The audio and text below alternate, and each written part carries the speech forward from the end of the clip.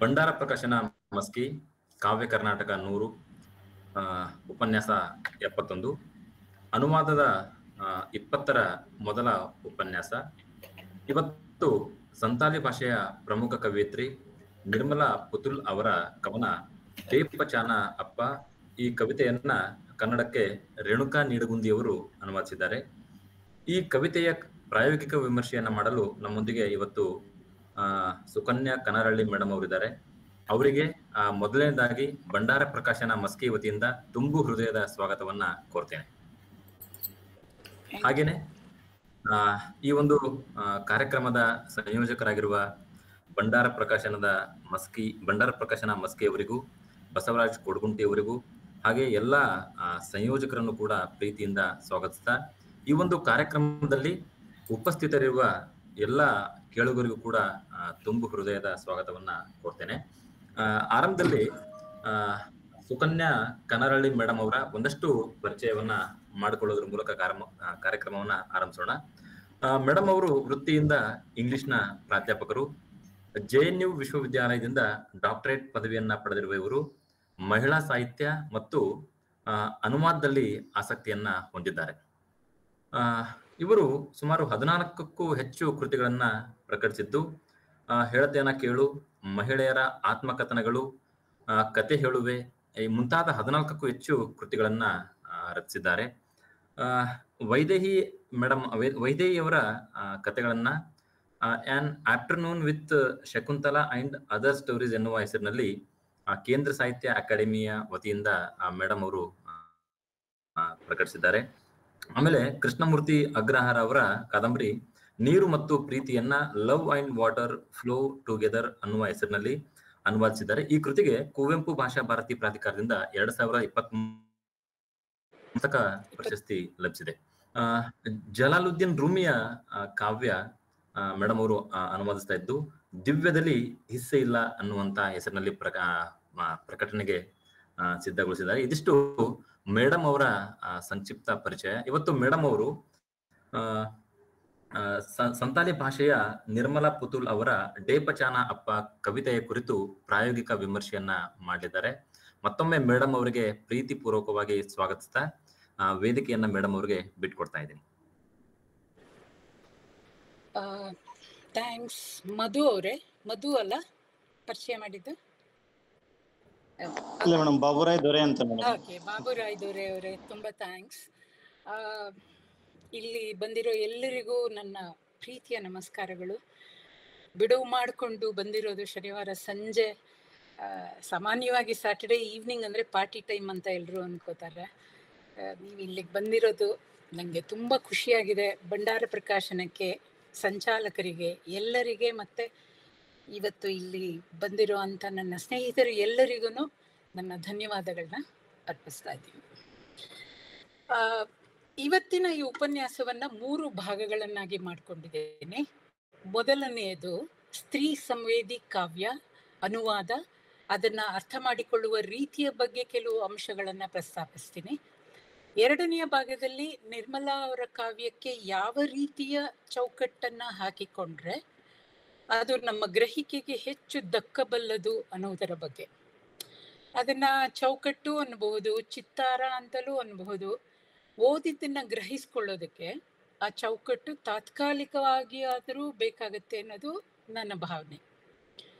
ಇನ್ನು ಮೂರನೆಯ ಭಾಗದಲ್ಲಿ ನಿರ್ಮಲಾ ಅವರ ಒಂದು ಕವನ ಡೇಪಚಾನ ಅಪ್ಪ ಅನ್ನೋದನ್ನ ಒಟ್ಟಿಗೆ ಓದ್ತೀವಿ. ಅದು ಬರಿಯ ಓದಾಗಿರುತ್ತೆ, ವಿವರಣೆಯ ಅಗತ್ಯ ಇರೋದಿಲ್ಲ. ಹಾಗೇನಾದರೂ ಇದ್ದರೂ ಸಹ ಪ್ರಶ್ನೋತ್ತರ ಭಾಗದಲ್ಲಿ ಅದನ್ನು ಕೈಗೆತ್ತಿಕೊಳ್ಬಹುದು ಅಂತ ಅನಿಸುತ್ತೆ. ಇವತ್ತು ನಮ್ಮೊಂದಿಗೆ ಅನುವಾದಕರಾದ ರೇಣುಕಾ ನಿಡಗುಂದಿ ಸಹ ಇದ್ದಾರೆ ಅಂತ ಅಂದ್ಕೊಂಡಿದ್ದೀನಿ. ಬರ್ತೀನಿ ಅಂತ ಹೇಳಿದರು. ಅನುವಾದ ಅರ್ಥಕ್ಕೆ ಸಂಬಂಧಪಟ್ಟ ಹಾಗೆ ಪ್ರಶ್ನೆಗಳನ್ನ ಅವರು ಉತ್ತರಿಸ್ತಾರೆ. ಮೊದಲನೆಯ ಭಾಗವನ್ನು ಕೈಗೆತ್ಕೋತಾ ಇದ್ದೀನಿ. ಯಾವ ರೀತಿಯ ಓದು ಮತ್ತು ಯಾಕೆ? ಇವತ್ತಿನ ಉಪನ್ಯಾಸಕ್ಕೆ ನಾನು ಕೊಟ್ಟಿರುವ ಶೀರ್ಷಿಕೆ A Santali woman poet writes the nation. A Santali woman poet writes the nation. ಬಹುಶಃ ಈ ಶೀರ್ಷಿಕೆನೇ ನಾನು ನಿರ್ಮಲಾ ಪುತುಲ್ ಅವರ ಕಾವ್ಯವನ್ನ ಅರ್ಥ ಮಾಡಿಕೊಳ್ಳುವ ನೆಲೆಗಳನ್ನ ಸೂಚಿಸುತ್ತೆ ಅಂತ ಅಂದ್ಕೊಂಡಿದ್ದೀನಿ. ಇಲ್ಲಿ ಮೊದಲಿಗೆ ಮೂಡುವ ಪ್ರಶ್ನೆ, ಕಾವ್ಯ ಅಂದ್ರೇನು? ಆ ಪ್ರಶ್ನೆನ ಕೇಳಕ್ ಹೋಗ್ಬಾರ್ದು. ಸಿಹಿ ಅಂದ್ರೆ ಏನು ಅಂತ ಯಾರಾದ್ರೂ ಕೇಳಿದ್ರೆ ನಾವು ಕೊಡಬಹುದಾದ ಜಾಣ ಉತ್ತರ, ತಿಂದ್ ನೋಡಿ. ಹಾಗೇನೆ ಕಾವ್ಯನು ಓದಿ ನೋಡಿ, ಕೇಳಿ ನೋಡಿ, ಸವಿದು ನೋಡಿ, ಅನುಭವಿಸಿ ನೋಡಿ. ಆದ್ರೆ ಅಷ್ಟು ಸುಲಭ ಅಲ್ಲ ಅನ್ನೋದರ ಅರಿವು ಸಹ ನನಗಿದೆ. ಯಾಕೆಂದ್ರೆ ಕಾವ್ಯವನ್ನ ಬರೆಯುವುದು ಮತ್ತು ಓದುವುದು ಒಂದು ಬೌದ್ಧಿಕ ಪ್ರಕ್ರಿಯೆ ಆಗಿರೋದ್ರಿಂದ ಕಾವ್ಯಕ್ಕೆ ಒಂದು ಥರದ ಡೆಫಿನಿಷನ್ ಇರುತ್ತೆ. ಆ ಡೆಫಿನಿಷನ್ ಒಂದು ಸೂಚನೆ ಆಗಿರುತ್ತೆ ಹೊರತು ಇದೇ ಕಾವ್ಯ ಇದು ಅಲ್ಲ ಅಂತೇನು ಹೇಳೋದಕ್ಕೆ ಹೋಗೋದಿಲ್ಲ. ಅಕಸ್ಮಾತ್ ಹೇಳಿದ್ರೆ ಅದು ಅಧಿಕೃತವಾಗಿ ವಿಮರ್ಶೆ ಅಂತ ಕರೆಸ್ಕೊಳ್ಳುತ್ತೋ ಏನೋ ಗೊತ್ತಿಲ್ಲ ನನಗೆ, ಅದ್ರಲ್ಲಿ ನನ್ಗೆ ಆಸಕ್ತಿ ಇಲ್ಲ. ಹಾಗೆ ನೋಡಿದ್ರೆ ವಿಮರ್ಶೆ ತಳಮಟ್ಟದಲ್ಲಿ ಒಂದು ಸಹೃದಯ ಓದು ಆಗಿರೋದು ಅಗತ್ಯ. ವಿಮರ್ಶಕರು ಈ ಕಾವ್ಯವನ್ನ ಹೀಗೆ ಅರ್ಥ ಮಾಡಿಕೊಳ್ಳಬಹುದು ಎಂದು ಸೂಚಿಸ್ತಾ ಇರ್ಬೇಕೆ ಹೊರತು ತೀರ್ಪು ಕೊಡುವ ನ್ಯಾಯಾಧೀಶೆ ಆಗಬಾರದು.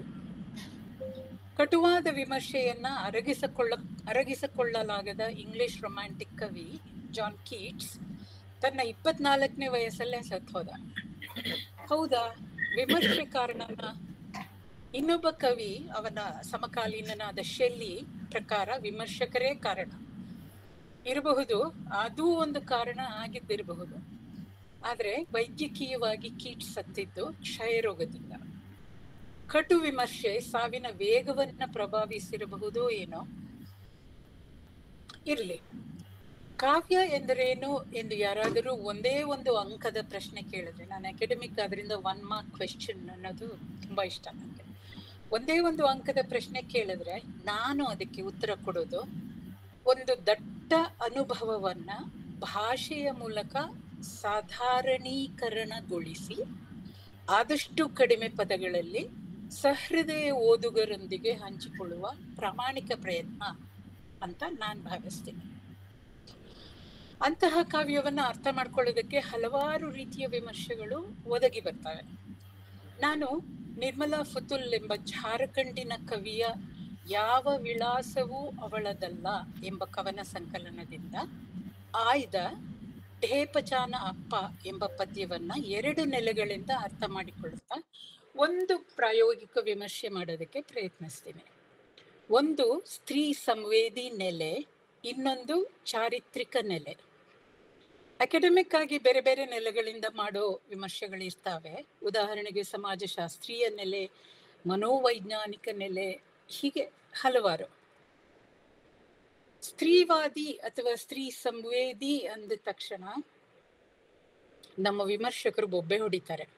ಓ, ಅದೆಲ್ಲ ನಮ್ದಲ್ಲ, ಪಶ್ಚಿಮದಿಂದ ಆಮದಾಗಿದ್ದು ಅಂತ ವಿಮರ್ಶಕರು ಮೂಗೆಳೆಯೋದು ತುಂಬಾ ಸಾಮಾನ್ಯ. ಹಾಗೆ ನೋಡಿದ್ರೆ ಆಧುನಿಕ ಸಾಹಿತ್ಯ ವಿಮರ್ಶೆ ಅನ್ನೋದೇ ಪಶ್ಚಿಮದಿಂದ ಬಂದಿದ್ದು ಅನ್ನೋದನ್ನ ಯಾಕೆ ನಾವು ಮರಿತೀವಿ? ಈ ಸರಣಿಯ ಶೀರ್ಷಿಕೆ ಪ್ರಾಯೋಗಿಕ ವಿಮರ್ಶೆ ಅನ್ನೋ ಪರಿಕಲ್ಪನೆ ಇದೆಯಲ್ಲ, ಅದು ಐಯರ್ ರಿಚರ್ಡ್ಸ್ ಎಂಬ ಚಿಂತಕನ ಪ್ರಾಕ್ಟಿಕಲ್ ಕ್ರಿಟಿಸಿಸಮ್ ಎಂಬ ಅಕಾಡೆಮಿಕ್ ಕಸರತ್ತಿಂದ ಹೊಮ್ಮಿದ್ದು. ಸ್ತ್ರೀ ಸಂವೇದಿ ಅಂದ್ರೇನೆ ದಿಗಿಲು ಬಿದ್ದು ಈ ನೆಲದ್ದಲ್ಲ, ಪಶ್ಚಿಮದಿಂದ ಆಮದು ಅಂತೆಲ್ಲ ಬೊಬ್ಬೆ ಎಬ್ಬಿಸ್ತಾರಲ್ಲ. ಯಾವುದು ಪಶ್ಚಿಮದಿಂದ ಬಂದಿದ್ದಲ್ಲ?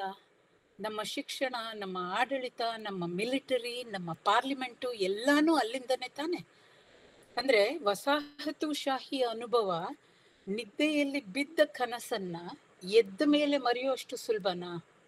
ಅಂದ್ರೆ ನಾನು ಕೊಲೋನಿಯಲ್ ಕಾಂಪ್ಲೆಕ್ಸ್ ಅಥವಾ ಕೊಲೋನಿಯಲ್ ಹ್ಯಾಂಗ್ ಓವರ್ ಬಗ್ಗೆ ಮಾತಾಡ್ತಾ ಇದ್ದೀನಿ.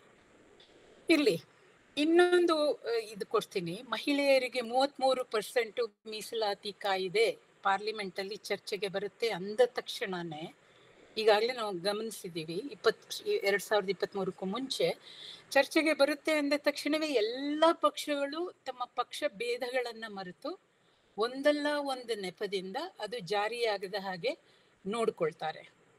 ಈ ಅಭದ್ರತಾ ಭಾವನೆಯ ಮೂಲ ಎಲ್ಲಿದೆ ಅಂತ ಅರ್ಥ ಮಾಡಿಕೊಳ್ಳೋದು ಕಷ್ಟ ಏನೋ ಅಲ್ಲ. ಇಲ್ಲಿ ಹಾಗಿದ್ರೆ ಸ್ತ್ರೀ ಸಂವೇದಿ ನೆಲೆ ಅಂದ್ರೇನು? ಮೊದಲಿಗೆ ಕೆಲವು ಅಂಶಗಳನ್ನ ಸ್ಪಷ್ಟಪಡಿಸೋಕೆ ಇಷ್ಟಪಡ್ತೀನಿ. ಸ್ತ್ರೀವಾದ ಅಥವಾ ಸ್ತ್ರೀ ಸಂವೇದಿತನ ಅಂದ್ರೆ ಒಂದು ತತ್ವ. ಅದು ಪುರುಷರನ್ನಾಗಲಿ ಕುಟುಂಬವನ್ನಾಗಲಿ ದ್ವೇಷಿಸೋದಿಲ್ಲ. ಅದು ಜೀವಪರತೆಯನ್ನ ಮತ್ತು ಮಾನವ ಹಕ್ಕುಗಳನ್ನ ಎತ್ತಿ ಹಿಡಿಯುತ್ತೆ. ಆದ್ರೆ ಮಾನವ ಹಕ್ಕುಗಳ ಘೋರ ಉಲ್ಲಂಘನೆ ಹೆಣ್ಣಿನ ವಿಷಯದಲ್ಲಿ ಅತ್ಯಂತಿಕವಾಗಿ ನಡೆಯುತ್ತಿದ್ದರಿಂದ ಹೆಣ್ಣಿನ ಹಕ್ಕುಗಳ ಹೋರಾಟದಿಂದ ಪ್ರಾರಂಭವಾಗಿ ಈಗ ಅದು ಜಾತಿ, ಧರ್ಮ, ಅಬಲತೆ, ವಿಕಲತೆ, ಬಹುಲಿಂಗೀಯತೆ ಇತ್ಯಾದಿ ಹಲವು ನೆಲೆಗಳಲ್ಲಿ ತನ್ನನ್ನ ಗುರುತಿಸ್ಕೊಂಡಿದೆ. ಹಾಗೆಯೇ ಇನ್ನೊಂದು ಅಂಕಿಅಂಶನ ಇಲ್ಲಿ ನಾನು ನಿಮ್ಮ ಮುಂದಿಡೋದಕ್ಕೆ ಇಷ್ಟಪಡ್ತೀನಿ. ಇದು WHO ಇಂದನೇ ಬಂದಿದ್ದು. ಅಂದ್ರೆ ಇದೊಂದು ಕ್ವಾಂಟಿಟೇಟಿವ್ ಅನಾಲಿಸಿಸ್ ಒಂದಷ್ಟು ವರ್ಷಗಳ ಹಿಂದೆನೆ ಬಂದಿತ್ತು. ಅದು ಈಗಲೂ ಹಾಗೆ ಇದೆ ಅಂತ ಕೇಳಿದ್ದೀನಿ. ಎಲ್ಲ ರೀತಿಯ ಕೆಲಸಗಳು ಸೇರಿದ ಹಾಗೆ ಜಗತ್ತಿನ 2/3 ಭಾಗ ಕೆಲಸವನ್ನ ನಿಭಾಯಿಸೋದು ಹೆಣ್ಣು. ಆದ್ರೆ ಜಗತ್ತಿನ ಕೇವಲ 1% ಆಸ್ತಿ ಅಧಿಕಾರ ಮಾತ್ರ ಅವಳ ಕೈಯಲ್ಲಿದೆ. ಅಂದ್ರೆ 66% ಶ್ರಮ, ಆದ್ರೆ 1% ಆಸ್ತಿ ಮತ್ತೆ ಅಧಿಕಾರ. ಇದು ಜಾಗತಿಕ ನೆಲೆ. ಎಲ್ಲಾ ರೀತಿಯ ಕೆಲಸಗಳನ್ನ ಸೇರಿಸಿ, ಮನೆ ಒಳಗಡೆ ಮನೆ ಹೊರಗಡೆ ಎಲ್ಲವನ್ನೂ ಸೇರಿಸಿ ಇವೆರಡಕ್ಕೂ ಎಲ್ಲಿ ತಾಳೆ 66 ಮತ್ತೆ 1. ನನ್ನ ವಿದ್ಯಾರ್ಥಿನಿ ಒಬ್ಳು ನಮ್ಮಮ್ಮ ಕೆಲಸ ಮಾಡಲ್ಲ ಮನೇಲಿದ್ದಾರೆ ಅಂತ ಹಾಯಾಗಿ ಹೇಳಿದಾಗ ಮನೇಲಿ ಸುಮ್ನೆ ಕೂತಿರ್ತಾರ ಅಂತ ನಾನು ಕೇಳ್ಬೇಕಾಯ್ತು. ಅಂದ್ರೆ ಹೆಣ್ಣಿನ ಕೆಲಸವನ್ನ ಕೌಟುಂಬಿಕ ಪ್ರೀತಿಯ ಹೆಸರಿನಲ್ಲಿ ವೇತನಕ್ಕೆ ಅನರ್ಹಗೊಳಿಸಿರುವುದು ಒಂದು ಸಾಮಾಜಿಕ ಹುನ್ನಾರ, ಸೋಷಿಯಲ್ ಕಾನ್ಸ್ಪಿರಸಿ ಅಂತ ಏನ್ ಕರಿತೀವಿ ನಾವು. ಅದರಿಂದ ಲಾಭ ಯಾರಿಗೆ? ಸರಕಾರಗಳಿಗೆ ಮತ್ತು ಕಾರ್ಪೊರೇಟ್ಗಳಿಗೆ ಅಂತ ಹೇಳ್ತಾರೆ ನೊಬೆಲ್ ಪ್ರಶಸ್ತಿ ವಿಜೇತ ಅರ್ಥಶಾಸ್ತ್ರಜ್ಞ ಅಮರ್ತ್ಯ ಸೇನ್. ಯಾಕೆಂದ್ರೆ ಮನೆ ಕೆಲಸ, ಲಾಲನೆ, ಪಾಲನೆ, ಅಡಿಗೆ ಇತ್ಯಾದಿಗಳಿಗೆಲ್ಲ ವೇತನ ಇದ್ದಿದ್ರೆ ಗಂಡಸಿನ ಸಂಬಳವನ್ನ ಹೆಚ್ಚಿನ ಸ್ತರದಲ್ಲಿ ನಿಗದಿಗೊಳಿಸ್ಬೇಕಾಗಿತ್ತು. ಆದ್ರೆ ಇವಾಗ 10,000 ಅದು ಮಿನಿಮಮ್ ಅಂತ ಆದ್ರೆ ಈಗ 5,000 ಮಿನಿಮಮ್ ಆಗಿರೋದು. ಯಾಕೆ ಅಂದ್ರೆ ವುಮೆನ್ಸ್ ಲೇಬರ್ ಇಸ್ ಫ್ರೀ. ಆಮೇಲೆ ಒಂಥರ ಹೆಂಗಸರಿಗೆ ವ್ಯವಸ್ಥೀಯವಾಗಿ ಯಾವ ಸವಲತ್ತನ್ನ ಕೊಟ್ಟರೂ ಸಹ ಲೇವಡಿ ಮಾಡೋದು, ಹೊಟ್ಟೆ ಉರ್ಕೊಳ್ಳೋದು ಪಿತೃಶಾಹಿಯ ಶತಮಾನಗಳಷ್ಟು ಒಂದು ಹಳಸಲು ಪ್ರವೃತ್ತಿ. ಅದು ಉಚಿತ ಬಸ್ ಪ್ರಯಾಣ ಆಗಿರ್ಬೋದು, ತಾಳಿ ಭಾಗ್ಯ, ಅಕ್ಕಿ ಭಾಗ್ಯ, ಗೃಹಲಕ್ಷ್ಮಿ ಏನೇ ಇರ್ಬೋದು. ನಾನು ಸಿದ್ದರಾಮಯ್ಯನವರ ಪರ ಮಾತಾಡ್ತಾ ಇಲ್ಲ, ಉದಾಹರಣೆ ಕೊಡ್ತಾ ಇದ್ದೀನಿ. ಮೊನ್ನೆ ಯಾರೋ ಒಬ್ಬ ಹೀಗೆ ಹೊಟ್ಟೆ ಉರ್ಕೋತಾ ಇದ್ದ, ಹೆಂಡತಿ ಫ್ರೀ ಬಸ್, ಫ್ರೀ ಟ್ರಾನ್ಸ್ಪೋರ್ಟ್ ಬಂದ್ಮೇಲೆ ಎಷ್ಟು ಓಡಾಡ್ತಾ ಇದ್ದಾಳೆ ಅಂತ. ನಾನು ಕೇಳ್ದೆ, ನಿಂಗೆ ದುಡ್ಡು ಉಳಿತಲ್ಲಯ್ಯ ಅಂತ ಕೇಳಿದಾಗ ಅವನು, ಅದೇನೋ ಸರಿ ಕಣಿ, ನನಗೇನೋ ದುಡ್ಡು ಉಳಿತು, ಆದ್ರೆ ತಿರ್ಗಕ್ ಹೊಂಟ್ಬಿಟ್ಲಲ್ಲ ಸುಬ್ಬಿ ಅಂತ ವಿಷ ಕಕ್ಕಿದ. ಅವನ ಹೆಂಡತಿ ಆಗಾಗ ಮಗಳ ಮನೆಗೂ ಅಮ್ಮನ ಮನೆಗೂ ಹೋಗ್ತಾಳಂತೆ. ಹೆಂಗಸರ ನಡುವೆ ಅರ್ಥಪೂರ್ಣ ಬಾಂಧವ್ಯ ಏರ್ಪಡದ ಹಾಗೆ ಕೌಟುಂಬಿಕ ವ್ಯವಸ್ಥೆ ನೋಡಿಕೊಳ್ಳುತ್ತೆ. ಹೆಣ್ಣು ಮದುವೆ ಆದ್ಮೇಲೆ ಯಾಕೆ ಅಷ್ಟೊಂದು ಸ್ನೇಹಿತೆಯರನ್ನ ಹಚ್ಕೋಬೇಕು ಅಂತ ಅತ್ತೆಯೊಬ್ಬಳು ಪ್ರಲಾಪಿಸ್ತಾ ಇದ್ದಾಗ ನಾನು ಅವಳನ್ನ ಕೇಳ್ದೆ, ನಿಮ್ ಮಗ ಅವನ ಸ್ನೇಹಿತರನ್ನ ಬಿಟ್ಟಿದಾನ? ಸುಮ್ನೆ ನೋಡಿದ್ಲು ಅವಳು, ನನ್ನನ್ನೇ ದುರ್ಗುಟ್ಕೊಂಡು ನೋಡಿದ್ಲು. ಅಂದ್ರೆ ಇಷ್ಟು ದೀರ್ಘವಾದ ಪ್ರಸ್ತಾವನೆಗೆ ಕಾರಣ ಮುಂಚೆ ನಾನು ಹೇಳಿದ ಹಾಗೆ ನಿರ್ಮಲಾ ಫುತುಲ್ ಅವರ ಕವನ ಸಂಕಲನದ ಯಾವ ವಿಳಾಸವೂ ಅವಳದಲ್ಲ ಎಂಬ ಶೀರ್ಷಿಕೆನೆ ಒಂದು ಸ್ತ್ರೀ ಸಂವೇದಿ ವಿಮರ್ಶೆಯನ್ನ ಬೇಡುತ್ತೆ. ಜಗತ್ತಿನ 66% ಶ್ರಮವನ್ನ ನಿಭಾಯಿಸಿ ಕೇವಲ 1% ಅಧಿಕಾರವನ್ನು ಹೊಂದಿರುವ ಹೆಣ್ಣಿಗೆ ಯಾವ ವಿಳಾಸ ತಾನೇ ಇರೋದಕ್ಕೆ ಸಾಧ್ಯ? ಎರಡನೆಯದಾಗಿ ಚಾರಿತ್ರಿಕ ನೆಲೆಗಟ್ಟಿನಲ್ಲಿ ನಿಂತು ನೋಡಿದಾಗ ನಿರ್ಮಲಾ ವರ್ತಮಾನದಲ್ಲಿ ಬರೆಯುತ್ತಿರುವ ಒಬ್ಬ ಆದಿವಾಸಿ ಕವಿ. ಆಕೆ ಬರಿತಾ ಇರೋದು ಸರ್ವಕಾಲಕ್ಕೂ ಸಲ್ಲುವ ಸತ್ಯಗಳ ಬಗ್ಗೆ ಅಲ್ಲ. ಅದು ಆದಿವಾಸಿಯಾಗಿ ತಾನು, ತನ್ನ ಕುಟುಂಬ ಮತ್ತು ತನ್ನ ಸಮುದಾಯ ಎದುರಿಸುತ್ತಿರುವ ಬದುಕಿನ ಸಂಕಷ್ಟಗಳ ಬಗ್ಗೆ. ಸ್ವಾತಂತ್ರ್ಯ ಹೋರಾಟದ ಮೂಲಕ ರೂಪುಗೊಂಡ ಒಂದು ರಾಷ್ಟ್ರ ಎಂಬ ಮನೆಯೊಳಗೆ ತನ್ನ ಸಮುದಾಯ ಪರಕೀಯವಾಗಿರುವುದರ ಬಗ್ಗೆ. ಕುಟುಂಬ ಎಂಬ ವ್ಯವಸ್ಥೆಯಲ್ಲೂ ಸಹ ಹೆಣ್ಣು ಇದ್ದೂ ಇಲ್ಲದಂತಾಗಿರುವ ಅನಾಥ ಸ್ಥಿತಿಯ ಬಗ್ಗೆ. ಅಂದರೆ ನಿರ್ಮಲಾ ಅವರ ಕಾವ್ಯದ ಬಹುಮುಖ್ಯ ಅಂಶ ವರ್ತಮಾನೀಯತೆ, ಪ್ರೆಸೆಂಟ್ನೆಸ್ ಅಂತ ಏನು ನಾವು ಕ್ರಿಟಿಕಲ್ ಥಿಯರಿನಲ್ಲಿ ಕರಿತೀವೋ ಅದು. ಆಮೇಲೆ ನೀವು ಗಮನಿಸಿರೋ ಹಾಗೆ ಭಂಡಾರ ಪ್ರಕಾಶನದವರು ಇವತ್ತಿನಿಂದ ಪ್ರಾರಂಭ ಆಗುವ ಉಪನ್ಯಾಸದ ಸರಣಿಯನ್ನ ಅನುವಾದ ಸರಣಿ ಅಂತ ಗುರುತಿಸೋದ್ರಿಂದ ಅನುವಾದ ಎಂಬ ಪರಿಕಲ್ಪನೆಯನ್ನ ಗಮನದಲ್ಲಿ ಇಟ್ಕೊಳ್ಳೋದು ಮುಖ್ಯ ಆಗತ್ತೆ. ವಾದ ಅಂದರೆ ಮಾತು, ಆ ಮಾತಿನ ನಂತರ ಬಂದಿದ್ದು ಅನುವಾದ. ಹಾಗೆಯೇ ಅದಕ್ಕೆ ಇನ್ನೊಂದು ಪದನೂ ಇದೆ, ಭಾಷಾಂತರ. ಒಂದು ಭಾಷೆಯ ಲೋಕವನ್ನ ಹಾದು ಇನ್ನೊಂದು ಭಾಷೆಯ ಲೋಕಕ್ಕೆ ಬಂದಿತ್ತು. ಪ್ರತಿಯೊಂದು ಭಾಷೆ ಸಹ ಒಂದು ವಿಶಿಷ್ಟವಾದ ಪ್ರಜ್ಞೆಯನ್ನ ಅಥವಾ ಲೋಕವನ್ನ ಸೃಷ್ಟಿಸುತ್ತೆ. ಆ ದೃಷ್ಟಿಯಿಂದ ನೋಡಿದಾಗ ನಾನು ಇಂಗ್ಲಿಷ್ ಪ್ರೊಫೆಸರ್ ಆದರೂ ಸಹ ನನ್ನದು ಕನ್ನಡದ ಪ್ರಜ್ಞೆ. ಯಾಕೆಂದ್ರೆ ಲೋಕ ನನಗೆ ತೆರೆಕೊಂಡಿದ್ದು ಮತ್ತು ತನ್ನದೇ ರೀತಿಯಲ್ಲಿ ದಕ್ಕಿದ್ದು ಕನ್ನಡದ ಮೂಲಕ. ಆ ಅರ್ಥದಲ್ಲಿ ನಾವು ಭಾಷೆಯನ್ನ ಕೇವಲ ಬಳಸೋದಿಲ್ಲ, ಅಂದ್ರೆ ಇನ್ಸ್ಟ್ರೂಮೆಂಟಲ್ ಅಲ್ಲ, ಭಾಷೆ ನಮ್ಮನ್ನ ಅಂದ್ರೆ ನಮ್ಮ ಪ್ರಜ್ಞೆಯನ್ನ ರೂಪಿಸ್ತಾ ಇರುತ್ತೆ. ಅದಾದ್ಮೇಲೆ ನಾನು ಇಂಗ್ಲಿಷ್ ಸಾಹಿತ್ಯದ ಮೂಲಕ ಇಂಗ್ಲಿಷ್ ಲೋಕಕ್ಕೆ ತೆರೆದುಕೊಂಡ್ರೂ ಸಹ ಅದು ಒಂದು ಅನುವಾದಿತ ಲೋಕ ಅಂತಾನೆ ನಾನು ಕರಿತೀನಿ. ಈ ಉಪನ್ಯಾಸಕ್ಕೂ ಮುಂಚೆ ಗಮನಿಸಬೇಕಾದ ಕೆಲವು ಅಂಶಗಳಿದ್ದಾವೆ. ನಿರ್ಮಲಾ ಫುತುಲ್ ಅವರ ಸಂತಾಲಿ ಲೋಕವನ್ನ ದೆಹಲಿಯ ರೇಣುಕಾ ನಿಡಗುಂದಿ ಅವರು ಹಿಂದಿಯ ಮೂಲಕ ಕನ್ನಡಕ್ಕೆ ಅನುವಾದ ಮಾಡಿದ್ದಾರೆ. ಮೈಸೂರಿನಲ್ಲಿರೋ ನಾನು ಅದನ್ನ ಹೇಗೆ ಅರ್ಥ ಮಾಡಿಕೊಳ್ಳೋದು ಅಂತ ಹೇಳೋದಕ್ಕೆ ಪ್ರಯತ್ನ ಪಡ್ತಾ ಇದ್ದೀನಿ. ಯಾಕೆ ಇಷ್ಟೆಲ್ಲ ಪುರಾಣ? ಪದ್ಯ ಓದಿದ್ರೆ ಸಾಕಲ್ಲ ಅನ್ನೋದು ಅಂತ ನೀವು ಕೇಳಿದ್ರೆ ಅದು ಒಂದು ಒಳ್ಳೆ ಪ್ರಶ್ನೆನೆ. ಆದ್ರೆ ಯಾರು ಬರೀತಾರೆ, ಯಾರು ಅದನ್ನ ಅನುವಾದಿಸ್ತಾರೆ, ಇನ್ಯಾರು ಇದರ ಅರ್ಥ ಇದು ಅಂತ ಹೇಳ್ತಾರೆ ಅನ್ನೋದು ಸ್ತ್ರೀ ಸಂವೇದಿ ನೆಲೆಯಲ್ಲಿ ಮತ್ತು ಚಾರಿತ್ರಿಕ ನೆಲೆಯಲ್ಲಿ ತುಂಬಾ ಮುಖ್ಯ ಆಗತ್ತೆ. ಅಕಾಡೆಮಿಕ್ ಪರಿಭಾಷೆಯಲ್ಲಿ ಅದನ್ನ ಸ್ಟ್ಯಾಂಡ್ ಪಾಯಿಂಟ್ ಥಿಯರಿ ಅಂತ ಸಹ ಹೇಳ್ತಾರೆ. ಅಂದ್ರೆ ಯಾರು ಯಾವ ನೆಲೆಯಲ್ಲಿ ನಿಂತು ಅದನ್ನ ಮರು ಬರವಣಿಗೆಗೆ ಅಥವಾ ಮರು ವಿಶ್ಲೇಷಣೆಗೆ ಹಚ್ತಾ ಇದ್ದಾರೆ ಅನ್ನುವ ಪ್ರಶ್ನೆ. ದೆಹಲಿಯಲ್ಲಿರೋ ಮಧ್ಯಮ ವರ್ಗದಿಂದ ಬಂದ ಅನುವಾದಕರು ಆದಿವಾಸಿ ಹೆಣ್ಣಲ್ಲ, ಇಂಗ್ಲಿಷ್ ಪ್ರೊಫೆಸರ್ ಆಗಿರೋ ನಾನು ಅಲ್ಲ. ಹಾಗಾದ್ರೆ ಈ ನೆಲೆಗಳಲ್ಲಿ ನಿಂತು ನಿರ್ಮಲಾ ಅವರ ಕಾವ್ಯವನ್ನ ಅರ್ಥ ಮಾಡಿಕೊಳ್ತಿರೋ ನಮ್ಮ ಆಯ್ಕೆಯ ರಾಜಕಾರಣ ಏನು? ಅಂದ್ರೆ ನಿರ್ಮಲಾ ಅವರ ಕವಿತೆಯನ್ನ ನಾವೇನಕ್ಕೆ ಆರಿಸ್ಕೊಂಡಿದ್ದೀವಿ? ಇದನ್ನ ನಾವು ಪಾಲಿಟಿಕ್ಸ್ ಆಫ್ ಚಾಯ್ಸ್ ಅಥವಾ ಪಾಲಿಟಿಕ್ಸ್ ಆಫ್ ಸೆಲೆಕ್ಷನ್ ಅಂತ ಕರಿತೀವಿ. ಅಂದ್ರೆ ಯಾವ ಆಯ್ಕೆಯೂ ಮುಗ್ಧ ಅಲ್ಲ, ಅದ್ ನಮಗೆ ಗೊತ್ತು. ಸ್ತ್ರೀ ಸಂವೇದಿ ವರ್ತಮಾನೀಯತೆ ನಿರ್ಮಲಾ ಅವರ ಕಾವ್ಯದ ಬಹುಮುಖ್ಯ ನೆಲೆಯಾದ್ದರಿಂದ ಅನುವಾದಕರು ಮತ್ತು ಉಪನ್ಯಾಸಕರು ಇಬ್ಬರ ಕಾಳಜಿಗಳು ಅದಕ್ಕೆ ಹೊಂದೋದ್ರಿಂದ ನಾವು ಇವತ್ತು ಇಲ್ಲಿದ್ದೀವಿ. ಇನ್ನು ಈಶಾನ್ಯ ಭಾಗದ ಸಾಹಿತ್ಯವನ್ನ ಭಂಡಾರ ಪ್ರಕಾಶನದವರು ಯಾಕೆ ಆಯ್ಕೆ ಮಾಡಿಕೊಂಡ್ರು ಅನ್ನೋದು ಒಂದು ಪ್ರಶ್ನೆ. ನನ್ನ ಗ್ರಹಿಕೆಯಲ್ಲಿ ವಿಮೆನ್ ರೈಟ್ ದ ನೇಷನ್, ರಾಷ್ಟ್ರೀಯ ನೆಲೆಯಲ್ಲಿ ನಿರ್ಲಕ್ಷ್ಯಕ್ಕೆ ಒಳಗಾಗಿರುವ ಈಶಾನ್ಯ ಭಾಗದಲ್ಲಿ ಕುಟುಂಬ ಮತ್ತು ಸಮುದಾಯದ ನೆಲೆಗಳಲ್ಲಿ ನಿರ್ಲಕ್ಷ್ಯಕ್ಕೆ ಒಳಗಾದ ಆದಿವಾಸಿ ಹೆಣ್ಣೊಬ್ಬಳು ಯಾವ ರೀತಿಯಲ್ಲಿ ರಾಷ್ಟ್ರವನ್ನ ಗ್ರಹಿಸ್ತಾ ಇದ್ದಾಳೆ ಅನ್ನೋದು ನಾವು ನಿರ್ಲಕ್ಷಿಸಬಾರದಂತಹ ಸತ್ಯ. ಅದಕ್ಕೆ ನಾವು ಅದರ ಜೊತೆ ಮುಖಾಮುಖಿ ಆಗೋ ಅನಿವಾರ್ಯ ನಮ್ಮ ಎದುರಿದೆ ಅನ್ನುವ ಸತ್ಯಕ್ಕೆ ಸ್ಪಂದಿಸುತ್ತಾ ಭಂಡಾರ ಪ್ರಕಾಶನದವರು ಇದನ್ನ ಆಯ್ಕೆ ಮಾಡಿಕೊಂಡಿದ್ದಾರೆ ಅಂತ ನಾನು ಭಾವಿಸ್ತೀನಿ. ಇರ್ಲಿ, ಒಂದು ಕಥನ ಅಥವಾ ಕಾವ್ಯ ಅದು ಮೂಲ ಭಾಷೆಯದ ಅಥವಾ ಭಾಷಾಂತರನ ಅನ್ನೋದನ್ನ ಕಟ್ಕೊಂಡು ಏನಾಗ್ಬೇಕು? ನಾವು ಬರೀ ಕವನ ಓದ್ತೀವಿ ಅಂತ ಹೇಳೋದು ಒಂದು ರೀತಿಯ ಬೌದ್ಧಿಕ ಉಡಾಫೆ. ಹಾಗಾದ್ರೆ ಭಾಷಾಂತರದಲ್ಲಿ ನಾವು ಗಮನಿಸಬೇಕಾದ ಅಂಶಗಳು ಯಾವುವು? ಕೆಲವು ಸಲ ಭಾಷಾಂತರ ಅಂದರೆ ಅಂತಲೇ ಗೊತ್ತಾಗಲ್ಲ ಕಣ್ರಿ, ಕನ್ನಡದಲ್ಲೇ ಬರ್ದಂಗಿದೆ ಅಂತ ನನಗೆ ಪ್ರಶಂಸೆ ಕೊಡ್ತಾ ಇದ್ದೀವಿ ಅಂತ ಅನ್ನೋ ತರ ಹೇಳ್ತಾರೆ. ಅದು ಪ್ರಶಂಸೆನೆ ಒಂದು ಸೀಮಿತ ಅರ್ಥದಲ್ಲಿ. ಆದ್ರೆ ವರ್ತಮಾನೀಯತೆಯ ಅಥವಾ ನಿರ್ದಿಷ್ಟ ಕಾಲದ ಹಂಗಿಲ್ಲದೆ ಸರ್ವಕಾಲಕ್ಕೂ ಸಲ್ಲುವ ಕಥಾನಕಗಳು ಅನುವಾದಿಸಲ್ಪಟ್ಟಾಗ ಮಾತ್ರ ಅದು ಪ್ರಶಂಸೆ ಆಗತ್ತೆ. ಉದಾಹರಣೆಗೆ ಶೇಕ್ಸ್ಪಿಯರ್ನ ಹ್ಯಾಮ್ಲೆಟ್ ಕುವೆಂಪು ಅವರಿಂದ ರಕ್ತಾಕ್ಷಿ ಆದಾಗ, ಅಥವಾ ಇನ್ನೊಂದು ಉದಾಹರಣೆ ಕೊಡ್ಬೇಕು ಅಂದ್ರೆ BM ಶ್ರೀ ಅವರ ಇಂಗ್ಲಿಷ್ ಗೀತಗಳು.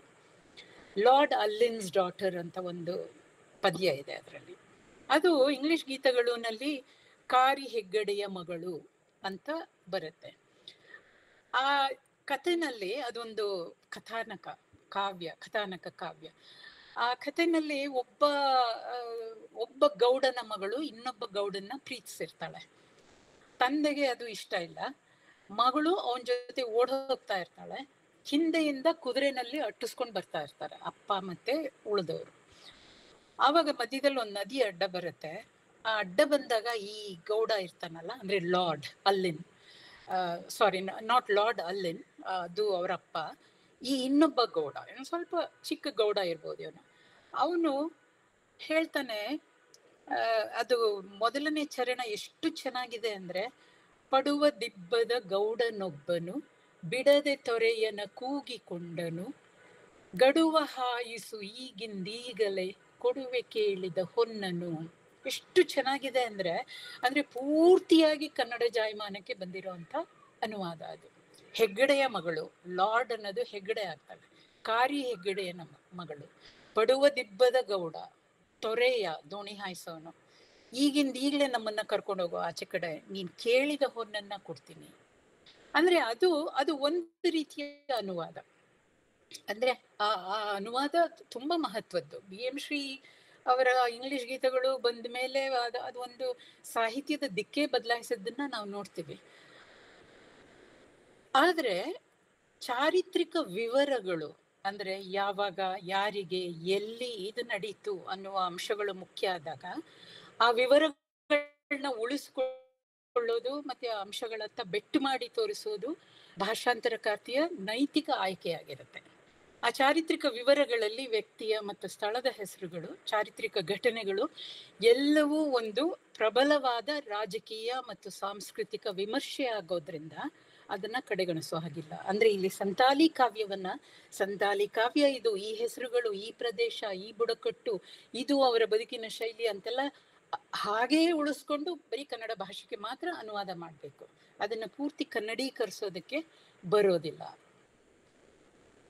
ಇನ್ನು ಭಾಷೆ, ಇಲ್ಲಿ ಅನುವಾದಕರು ಬಳಸಿರುವ ಭಾಷೆಗೂ ಮೂಲದ ಕವಿಯ ಭಾಷೆಗೂ ತಾಳೆ ಇದೆಯಾ? ಸಂತಾಲಿ ಒಂದು ಆದಿವಾಸಿ ಭಾಷೆ, ಗ್ರಾಮ್ಯ. ಆ ಭಾಷೆಯ ನುಡಿಗಟ್ಟುಗಳು, ಗಾದೆಗಳು ಹೊಮ್ಮಿಸುವ ಲೋಕ ವಿಶಿಷ್ಟವಾಗಿರುತ್ತೆ. ಅನುವಾದಕರ ಶಿಷ್ಟ ಕನ್ನಡ ಭಾಷೆ ಅದಕ್ಕೆ ನ್ಯಾಯವನ್ನ ಸಲ್ಲಿಸೋದಕ್ಕೆ ಸಾಧ್ಯನಾ? ಖಂಡಿತ ಸಾಧ್ಯ ಆಗಲ್ಲ. ಅದು ಸಂತಾಲಿಯಿಂದ ಹಿಂದಿಗೆ ಬಂದು ನಂತರ ಕನ್ನಡಕ್ಕೆ ಬಂದಿರುವಾಗ 2 ಬಾರಿ ಸತ್ವ ಸೋರಿ ಹೋಗಿದೆ ಅಂತ ಕೆಲವರು ಅಭಿಪ್ರಾಯ ಪಡ್ಬೋದು. ಹಾಗಾದ್ರೆ ಸಂತಾಲಿಯಿಂದ ಕನ್ನಡಕ್ಕೆ ನೇರವಾಗಿ ಅನುವಾದ ಮಾಡುವವರು ಸಿಗೋ ತನಕ ಕಾಯ್ಬೇಕಾ ಸಂತಾಲಿ ಲೋಕವನ್ನ ಅರ್ಥ ಮಾಡ್ಕೊಳ್ಳೋದಕ್ಕೆ? ಅಥವಾ ಹಂಗೆ ಸಿಕ್ಕಿದ್ರೂ ಸಹ ಆ ತರದ ಅನುವಾದ ಉತ್ತಮವಾಗಿರುತ್ತೆ ಅನ್ನೋ ಗ್ಯಾರಂಟಿ ಆದ್ರೂ ಏನು? ಅಂದ್ರೆ ಭಾಷಾಂತರಕ್ಕೆ ಸಂಬಂಧಪಟ್ಟ ಹಾಗೆ ನನ್ನ ಗ್ರಹಿಕೆ ಏನು ಅಂದ್ರೆ, ಈ ಮೂಲದ ವ್ಯಸನ ಇದೆಯಲ್ಲ, ಮೂಲ ಯಾವುದು? ಭಾಷಾಂತರನ. ಇದು ಭಾಷಾಂತರ ಅದಕ್ಕೆ ಬದ್ಧವಾಗಿದೆಯಾ? ಈ ವ್ಯಸನ ಇದೆಯಲ್ಲ, ಅದನ್ನ ನಾವು ಮೂಲದ ವ್ಯಸನ ಅಂತ ಕರಿತೀವಿ. ಮೂಲದ ವ್ಯಸನ ಮತ್ತೆ ಶ್ರೇಷ್ಠತೆಯ ವ್ಯಸನ ಎರಡೂ ಬೇಡ ಅಂತ ಅನ್ಸುತ್ತೆ. ಅನುವಾದ ಅಂದ್ರೆ ಮರು ಬರವಣಿಗೆ. ಹಾಗೆ ನೋಡಿದ್ರೆ ಅನುವಾದವನ್ನ ವಿಶಾಲವಾದ ಅರ್ಥದಲ್ಲಿ ತಗೊಂಡ್ರೆ ನಮ್ಮ ದಿನನಿತ್ಯದ ಮಾತುಕತೆ ಎಲ್ಲ ನಮ್ಮ ಯೋಚನೆಗಳ ಅನುವಾದವೇ. ಅಲ್ಲಿ ಆ ಮೆಂಟಲ್ ಟ್ರಾನ್ಸ್ಲೇಷನ್ ನಡೆಯದನ್ನೇ ನಾವು ಹೇಗೆ ವ್ಯವಹರಿಸ್ತಾ ಇರ್ತೀವಿ ದಿನನಿತ್ಯ. ಹಾಗಾದ್ರೆ ಅನುವಾದಕರ ಪಾತ್ರ ಏನು? ಯಾವ ತರ ಅನುವಾದ ಮಾಡ್ಬೇಕು ಅನ್ನೋದು ಇದು ಲಾಜಿಕಲ್ ಕ್ವೆಶ್ಚನ್.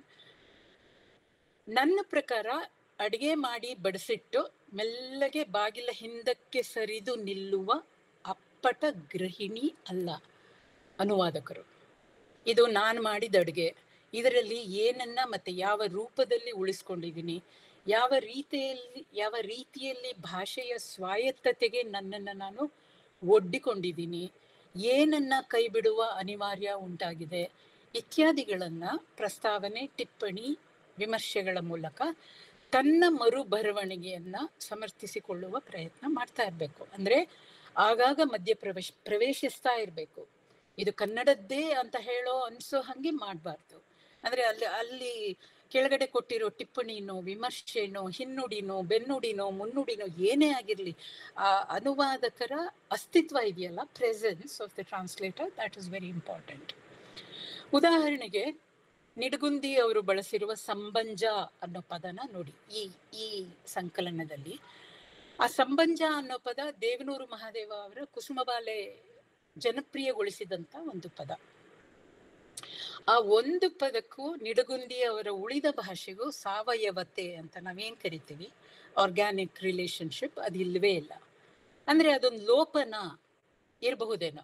ಆದ್ರೆ ದೆಹಲಿಯಲ್ಲಿರೋ ಮಧ್ಯಮ ವರ್ಗದ ಕನ್ನಡತಿ ನಿಡಗುಂದಿ ಅದೊಂದು ಪದದ ಮೂಲಕ ನಿರ್ಮಲಾ ಅವರ ಗ್ರಾಮ್ಯ ಭಾಷೆಯತ್ತ ಬೊಟ್ಟು ಮಾಡ್ತಾ ಇರಬಹುದು ಅಂತ ಅಂದ್ಕೊಂಡಾಗ ಅದು ಲೋಪ ಆಗಬಾರ್ದು, ಆಗೋದಿಲ್ಲ.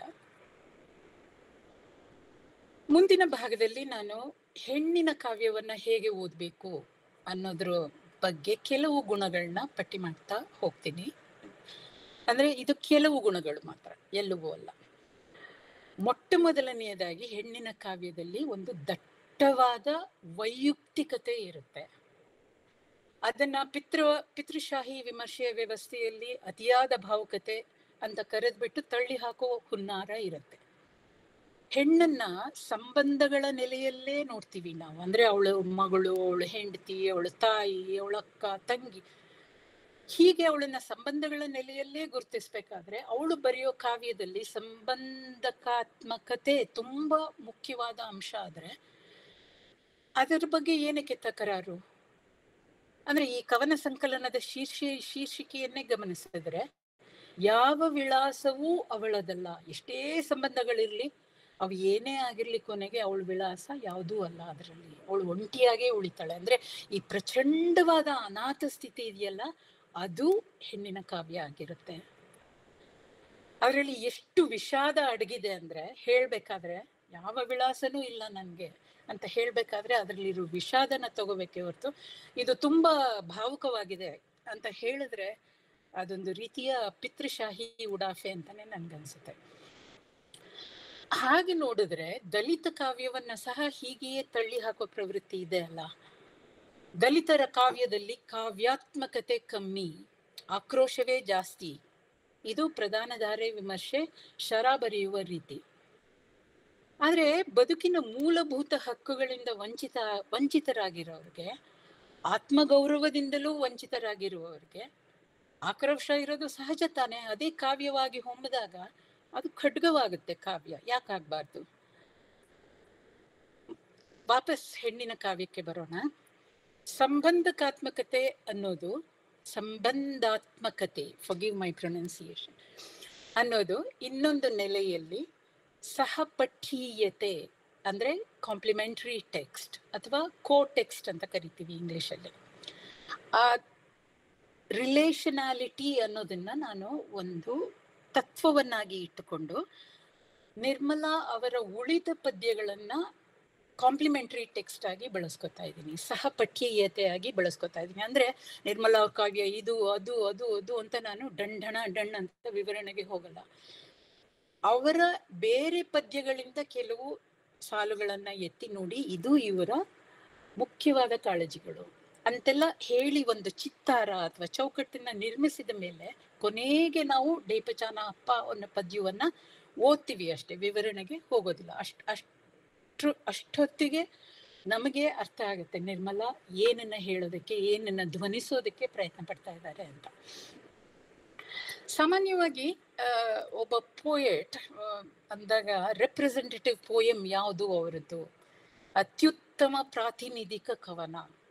ಇದು ವಿಮರ್ಶೆದು ಒಂದು ಪದ್ಧತಿ. ಯಾಕಂದ್ರೆ ಅವರು ಒಂದು ಪದ್ಯನ ಇಟ್ಕೊಂಡು ವಿಮರ್ಶೆ ಮಾಡೋದ್ರಿಂದ, ಅಂದ್ರೆ ನಾನು ಏನ್ ಹೇಳ್ತಾ ಇದ್ದೀನಿ ಅಂದ್ರೆ ಅದು ಒಂದು ರೀತಿಯ ಪಿತೃಶಾಹಿ ಪದ್ಧತಿ. ಅದಕ್ಕೆ ನನಗೆ ಸ್ತ್ರೀ ಸಂವೇದಿ ನೆಲೆಯನ್ನ ಸಹಪಠ್ಯೀಯತೆಯಿಂದ ಅರ್ಥ ಮಾಡ್ಕೊಳ್ಳೋದು ತುಂಬಾ ಮುಖ್ಯ. ಅದಕ್ಕೆ ನಾನು ಒಂದೇ ಒಂದು ಪದ್ಯನ ಪ್ರಿವಿಲೇಜ್ ಮಾಡ್ತಾ ಇಲ್ಲ, ಅದನ್ನ ಕೊನೆಗಿಟ್ಬಿಟ್ಟು ಉಳಿದಿದ್ದನ್ನೆಲ್ಲ ನೋಡ್ತಾ ಇದ್ದೀನಿ. ಆ ಉಳಿದಿದ್ರಿಂದ ಕೆಲವು ಸಾಲುಗಳನ್ನ ಎತ್ಕೊಡ್ತಾ ಇದ್ದೀನಿ. ಈ ಪ್ರಾತಿನಿಧಿಕ ಪದ್ಯ ಅನ್ನೋದು ಅದು ವಿಮರ್ಶೆಗೆ ಒದಗಿ ಬರುತ್ತೆ, ಅಥವಾ ಟೆಕ್ಸ್ಟ್ ಬುಕ್ ಮಾಡುವಾಗ ಈ ಪೋಯೆಟ್ದು ಒಂದು ರೆಪ್ರೆಸೆಂಟೇಟಿವ್ ಪೀಸ್ ಕೊಡ್ರಿ ಹಾಕೋಣ, ಅಥವಾ ಒಂದು ಆಂಥಾಲಜಿ ಮಾಡ್ಬೇಕಾದ್ರೆ ಇದೆಲ್ಲ ಒಂದು ಪದ್ಧತಿಯ ಸಮಸ್ಯೆಗಳು. ಆದ್ರೆ ನನಗೆ ಹೆಣ್ಣಿನ ಕಾವ್ಯವನ್ನ ಸಹಪಠ್ಯೀಯತೆಯ ನೆಲೆಯಲ್ಲಿ ಅರ್ಥ ಮಾಡ್ಕೊಳ್ಳೋದು ಸಮರ್ಥವಾದ ರೀತಿ ಅಂತ ವೈಯಕ್ತಿಕವಾಗಿ ನನಗೆ ಅನಿಸಿದೆ. ಏನು ಹಾಗಂದ್ರೆ ಪ್ರಾಯೋಗಿಕ ವಿಮರ್ಶೆ, ಈ ಪರಿಕಲ್ಪನೆಯನ್ನ ತಗೊಳ್ಳಿ. ಯಾರಾದ್ರೂ ಪ್ರಾಯೋಗಿಕ ವಿಮರ್ಶೆ ಅಂದ ತಕ್ಷಣ ನನಗೆ ಅನಂತಮೂರ್ತಿಯವರ ನೆನಪು ಬರುತ್ತೆ. ಅಡಿಗರ ಒಂದು ಪದ್ಯ ಶ್ರೀರಾಮನವಮಿಯ ದಿವಸ ಅನ್ನೋದನ್ನ ಇಟ್ಕೊಂಡು ಪದ್ಯವನ್ನು ಬಗೆವ ಬಗೆ ಅಂತ ಅನಂತಮೂರ್ತಿಯವರು ಒಂದು ಲೇಖನನ ಬರ್ತಿದ್ರು. ನಾನು ಹೆಗ್ಗೋಡಿಗೆ ಹೋಗಿದ್ದಾಗ ಅವರ ಉಪನ್ಯಾಸನೇ ನಾನು ಕೇಳಿಸ್ಕೊಂಡಿದ್ದೀನಿ. ಅಂದ್ರೆ ನವ್ಯ ಕಾವ್ಯವನ್ನ ಅರ್ಥ ಮಾಡ್ಕೊಳ್ಳೋದಕ್ಕೆ ಪ್ರತಿಮೆ, ರೂಪಕ ಇತ್ಯಾದಿ ಹಲವಾರು ಸಾಧನಗಳು, ಅದನ್ನ ವಿವರಿಸೋದಕ್ಕೆ ಅನಂತಮೂರ್ತಿ ಅಂತ ವಿದ್ವಾಂಸರು ಎಲ್ಲರೂ ಬೇಕಾಗ್ತಾರೆ. ಆದ್ರೆ ನಾನು ಇಲ್ಲಿ ಪದ್ಯವನ್ನ ಬಗೆಯೋದಕ್ಕೆ ಪ್ರಯತ್ನ ಪಡ್ತಾ ಇಲ್ಲ. ನನಗೆ ಅದೇನೋ ಬಗೆಯೋದು ಅನ್ನೋದೇ ಒಂದು ರೀತಿಯ ಹಿಂಸೆಯನ್ನ ಸೃಷ್ಟಿಸುತ್ತೆ ಅಂತ ಅನ್ಸುತ್ತೆ. ಅದಕ್ಕೆ ನಾನು ಹೇಳಿದ್ದು, ನಾನು ಚಿತ್ತಾರ ಬರಿತಾ ಇದ್ದೀನಿ. ಒಂದು ಚೌಕಟ್ಟನ್ನ ತಾತ್ಕಾಲಿಕವಾಗಿ ಒಂದು ಚೌಕಟ್ಟು, ಆಮೇಲೆ ಆ ಪದ್ಯವನ್ನ ಇಲ್ಲಿಟ್ಬಿಟ್ಟು ನಾವು ಅರ್ಥ ಮಾಡ್ಕೋತೀವಿ. ಅದು ನಮಗೆ ಸಮರ್ಥವಾಗಿ ಒಂದು ಸ್ತ್ರೀ ಸಂವೇದಿ ಕಾವ್ಯವನ್ನ ದಕ್ಕಿಸಬಲ್ಲದು ಅನ್ನೋ ಒಂದು ಆಶಯ ಅಷ್ಟೇನೆ. ಯಾಕೆ ಈ ಸುತ್ತು ಬಳಸು ಅಂತ ಕೇಳಿದ್ರೆ, ಬಹುಶಃ ನನ್ನ ಉತ್ತರ ಏನು ಅಂದ್ರೆ, ಸ್ತ್ರೀ ಸಂವೇದಿ ವಿಮರ್ಶೆಗೆ ಈ ತರ ಇನ್ನೊಂದು ರೀತಿಯ ವಿಮರ್ಶೆ ಬೇಕಾಗತ್ತೆ. ಅಂದ್ರೆ ಇಲ್ಲಿ ತನಕ ಇರೋ ಪಿತೃಶಾಹಿ ವಿಮರ್ಶೆ ಪದ್ಧತಿಗಳನ್ನ ಆ ಕಡೆ ಇಟ್ಬಿಟ್ಟು ನಾವು ಬೇರೆ ರೀತಿಯ ಪದ್ಧತಿಗಳನ್ನ ಹುಡುಕೋಬೇಕಾಗತ್ತೆ. ನಾನು ನಿರ್ಮಲಾ ಅವರ ಒಂದೇ ಒಂದು ಪದ್ಯನ ಓದಿ ನನ್ನ ಕ್ಲಾಸಲ್ಲಿ ನನ್ನ ಸ್ಟೂಡೆಂಟ್ಸ್ಗೆ ಎಕ್ಸ್ಪ್ಲೈನ್ ಮಾಡೋದಕ್ಕಿಂತನೂ ಇಡೀ ಸಂಕಲನನ ಇಟ್ಕೊಂಡು ಅವ್ರ ಹತ್ರ ಅದು ಇದೆಯೋ ಇಲ್ವೋ ನಾನು ಇದರಿಂದ ವಿವರಣೆಯನ್ನ ಕೊಡ್ತಾ ಹೋಗ್ತೀನಿ. ಈ ಹಿಂದೆ ನಾನು ಚಾರಿತ್ರಿಕ ವಿಮರ್ಶೆಯ ಬಗ್ಗೆ ಪ್ರಸ್ತಾಪಿಸಿದ್ದೆ. ಯಾಕೆ ನನಗೆ ಚಾರಿತ್ರಿಕ ನೆಲೆ ಮುಖ್ಯ ಆಗುತ್ತೆ ಅಂದ್ರೆ, ಸಾಮಾನ್ಯವಾಗಿ ಹೆಣ್ಣು ಅನ್ನುವ ಸಾಮಾಜಿಕ ಪರಿಕಲ್ಪನೆಗೆ ಚರಿತ್ರೆಯ ಹಂಗೇ ಇಲ್ಲ. ಅವಳು ಯಾವಾಗಲೂ ಎಲ್ಲಾ ಕಾಲದಲ್ಲೂ ಒಂದೇ ತರ ಇದ್ದಾಳೆ. ಅವಳಿಗೆ ಪ್ರೀತಿಯ ಹಸಿವು, ತಾಯ್ತನದ ಹಸಿವು, ಆ ಹಸಿವು ಇದೆಲ್ಲ ಹೇಳ್ಕೊಂಡು ಬಂದಿದ್ದಾರೆ. ಈ ತರ ನಿರ್ಧಾರಗಳು ನಮ್ಮ ಕಣ್ಣಿಗೆ ಹೊಡೆಯುತ್ತೆ. ಉದಾಹರಣೆಗೆ ಕನ್ನಡ ವಿಮರ್ಶೆಯನ್ನ ತೆಗೆದುಕೊಳ್ಳಿ. ಲೇಖಕರು ನವೋದಯ, ಪ್ರಗತಿಶೀಲ, ನವ್ಯ, ಬಂಡಾಯ, ಬಂಡಾಯೋತ್ತರ, ಬಂಡಾಯ ಪೂರ್ವ ಹೀಗೆ ಅವರನ್ನ ಚರಿತ್ರೆಯ ನೆಲೆಯಲ್ಲಿ ಇಟ್ಟು ನೋಡಲಾಗತ್ತೆ. ಆದ್ರೆ ಹೆಂಗಸರು ಮಾತ್ರ ಕೇವಲ ಮಹಿಳಾ ಸಾಹಿತಿಗಳು. ಅವ್ರು ಯಾವ ಕಾಲದ ಹಂಗಿಗೂ ಸಿಕ್ಕದವರಲ್ಲ. ಅವರ ಸಾಹಿತ್ಯಕ್ಕೆ ಕಾಲದ ಹಂಗಿಲ್ಲ ಅನ್ನೋದು ಪ್ರಶಂಸೆಯ ಮಾತು ಅಲ್ಲ. It's a way of discrediting women's literature. I mean this is ಅಂದ್ರೆ ನೀವು ಅದನ್ನ ಕಾಲದ ಹಂಗಿಲ್ಲ ಅಂತ ಹೇಳೋದು ಬರೀ ಪುರಾಣಕ್ಕೆ, ಸಾಹಿತ್ಯಕ್ಕಲ್ಲ. ಹಾಗಾಗಿ ನನಗೆ ಬಾನು ಮುಷ್ತಾಕ್ ಮಹಿಳಾ ಸಾಹಿತಿ, ಮುಸ್ಲಿಂ ಸಾಹಿತಿ ಅನ್ನೋದಕ್ಕಿಂತ ಯಾವ ಕಾಲದಲ್ಲಿ ಯಾವ ಕಾಲದ ಚಾರಿತ್ರಿಕ ಶಕ್ತಿಗಳು ಅವರ ಕಾವ್ಯವನ್ನ ರೂಪಿಸಿದೆ, ಅವರ ಕಥನವನ್ನ, ಅವರ ಸಾಹಿತ್ಯವನ್ನ ರೂಪಿಸಿದೆ. ವೈದೇಹಿ ವೈದೇಹಿ ಯಾಕೆ ನವ್ಯ ಕವಿ ಅಲ್ಲ? ವೈದೇಹಿ ಯಾಕೆ ಬರೀ ಮಹಿಳಾ ಸಾಹಿತಿ? ಬಾನು ಮುಷ್ತಾಕ್ ಯಾಕೆ ಮುಸ್ಲಿಂ ಸಾಹಿತಿ? ಅಥವಾ ದಲಿತ ಸಾಹಿತಿಗಳು ಬರೀ ದಲಿತ ಸಾಹಿತಿಗಳು? ಅವರಿಗೆ ಬಂಡಾಯ ಅನ್ನೋದಾದ್ರೂ ಇದೆ, ನಮ್ಗದು ಇಲ್ಲ. ಎನಿವೆ, ಅಂದ್ರೆ ಈ ತರಹದ ವಿಮರ್ಶೆಯ ಪದ್ಧತಿಯಲ್ಲಿ ಇದೇ ಪದ್ಧತಿ ಆದಾಗ ಎಷ್ಟು ಮಂದಿ ಹೆಂಗಸರು ಅತ್ಯುತ್ತಮ 10 ಮಂದಿ ಸಾಹಿತಿಗಳು ಅನ್ನೋ ಪಟ್ಟಿನಲ್ಲಿ ಬರೋದಕ್ಕೆ ಸಾಧ್ಯ, ಅಥವಾ ಅತ್ಯುತ್ತಮ 5 ಮಂದಿ ವಿಮರ್ಶಕರು ಅನ್ನುವಂತಹ ವರ್ಗಕ್ಕೆ ಬರೋದಕ್ಕೆ ಸಾಧ್ಯ? ನಾನಿಲ್ಲಿ ಏನನ್ನ ಸೂಚಿಸ್ತಾ ಇದ್ದೀನಿ ಅಂದ್ರೆ, ಸಾಮಾನ್ಯವಾಗಿ ಆ ಡಿಸಿಷನ್ ಮೇಕಿಂಗ್ ಪೊಸಿಷನ್ ಅಲ್ಲಿ ಕೂತಿರೋರು ಗಂಡಸರು. ನಾನು ಅದೊಂದನ್ನೇ ಇಲ್ಲ, ನಾನು ಹೇಳ್ತಾ ಇರೋದು ಆ ಇಡೀ ವಿಮರ್ಶಾ ಪದ್ಧತಿ ಇದೆಯಲ್ಲ, ಅದರಲ್ಲೇ ಪಿತೃಶಾಹಿತನ ಅಡಗಿದೆ. ಅಂದ್ರೆ ದ ವೆರಿ ಸ್ಟ್ರಕ್ಚರ್ ಇಸ್ ಪೇಟ್ರಿಯಾರ್ಕಲ್. ಅಲ್ಲಿ ಹೆಂಗಸರನ್ನ ನೀವು ತಗೊಂಡೋಗಿ ಕೂರ್ಸಿದ್ರು ಅದೇ ಪದ್ಧತಿನ ಉಪಯೋಗಿಸ್ತಾರೆ. ಸೊ ನಮ್ಮ ಜಗಳಗಳಿರೋದು ಗಂಡಸರ ಜೊತೆ ಅಲ್ಲ, ಪಿತೃಶಾಹಿ ಅಥವಾ ಪುರುಷ ಪ್ರಾಧಾನ್ಯತೆ ಆ ಒಂದು ತತ್ವದ ಜೊತೆ. ಹಾಗಾಗಿ ನಮ್ಗೆ ಈ ಟಾಪ್ 10, ಟಾಪ್ 5 ಅಂತೆಲ್ಲ ಹೇಳ್ತಾರಲ್ಲ, ಟಾಪ್ 10 ರೈಟರ್ಸ್, ಟಾಪ್ 10 ಪೋಯೆಟ್ಸ್, ನನಗೆ ಅದೊಂದು ರೋಗದ ತರ ಕೇಳಿಸುತ್ತೆ. ಇದು ಸ್ಕೂಲಲ್ಲಿ ರ್ಯಾಂಕಿಂಗ್ ಕೊಡ್ತೀವಲ್ಲ ನಾವು, ಅದನ್ನೇ ಇಂಪೋರ್ಟ್ ಮಾಡಿಕೊಂಡು ಈ ತರ ಒಂದು ಜಡ್ಜ್ಮೆಂಟ್ ನ ಬರಿತಾ ಇರ್ತೀವಿ, ಶರಾನ ಬರಿತಾ ಇರ್ತೀವಿ. FR ಲೀವಿಸ್ ಅಂತ ಇನ್ನೊಬ್ಬ ಕ್ರಿಟಿಕ್ ಇದ್ದಾನೆ, ಇಂಗ್ಲಿಷ್ ಕ್ರಿಟಿಕ್. ಅವನು A. ರಿಚರ್ಡ್ಸ್ ಇದರಲ್ಲಿ FR ಲೀವಿಸ್ ಗ್ರೇಟ್ ಟ್ರೆಡಿಷನ್ ಅನ್ನೋ ಒಂದು ಪರಿಕಲ್ಪನೆಯನ್ನ ತುಂಬಾ ಜನಪ್ರಿಯಗೊಳಿಸ್ತಾ. ಗ್ರೇಟ್ ಟ್ರೆಡಿಷನ್ ಅಲ್ಲಿ major poets, minor poets, major writers, minor writers. ಅಂದ್ರೆ ನನ್ನ ಪ್ರಕಾರ ಹೆಣ್ಣಿನ ಸ್ತ್ರೀ ಸಂವೇದಿ ವಿಮರ್ಶೆ ಇದನ್ನೆಲ್ಲ ಆಚೆ ಬಿಸಾಕ್ಬಿಟ್ಟು ನಮ್ಮದೇ ಆದ ಕೆಲವು ಪದ್ಧತಿಗಳನ್ನ, ರೀತಿಗಳನ್ನ ಹುಡುಕೊಳ್ಬೇಕಾಗಿದೆ. ಇದಕ್ಕೆ ಪೂರಕವಾಗಿ ನಿರ್ಮಲಾ ಅವರ ಈ ಸಾಲುಗಳನ್ನ ಗಮನಿಸಬಹುದು. ನಾನು ಶುರು ಮಾಡ್ತಾ ಇದ್ದೀನಿ ಇವಾಗ. ನನ್ನ ಅನಿಸಿಕೆಗೆ ಏನಕ್ಕೆ ನಿರ್ಮಲಾ ಅವ್ರದ್ದು ತತ್ವಗಳು ಹೊಂದುತ್ತವೆ ಅನ್ನೋದು, ಈ ಕವಿತೆ ನೋಡಿ. ನಾನು ಹೇಳುವುದಿಲ್ಲ ನೀವಿದನ್ನು ಕವಿತೆ ಎನ್ನಿ ಎಂದು. ಕವಿಗಳ ಯಾದಿಯಲ್ಲಿ ನನ್ನ ಹೆಸರು ದಾಖಲಾಗಬೇಕೆಂದೂ ನಾನು ಬಯಸುವುದಿಲ್ಲ. ಆ ಪಂಕ್ತಿಯಲ್ಲಿ ನಿಲ್ಲಲೂ ಬಯಸುವುದಿಲ್ಲ ನಾನು. ಅಂದ್ರೆ ಈ ಸಾಲುಗಳು ಪಿತೃಶಾಹಿ ವಿಮರ್ಶೆಗೆ ಹೆಣ್ಣು ಕವಿಯೊಬ್ಬಳು ಹಾಕಿದ ಧಿಕ್ಕಾರ. ನನಗೆ ಕೇಳಿಸೋದು ಅದೇ ತರ. ಅದು ಆಕ್ರೋಶ ಅಂತ ಸುಲಭವಾಗಿ ತಳ್ಳಿ ಹಾಕ್ಬೋದು, ಆದ್ರೆ ನನಗೆ ಅದು ಅತ್ಯಂತ ಪ್ರಾಮಾಣಿಕ ನಿಲುವಾಗಿ ನನಗೆ ಕೇಳಿಸ್ತಾ ಇರುತ್ತೆ. ಹಾಗಾದ್ರೆ ಕವಿಗೆ, ನಿರ್ಮಲಾ ಅವರಿಗೆ ಬೇಕಾಗಿರೋದು ಏನು? ಈ ಸಾಲುಗಳನ್ನ ನೋಡಿ. ನನ್ನ ಪದಗಳ ಭೂಮಿಯಿಂದ ಅನೇಕಾನೇಕ ಬಿರಸಾ ಮುಂಡ ಹುಟ್ಟಲೆಂದು ನಾನು ಬಯಸುತ್ತೇನೆ.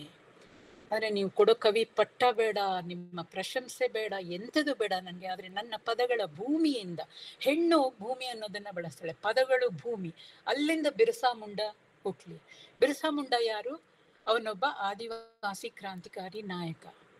ಜ್ಞಾನಪೀಠ ಪ್ರಶಸ್ತಿ ಪಡೆದ ಬಂಗಾಳಿ ಲೇಖಕಿ ಮಹಾಶ್ವೇತಾ ದೇವಿ ಅವನ ಬಗ್ಗೆ ತುಂಬಾ ಬರ್ತಿದ್ದಾರೆ. ಅಂದ್ರೆ ನಿರ್ಮಲಾರಿಗೆ ಬೇಕಾಗಿರೋದು ವೈಯಕ್ತಿಕವಾಗಿ ಕವಿಯ ಪಟ್ಟ ಅಲ್ಲ, ಬದಲಿಗೆ ತನ್ನ ಸಮುದಾಯದ ಅಸ್ಮಿತೆಯನ್ನ ಮರಳಿ ಪಡೆಯಬೇಕು. ಬಿರ್ಸಾ ಮುಂಡಾ ಬ್ರಿಟಿಷರ ವಿರುದ್ಧ ತಿರುಗಿ ಬಿದ್ದಿದ್ದ ಕ್ರಾಂತಿಕಾರಿ. ಭಾರತ ಸ್ವತಂತ್ರ ರಾಷ್ಟ್ರವಾದ ಮೇಲೆ ಸಂತಾಲರ ಪರಿಸ್ಥಿತಿ ಸುಧಾರಿಸಿದ್ರೆ ಬಿರ್ಸಾ ಮುಂಡಾನ ಅಗತ್ಯವೇನು? ಈ ಒಂದು ಸಾಲಿನಲ್ಲಿ ನಿರ್ಮಲಾ ವರ್ತಮಾನದ ರಾಷ್ಟ್ರವನ್ನ ನಮ್ಮ ಮುಂದೆ ಬಿಚ್ಚಿಡ್ತಾ ಇದ್ದಾರೆ. ನಿರ್ಮಲಾ ಆದಿವಾಸಿ ಸಮುದಾಯದಿಂದಲೇ ಹೊಮ್ಮಿದ ಕವಿ. ಅಂದ್ರೆ ಇಟಾಲಿಯನ್ ಥಿಂಕರ್ ಒಬ್ಬ ಇದ್ದಾನೆ, ಆಂಟೋನಿಯೋ ಗ್ರಾಮ್ಶಿ ಅಂತ. ಅವನು ಒಂದು ಪರಿಕಲ್ಪನೆ ಅಂದ್ರೆ ಆರ್ಗ್ಯಾನಿಕ್ ಇಂಟೆಲೆಕ್ಚುಯಲ್, ಸಮುದಾಯದ ಸಂಕಷ್ಟಗಳಿಂದನೇ ಒಬ್ಬ ಬುದ್ಧಿಜೀವಿ ಹೊಮ್ಮಬೇಕು. ಅಂದ್ರೆ ಕವಿ ಅಥವಾ ಲೇಖಕ ಆ ಸಮುದಾಯದಿಂದ ಹೊಮ್ಮಬೇಕು. ಈಗ ಸಂತಾಲಿ ಕಾವ್ಯನ ನಾನ್ ಬರೆಯೋದಕ್ಕೆ ಸಾಧ್ಯನಾ? ಮೈಸೂರಲ್ಲಿ ಕೂತ್ಕೊಂಡು ಇಂಗ್ಲಿಷ್ ಸಾಹಿತ್ಯ ಓದ್ಕೊಂಡು ಅದು ಬರೋದ್ರೂ ಅದರಂತ ಪೊಳ್ಳು ಇನ್ನೊಂದಿಲ್ಲ ಅಂತ ಅನ್ಕೊಳ್ಳುತ್ತೆ. ಹಾಗಾಗಿ ನಿರ್ಮಲಾ ಒಬ್ಬ ಆರ್ಗ್ಯಾನಿಕ್ ಇಂಟೆಲೆಕ್ಚುಯಲ್. ಅದಕ್ಕೇನೆ ಈ ಸಾಲುಗಳನ್ನ ಓದಿದಾಗ ಅವರು ಯಾವ ರೀತಿಯ ಆರ್ಗ್ಯಾನಿಕ್ ಇಂಟೆಲೆಕ್ಚುಯಲ್ ಅನ್ನೋದು ಅರ್ಥ ಆಗುತ್ತೆ. ಕವಿತೆಯ ವ್ಯಾಖ್ಯಾನವೇನೆಂದು ನಾನರಿಯೆ, ಛಂದಸ್ಸು ಲಯ ತರ್ಕದ ಯಾವ ಜ್ಞಾನವೂ ನನಗಿಲ್ಲ, ಶಬ್ದ ಭಾಷೆಯ ಮೇಲೂ ನನ್ನ ಹಿಡಿತವಿಲ್ಲ, ಮನೆವಾಳ್ತೆ ಸಂಭಾಳಿಸುತ್ತಾ ನಮ್ಮ ಹಕ್ಕುಗಳಿಗಾಗಿ ಹೋರಾಡುತ್ತಾ ಕಂಡದ್ದನ್ನು ಕೇಳಿದ್ದನ್ನು ಅನುಭವಿಸಿದ್ದನ್ನು ನೆರೆಹೊರೆಯ ಗೆಳತಿಯರೊಡನೆ ಹೇಳಿಕೊಂಡೆ, ಹಂಚಿಕೊಂಡೆ. ಕಾಲದ ಪಾಟಿಯ ಮೇಲೆ ಇದ್ದುದನ್ನು ಇದ್ದಂತೆ ಬರೆದು ಬಿಟ್ಟೆ, ಹೇಗೋ ಅಂಕುಡೊಂಕು ಅಕ್ಷರಗಳಲ್ಲಿ. ನೀನು ಬೇಕಿದ್ದರೆ ಓದು, ಇಲ್ಲ ಬಿಡು. ಈಗ ಎರಡನೇ ಭಾಗಕ್ಕೆ ಬರ್ತಾ ಇದ್ದೀನಿ. ಅಂದ್ರೆ ನಾನು ಯಾವ ಚೌಕಟ್ಟು ಅಂತ ಹೇಳಿದ್ನೋ, ಚಿತ್ತಾರ ಅಂತ ಹೇಳಿದ್ನೋ, ಅದಕ್ಕೆ ಹೇಗೆ ತೆರೆದುಕೊಳ್ಳೋದಕ್ಕೆ ಸಾಧ್ಯ ಅನ್ನೋದ್ರ ಬಗ್ಗೆ.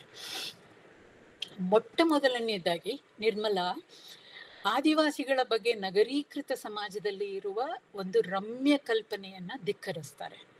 ಸಾಮಾನ್ಯವಾಗಿ ಆದಿವಾಸಿಗಳು ಅಂದ್ರೆ ತುಂಬಾ ಸುಂದರವಾಗಿರ್ತಾರೆ, ಹೊಲ ಗದ್ದೆಗಳಲ್ಲಿ ಹಾಡು ಹೇಳ್ಕೊಂಡು ಇದು ಮಾಡ್ತಾ ಇರ್ತಾರೆ, ಅವರಿಗೆ ನೆಮ್ಮದಿ ಇದೆ, ಆನಂದ ಇದೆ, ಹೀಗೆ ಏನೇನೋ ಇದೆಯಲ್ಲ. ಇದಕ್ಕೆ ನಮ್ಮ ಜನಪ್ರಿಯ ಸಂಸ್ಕೃತಿಯನ್ನು ತುಂಬಾ ಮಟ್ಟಿಗೆ ಕಾರಣ. ಅಷ್ಟು ರೊಮ್ಯಾಂಟಿಸೈಸ್ ಮಾಡುತ್ತಲ್ಲ, ಅಂದ್ರೆ ಅದು ಸಿನಿಮಾ ಇರ್ಬೋದು ಅಥವಾ ಸಾಹಿತ್ಯ ಇರ್ಬೋದು.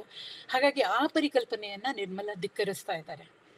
ಹೊಲಗದ್ದೆಯಲ್ಲಿ ಸಸಿ ನೆಡುತ್ತಾ ತೆನೆ ಕೊಯ್ಯುತ್ತಾ ಹಾಡನ್ನು ಹಾಡುವಾಗ ಬದುಕಿನ ಎಲ್ಲ ನೋವುಗಳನ್ನು ಮರೆಯುವರು ಎಂದು ಹೇಳುವರು. ಯಾರು? ಕೆಲವರು ಕವಿಗಳು. ಹೀಗೆ ಆದಿವಾಸಿಗಳನ್ನ ರಮ್ಯೀಕರಿಸುವವರು ಯಾರು? ನಿರ್ಮಲಾ ಪದ್ಯದ ಕೊನೆಯಲ್ಲಿ ಸರಿಯಾಗಿ ಜಾಡಿಸ್ತಾರೆ. ಯಾರವರು? ಪದಪುಂಜಗಳಿಂದ ವಂಚಿಸುವ ಯಾರೋ ಬುದ್ಧಿಗೇಡಿ ಕವಿಯಾಗಿರಬೇಕು ಪಕ್ಕ. ನನಗೆ ತುಂಬಾ ಇಷ್ಟ ಆಯ್ತು ಅದೊಂದು ಇದಿದೆ ಅಲ್ಲ. ಅಂದ್ರೆ ಖಂಡಿತವಾಗಿ ಹೇಳೋದು, ಅವನೊಬ್ಬ ಯಾರೋ ಬುದ್ಧಿಗೇಡಿ ಕವಿ, ನಾವು ಹೀಗೆ ನಾವು ಹಾಗೆ ಇಂಥವ್ರು ಆನಂದವಾಗಿದ್ದೀವಿ, ತೇಲಾಡ್ತಾ ಇದ್ದೀವಿ ಅಂತ ಹೇಳ್ತಾನಲ್ಲ. ಇಲ್ಲಿ ನನಗೆ ಇನ್ನೊಂದು ಘಟನೆ ನೆನಪಿಗೆ ಬರುತ್ತೆ. ನಾನು ಹಲವಾರು ವರ್ಷ ನ್ಯೂಜಿಲೆಂಡ್ ಅಲ್ಲಿದ್ದೆ. ಅಲ್ಲಿಯ ಆದಿವಾಸಿಗಳು ಮಾವೋರಿ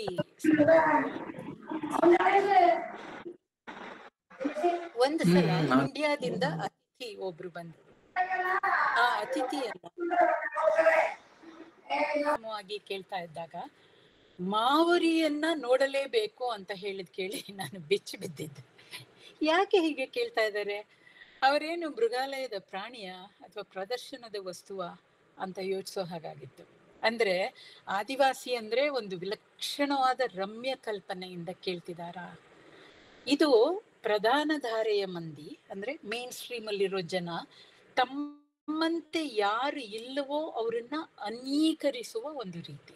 ಅನ್ಯೀಕರಣ ಅಂದ್ರೆ ಅದರಿಂಗ್, ನೀನು ನಂತರ ಇಲ್ಲದೆ ಇದ್ರೆ ನೀನು ಬೇರೆ, ಅದರ್ ಅಂತ ನನ್ಗನ್ಸಿತ್ತು. ಇದು ಒಂದು ನಮ್ಮಲ್ಲಿ ಅದರಲ್ಲಂತೂ, ಯಾಕೆಂದ್ರೆ ನ್ಯೂಜಿಲೆಂಡ್ ಅಲ್ಲಿ ಮಾವರಿ ಸಮುದಾಯಕ್ಕೆ ಆ ಥರದ್ದು ಒಂದಿದೆಲ್ಲ. Maori is a very strong community even politically in New Zealand. So ಇದು ಒಂದು ವಿಶಿಷ್ಟವಾದ ಭಾರತೀಯ ಗುಣ ಅನ್ಸುತ್ತೆ, ಗೊತ್ತಿಲ್ಲ. ಈ ಸಹಪಠ್ಯಗಳನ್ನ ಅಂದ್ರೆ ಅವರ ಕವನ ಸಂಕಲನದ ಇತರ ಪದ್ಯಗಳನ್ನ ನಿರ್ಮಲಾರಿಗೆ ಮುಖ್ಯವಾದ 2 ನೆಲೆಗಳಲ್ಲಿ ವಿಭಾಗಿಸಿಕೊಂಡಿದ್ದೇನೆ. ಒಂದು, ಮರ್ಮು ಸಮುದಾಯಕ್ಕೆ ಆಕೆ ಸೇರಿದವಳಾಗಿ ಅಂದ್ರೆ ಸಮುದಾಯದ ಸದಸ್ಯೆಯಾಗಿ, ಮತ್ತೆ ಇನ್ನೊಂದು ಕುಟುಂಬದ ಹೆಣ್ಣಾಗಿ, ಕುಟುಂಬದ ಸದಸ್ಯೆಯಾಗಿ. ಅಂದ್ರೆ ಸಮುದಾಯದ ಅಸ್ಮಿತೆ ಮತ್ತು ಹೆಣ್ಣಾದ ತನ್ನ ಅಸ್ಮಿತೆಯ ಬಗ್ಗೆ ಈ ಸಂಕಲನದಲ್ಲಿ ಬರುವ ಬೇರೆ ಬೇರೆ ಪದ್ಯಗಳಿಂದ ಅದನ್ನ ಆಯ್ದುಕೊಂಡಿದ್ದೀನಿ. ಮೊದಲನೆಯ ಭಾಗ ತನ್ನ ಸಮುದಾಯದ ಬಗ್ಗೆ. ತನ್ನ ಸಮುದಾಯ ಎಂತಹ ಬಡ ಸಮುದಾಯ ಅನ್ನೋದನ್ನ ನಿರ್ಮಲಾ ಹೇಗೆ ಹೇಳ್ತಾರೆ? ಬಾಹುಮನಿ ಎಂಬ ಶ್ರಮಿಕನನ್ನು ಉದ್ದೇಶಿಸಿದ ಸಾಲುಗಳು ಹೀಗಿದ್ದಾವೆ. ನೀನು ಕೈಯಾರೆ ಹೆಣೆದ ಮುತ್ತುಗದ ಎಲೆಯಲ್ಲಿ ಸಾವಿರಾರು ಹೊಟ್ಟೆಗಳು ತುಂಬುತ್ತವೆ. ನೀನು ಕೈಯಾರೆ ಹೆಣೆದ ಮುತ್ತುಗದ ಎಲೆಯಲ್ಲಿ ಸಾವಿರಾರು ಹೊಟ್ಟೆಗಳು ತುಂಬುತ್ತವೆ, ಆದರೆ 1000 ಎಲೆಗಳೂ ತುಂಬುವುದಿಲ್ಲ ನಿನ್ನ ಹೊಟ್ಟೆಯನ್ನು. ಯಾರ ಮನೆಗಳಿಗಾಗಿ ನೀನು ಕಸಬರಿಗೆ ಮಾಡುವೆಯೋ ಅವೇ ಮನೆಗಳಿಂದ ಕಸ ಬರುವುದು ನಿನ್ನ ಕೇರಿಗೆ. ಹಾಗೇನೆ ಆದಿವಾಸಿ ಮಹಿಳೆಯರು ಅನ್ನೋ ಈ ಕವಿತೆಯಲ್ಲಿ ಈ ಸಾಲುಗಳನ್ನ ಗಮನಿಸಿ. ಆದಿವಾಸಿ ಮಹಿಳೆಯರ ಕರಕುಶಲ ವಸ್ತುಗಳು ದಿಲ್ಲಿ ಮಹಾನಗರವನ್ನು ಹೇಗೆ ತಲುಪುವವೆಂದು ಅವರಿಗೆ ಗೊತ್ತಿಲ್ಲ. ಯಾಕೆಂದ್ರೆ ರಾಜಮಾರ್ಗವನ್ನು ತಲುಪುವ ಮೊದಲೇ ಸತ್ತು ಹೋಗುತ್ತವೆ ಅವರ ಲೋಕದ ಕಿರುದಾರಿಗಳು. ಹಾಗೇನೆ ಚುಡುಕ ಸೊರೇನ್ ಅನ್ನೋ ಇನ್ನೊಂದು ಪದ್ಯದಲ್ಲಿ ನಿರ್ಮಲಾ ಬರೀತಾರೆ, ದಿಲ್ಲಿಯ ಗಣರಾಜ್ಯೋತ್ಸವದ ಮೆರವಣಿಗೆಯಲ್ಲಿ ಅವರ ಗುಂಪಿನಲ್ಲಿ ಹಲವಾರು ಬಾರಿ ಪ್ರದರ್ಶನದ ವಸ್ತುವಾಗಿದ್ದೆ ನೀನು. ಅದೇ ಈ ಗಣತಂತ್ರವೆಂಬ ಹಕ್ಕಿ ಎಂದಾದರೂ ಹಾರಿ ನಿನ್ನ ಮನೆಯ ಕುಂಬಿಯ ಮೇಲೆ ಕುಳಿತಿದೆಯಾ? ಅದೇ ಈ ಗಣತಂತ್ರವೆಂಬ ಹಕ್ಕಿ ಎಂದಾದರೂ ಹಾರಿ ನಿನ್ನ ಮನೆಯ ಕುಂಬಿಯ ಮೇಲೆ ಕುಳಿತಿದೆಯಾ? ಅಂದ್ರೆ ಪಿತೃಶಾಹಿ ಅನ್ನೋ ಒಂದು ಮಹಲು ಹೆಣ್ಣಿನ ಮೌನ ಅನ್ನೋ ತಳಗಟ್ಟಿನ ಮೇಲೆ ನಿಂತಿದೆ ಅಂತ ಒಬ್ಳು ವರ್ಜಿನಿಯಾ ವೂಲ್ಫ್, ತುಂಬಾ ಮುಖ್ಯವಾದ ಮಹಿಳಾ ಚಿಂತಕಿ, ಇಂಗ್ಲಿಷ್ ಮಹಿಳಾ ಚಿಂತಕಿ ಹೇಳ್ತಾಳೆ. ನಿರ್ಮಲಾ ಅವರ ಈ ಸಾಲುಗಳನ್ನ ಕೇಳಿ, ಅಂದ್ರೆ ಯಾವಾಗ್ಲೂ ಮೌನವಾಗಿರು, ಮಾತಾಡ್ಬೇಡ, ಹಕ್ಕುಗಳ ಬಗ್ಗೆ ಮಾತಾಡಬೇಡ ಸೋದರಿ, ಕೇಳಬೇಡ ಪಿತ್ರಾರ್ಜಿತ ಆಸ್ತಿಯಲ್ಲಿನ ಅಧಿಕಾರ, ಅಕ್ರಮವಾಗಿ ಕದಿಯುವ ಕಾಡು ಮತ್ತು ಕಲ್ಲುಗಳ ಸುದ್ದಿ ಎತ್ತಬೇಡ ಜಾರ್ಖಂಡ್, ಅಕ್ರಮವಾಗಿ ಕದಿಯುವ ಕಾಡು ಮತ್ತು ಕಲ್ಲುಗಳ ಸುದ್ದಿ ಎತ್ತಬೇಡ, ಬಡ್ಡಿಕೋರರು ಮತ್ತು ಗ್ರಾಮೀಣ ವೈದ್ಯರ ದೋಚುವಿಕೆಯ ಬಗ್ಗೆಯೂ ಉಸಿರೆತ್ತದಿರು ಸೋದರಿ. ಹಾಗೇನಾದ್ರೂ ಉಸಿರೆತ್ತಿದ್ರೆ ಏನಾಗುತ್ತೆ? ನೀನು ತುಂಬಿದ ಪಂಚಾಯಿತಿ ಸಭೆಯಲ್ಲಿ ಚಾಂಡಾಳಿ ಎಂದು ಘೋಷಿಸಿ ಶಿಕ್ಷೆಗೊಳಗಾಗಬಹುದು. ಈ ಸಂಕಲನದ ಉದ್ದಕ್ಕೂ ನೀನು ಅಂತ ನಿರ್ಮಲಾ ಯಾರನ್ನ ಸಂಬೋಧಿಸ್ತಾರೋ ಅಂದ್ರೆ ಒಂದು ಸಂವಾದದ ರೂಪದಲ್ಲಿದೆ ಅದು. ನೀನು, ಅವರು, ಈ ತರದ ಒಂದು ಸಂಬಂಧಗಳ ನೆಲೆಯಲ್ಲಿಯೇ ಅವರು ಮಾತಾಡ್ತಾ ಇದ್ದಾರೆ. ಆ ನೀನು ಅನ್ನೋದು ಕೇವಲ ಒಬ್ಬಿಬ್ರಲ್ಲ, ಅದು ತನ್ನ ಗಂಡ ಇರ್ಬೋದು, ಅಮ್ಮನಿರ್ಬೋದು, ಪಂಚಾಯಿತಿ ಮುಖಂಡನಿರ್ಬೋದು, ಪಕ್ಕದ ಮನೆಯವನಾಗಿರ್ಬೋದು, ತುಂಡು ತೋಳಿನ ರವಿಕೆ ತೊಟ್ಟ ನಗರದ ಹೆಣ್ಣಿರಬಹುದು. ಯಾಕೆಂದ್ರೆ ಅವಳು ಅನ್ಯೆ. ಈ ಆದಿವಾಸಿ ಹೆಣ್ಣಿಗೆ ಅವಳು ಇವಳ ಇದಕ್ಕೆ ಸೇರಿದವಳಲ್ಲ, ಇವಳನ್ನ ಅರ್ಥ ಮಾಡ್ಕೊಳ್ಳೋ ಶಕ್ತಿ ಇರೋವಳಲ್ಲ. ರಾಷ್ಟ್ರ ಅನ್ನೋ ವ್ಯವಸ್ಥೆನೇ ಇರ್ಬೋದು, ಅದು ಸಹ ಅನ್ಯ. ಯಾವುದು ತನ್ನದಾಗದ ಹೆಣ್ಣಿನ ಅನಾಥ ಭಾವ ಮನೆ ಒಳಗೆ ಮತ್ತು ಹೊರಗೆ ಪ್ರತಿಕ್ಷಣ ಅನುಭವಿಸುವ ಪರಕೀಯತೆ ಅದೆಷ್ಟು ದಾರುಣವಾಗಿರಬಹುದು ಅನ್ನೋದನ್ನ ಈ ಪದ್ಯಗಳು ನಮ್ಗೆ ಕಟ್ಟಿಕೊಡ್ತಾವೆ. ನಂಗೇನೋ ಆ ಪದ ಇಷ್ಟ ಇಲ್ಲ, ಕಟ್ಟಿಕೊಡೋದು, ಆದ್ರೂ ಉಪಯೋಗಿಸ್ತಾ ಇದ್ದೀನಿ. ಆ ನೀನು ಅನ್ನೋ ವ್ಯಕ್ತಿ ಶಿಷ್ಟ ಹೆಣ್ಣಾದಾಗ ಈ ಪದ್ಯ ನೋಡಿ, ನನ್ನ ಜಾಗದಲ್ಲಿ ನೀನಿದ್ದಿದ್ದರೆ, ಶಿಷ್ಟ ಹೆಣ್ಣಿಗೆ ಹೇಳ್ತಾ ಇದ್ದಾಳೆ. ಒಂದು ವೇಳೆ ನಿನ್ನ ಮಕ್ಕಳು ಹಸು ಎಮ್ಮೆ ಕುರಿಗಳ ಹಿಂದೆ ಓಡಾಡುತ್ತಾ ಪುಂಡತನ ಮಾಡುತ್ತಿದ್ದಾಗ ಹೆಗಲಿಗೆ ಪಾಟಿ ಚೀಲ ಹೊತ್ತು ಶಾಲ್ ಹೇಗೆನಿಸುತ್ತಿತ್ತು? ಬೆನ್ನು ಚಪ್ಪರಿಸುವ ಕೈಗಳೇ ಹಠಾತ್ತಾಗಿ ಕೆಳ ಸರಿದು ಮೆದು ಮಾಂಸದ ಗಾತ್ರವನ್ನು ಅಳೆಯತೊಡಗಿದಾಗ, ಫೋಟೋ ತೆಗೆಯುವಾಗ ಕ್ಯಾಮರಾದ ಫೋಕಸ್ ಹಕ್ಕಳೆಗಟ್ಟಿದ ತುಟಿಗಳನ್ನು ಅಲಕ್ಷಿಸಿ ಎದೆಯ ಉಬ್ಬಿನ ಮೇಲೆ ಕೇಂದ್ರಿತಗೊಂಡಾಗ, ಹೇಳು, ನಿನಗೆ ಹೇಗನಿಸುತ್ತಿತ್ತು? ಅಂದ್ರೆ ಒಬ್ಬ ಸಂತಾಲಿ ಹೆಣ್ಣಿಗೆ ಅವರಿಗೆ ಅಂದ್ರೆ ಸಾಮಾಜಿಕ ವ್ಯವಸ್ಥೆಗೆ ತಾನು ಏನಾಗಿದ್ದೇನೆ, ಏನಾಗಿ ಕಾಣಿಸ್ತೇನೆ, ಹೇಗೆ ಕಾಣಿಸ್ತೇನೆ ಅನ್ನೋ ಅರಿವು ಈ ಸಂತಾಲಿ ಕವಿಗೆ ಇದೆ. ಅವರಿಗೆ ಅಂದ್ರೆ ಸಾಮಾಜಿಕ ವ್ಯವಸ್ಥೆಗೆ ತನ್ನ ಕಪ್ಪು ಬಣ್ಣ ಇಷ್ಟ ಆಗಲ್ಲ, ಭಾಷೆ ಇಷ್ಟ ಆಗಲ್ಲ, ಉಡುಗೆ ತೊಡುಗೆ ಇಷ್ಟ ಆಗಲ್ಲ, ತನ್ನ ರೀತಿ ರಿವಾಜು ಏನೂ ಇಷ್ಟ ಆಗಲ್ಲ. ಆದ್ರೆ ಪದ್ಯದ ಕೊನೆಯ ಚರಣವನ್ನ ಗಮನಿಸಿ, ನನ್ನ ಬೆವರಿನಿಂದ ಬಲಿತ ಗೋಧಿ ಕಾಳು, ಕಾಡಿನ ಹೂವು, ಹಣ್ಣು, ಕಟ್ಟಿಗೆ, ಹೊಲದಲ್ಲಿ ಬೆಳೆದ ತರಕಾರಿಗಳು, ಮನೆಯಲ್ಲಿ ಸಾಕಿದ ಕೋಳಿಗಳು ಅವರಿಗೆ ಬಲು ಪ್ರಿಯ. ಜಿಗುಟು ಹಿಟ್ಟಿನಂತ ಬಿಗಿ ದೇಹ, ನನ್ನ ಮಾಂಸ ಅವರಿಗೆ ಬಲು ಪ್ರಿಯ.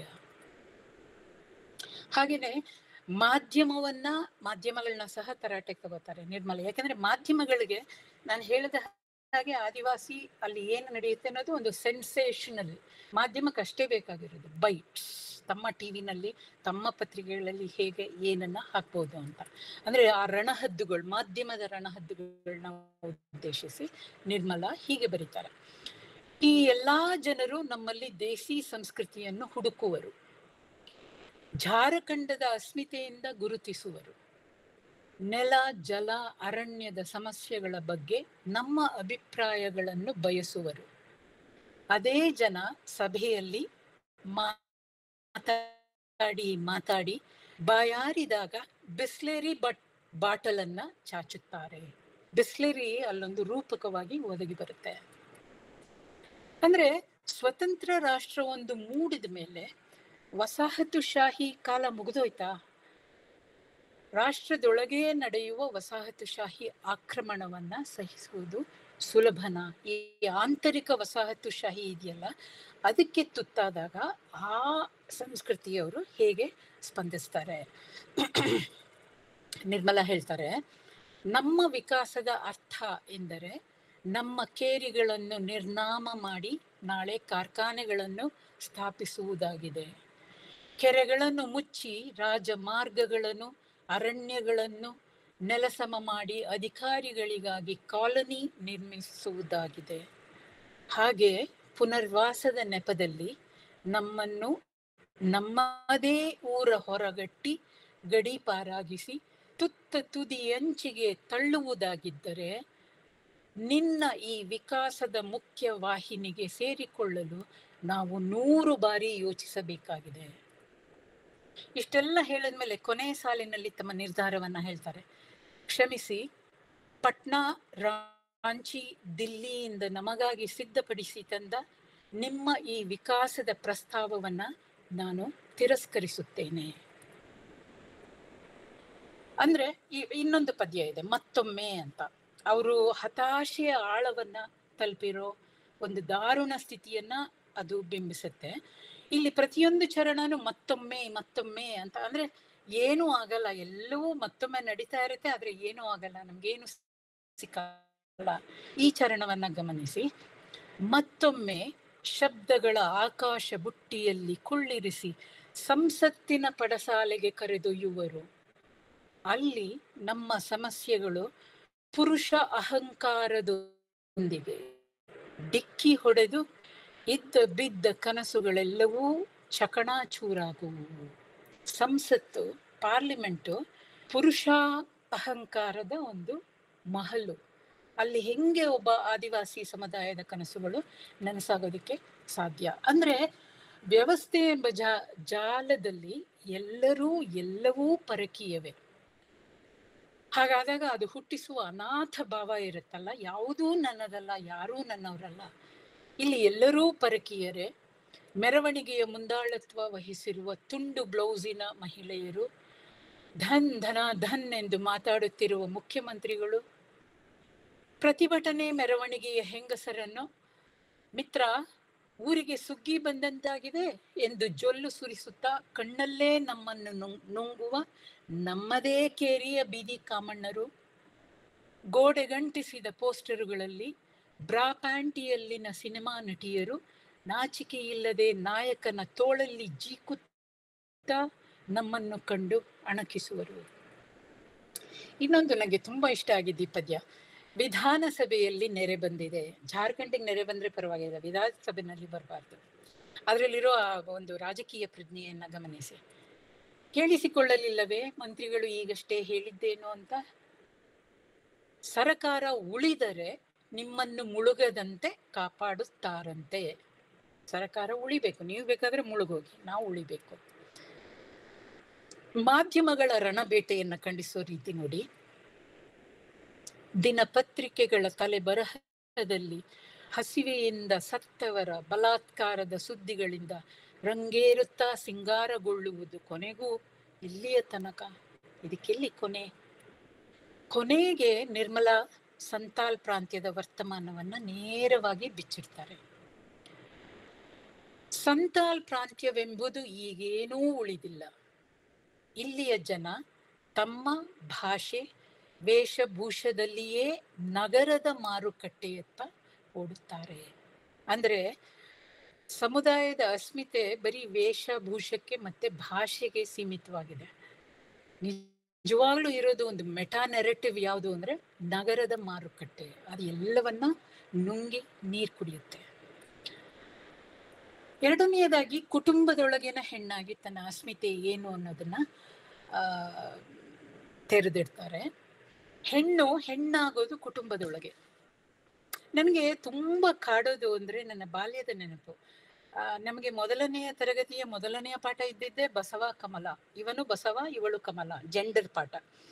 ಆಮೇಲೆ ಎರಡನೇ ಪಾಠದಲ್ಲಿ ಬಸವ ತಂದೆಗೆ ತೋಟದಲ್ಲಿ ಸಹಾಯ ಮಾಡುತ್ತಾನೆ, ಕಮಲ ಏನು ಮಾಡುತ್ತಾಳೆ?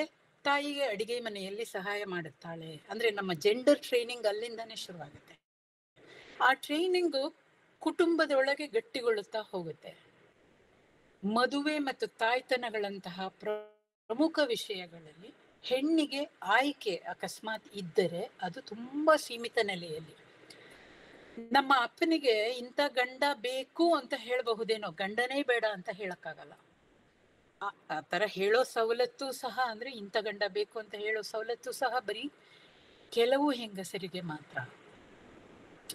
ನಿರ್ಮಲಾ ಹೆಣ್ಣಾಗಿ ತಮ್ಮ ಅಸ್ಮಿತೆಯ ಪ್ರಶ್ನೆಗೆ ಹೇಗೆ ಎದುರಾಗ್ತಾರೆ? ಇವ್ರದ್ದು ಒಂದು ಪದ್ಯ, ಅಷ್ಟು ದೂರ ಲಗ್ನ ಮಾಡಿಕೊಡಬೇಡ ಅಪ್ಪ ಎಂಬ ಪದ್ಯದಲ್ಲಿ ಕವಿ ಅದನ್ನ ಸ್ಪಷ್ಟಪಡಿಸ್ತಾ ಹೋಗ್ತಾರೆ. ಎಲ್ಲಿ ಮನುಷ್ಯರಿಗಿಂತ ಹೆಚ್ಚು ದೇವರಿರುವರೋ ಆ ಊರಿಗೂ ನನ್ನ ಕೊಡಬೇಡ. ಯಾವ ಕೈಗಳು ಯಾವೊಂದು ಗಿಡವನ್ನು ನೆಟ್ಟಿಲ್ಲವೋ, ಬೆಳೆಯನ್ನು ಬೆಳೆದಿಲ್ಲವೋ, ಎಲ್ಲಿ ನದಿ ಕಾಡು ಬೆಟ್ಟಗಳಿಲ್ಲವೋ ಅಲ್ಲಿಗೂ ನನ್ನ ಲಗ್ನ ಮಾಡಿಕೊಡಬೇಡ. ಅಂದ್ರೆ ಮೊದಲೇ ನಾನು ಹೇಳಿದ ಹಾಗೆ ನಿರ್ಮಲಾರ ಹೆಚ್ಚು ಕಮ್ಮಿ ಎಲ್ಲ ಕವಿತೆಗಳು ಸಂವಾದದ ರೂಪದಲ್ಲಿದ್ದಾವೆ, ಸಂಭಾಷಣೆ. ಅದು ಅಂದ್ರೆ ನನಗೆ ಗೊತ್ತು ಸತ್ಯ ಬರಿತಾ ಇದ್ದೀನಿ ಅಲ್ಲ, ನಾನು ನೀನು ಮಾತಾಡ್ತಾ ಇದ್ದೀವಿ. ಈ ಮಾತಿನಲ್ಲಿ ಸಂಭಾಷಣೆಯಲ್ಲಿ ಕೆಲವು ಸಂದಿಗ್ಧಗಳನ್ನ ಪರಿಹರಿಸ್ಕೊಳ್ಳೋಣ. ಅಂದ್ರೆ ಅಲ್ಲಿ ನಾನು ನೀನು ಇಬ್ಬರಿದ್ದಾರೆ. ಆ ನೀನು ಗಂಡನಾದಾಗ ಅಥವಾ ಕುಟುಂಬದ ಯಜಮಾನನಾದಾಗ ನಿರ್ಮಲಾ ಕೇಳ್ತಾರೆ, ನಾನು ಏನು ನಿನಗೆ? ಹಮ್ ಆಪ್ಕೆ ಹೈ ಕೌನ್? ಏನು ನಿನಗೆ? ದಣಿದು ಸುಸ್ತಾದಾಗ ಬಂದು ತಲೆ ಆನಿಸುವ ಒಂದು ದಿಂಬು, ಒಂದು ಗೂಟ, ಆಸತ್ತ ಬೇಸತ್ತ ಅಂಗಿಯನ್ನು ಕಳಚಿ ನೇತು ಹಾಕಿದರಾಯ್ತು. ಹಾಗೇನೆ ನಿರ್ಮಲಾ ಹೆಣ್ಣಿನ ಅಪ್ಪನಿಲ್ಲದ ಅನಾಥ ಸ್ಥಿತಿಯನ್ನ ಹೀಗೆ ಪದಗಳಲ್ಲಿ ಹಿಡಿತಾರೆ. ಅಪ್ಪನಿಲ್ಲದೆ ಅಂದ್ರೆ ಅಪ್ಪ ಸತ್ತೋಗಿದ್ದಾನೆ ಅಂತಷ್ಟೇ ಅಲ್ಲ, ಅಪ್ಪನಾಗಿ ಇರಬೇಕಾದ ಒಂದು ವ್ಯವಸ್ಥೆ ತನ್ನ ರಕ್ಷಣೆಗೆ ಯಾವ ಅರ್ಥದಲ್ಲೂ ಬರದಿದ್ದಾಗ ಏನಾಗುತ್ತೆ? ಅಪ್ಪ ಬಹಳ ನೆನಪಾಗುತ್ತೀನಿ. ಈಗಂತೂ ಮಾರುಕಟ್ಟೆಯ ಕುಡುಕರು ಮನೆ ಅಂಗಳವನ್ನೆಲ್ಲ ಆವರಿಸಿಕೊಂಡಿರುವರು. ನನ್ನದೇ ಮನೆಯಲ್ಲಿ ಅಡಗಿರುವೆನು ಭೀತಿಯಿಂದ. ಹಸಿವು ನೀರಡಿಕೆಯ ಬಾಧೆಯಲ್ಲೇ ನಿದ್ರಿಸುತ್ತೇನೆ. ರಾತ್ರಿ ಇಡೀ ಹೊರ ಬಾಗಿಲು ತೆರೆದೇ ಇರುವುದು.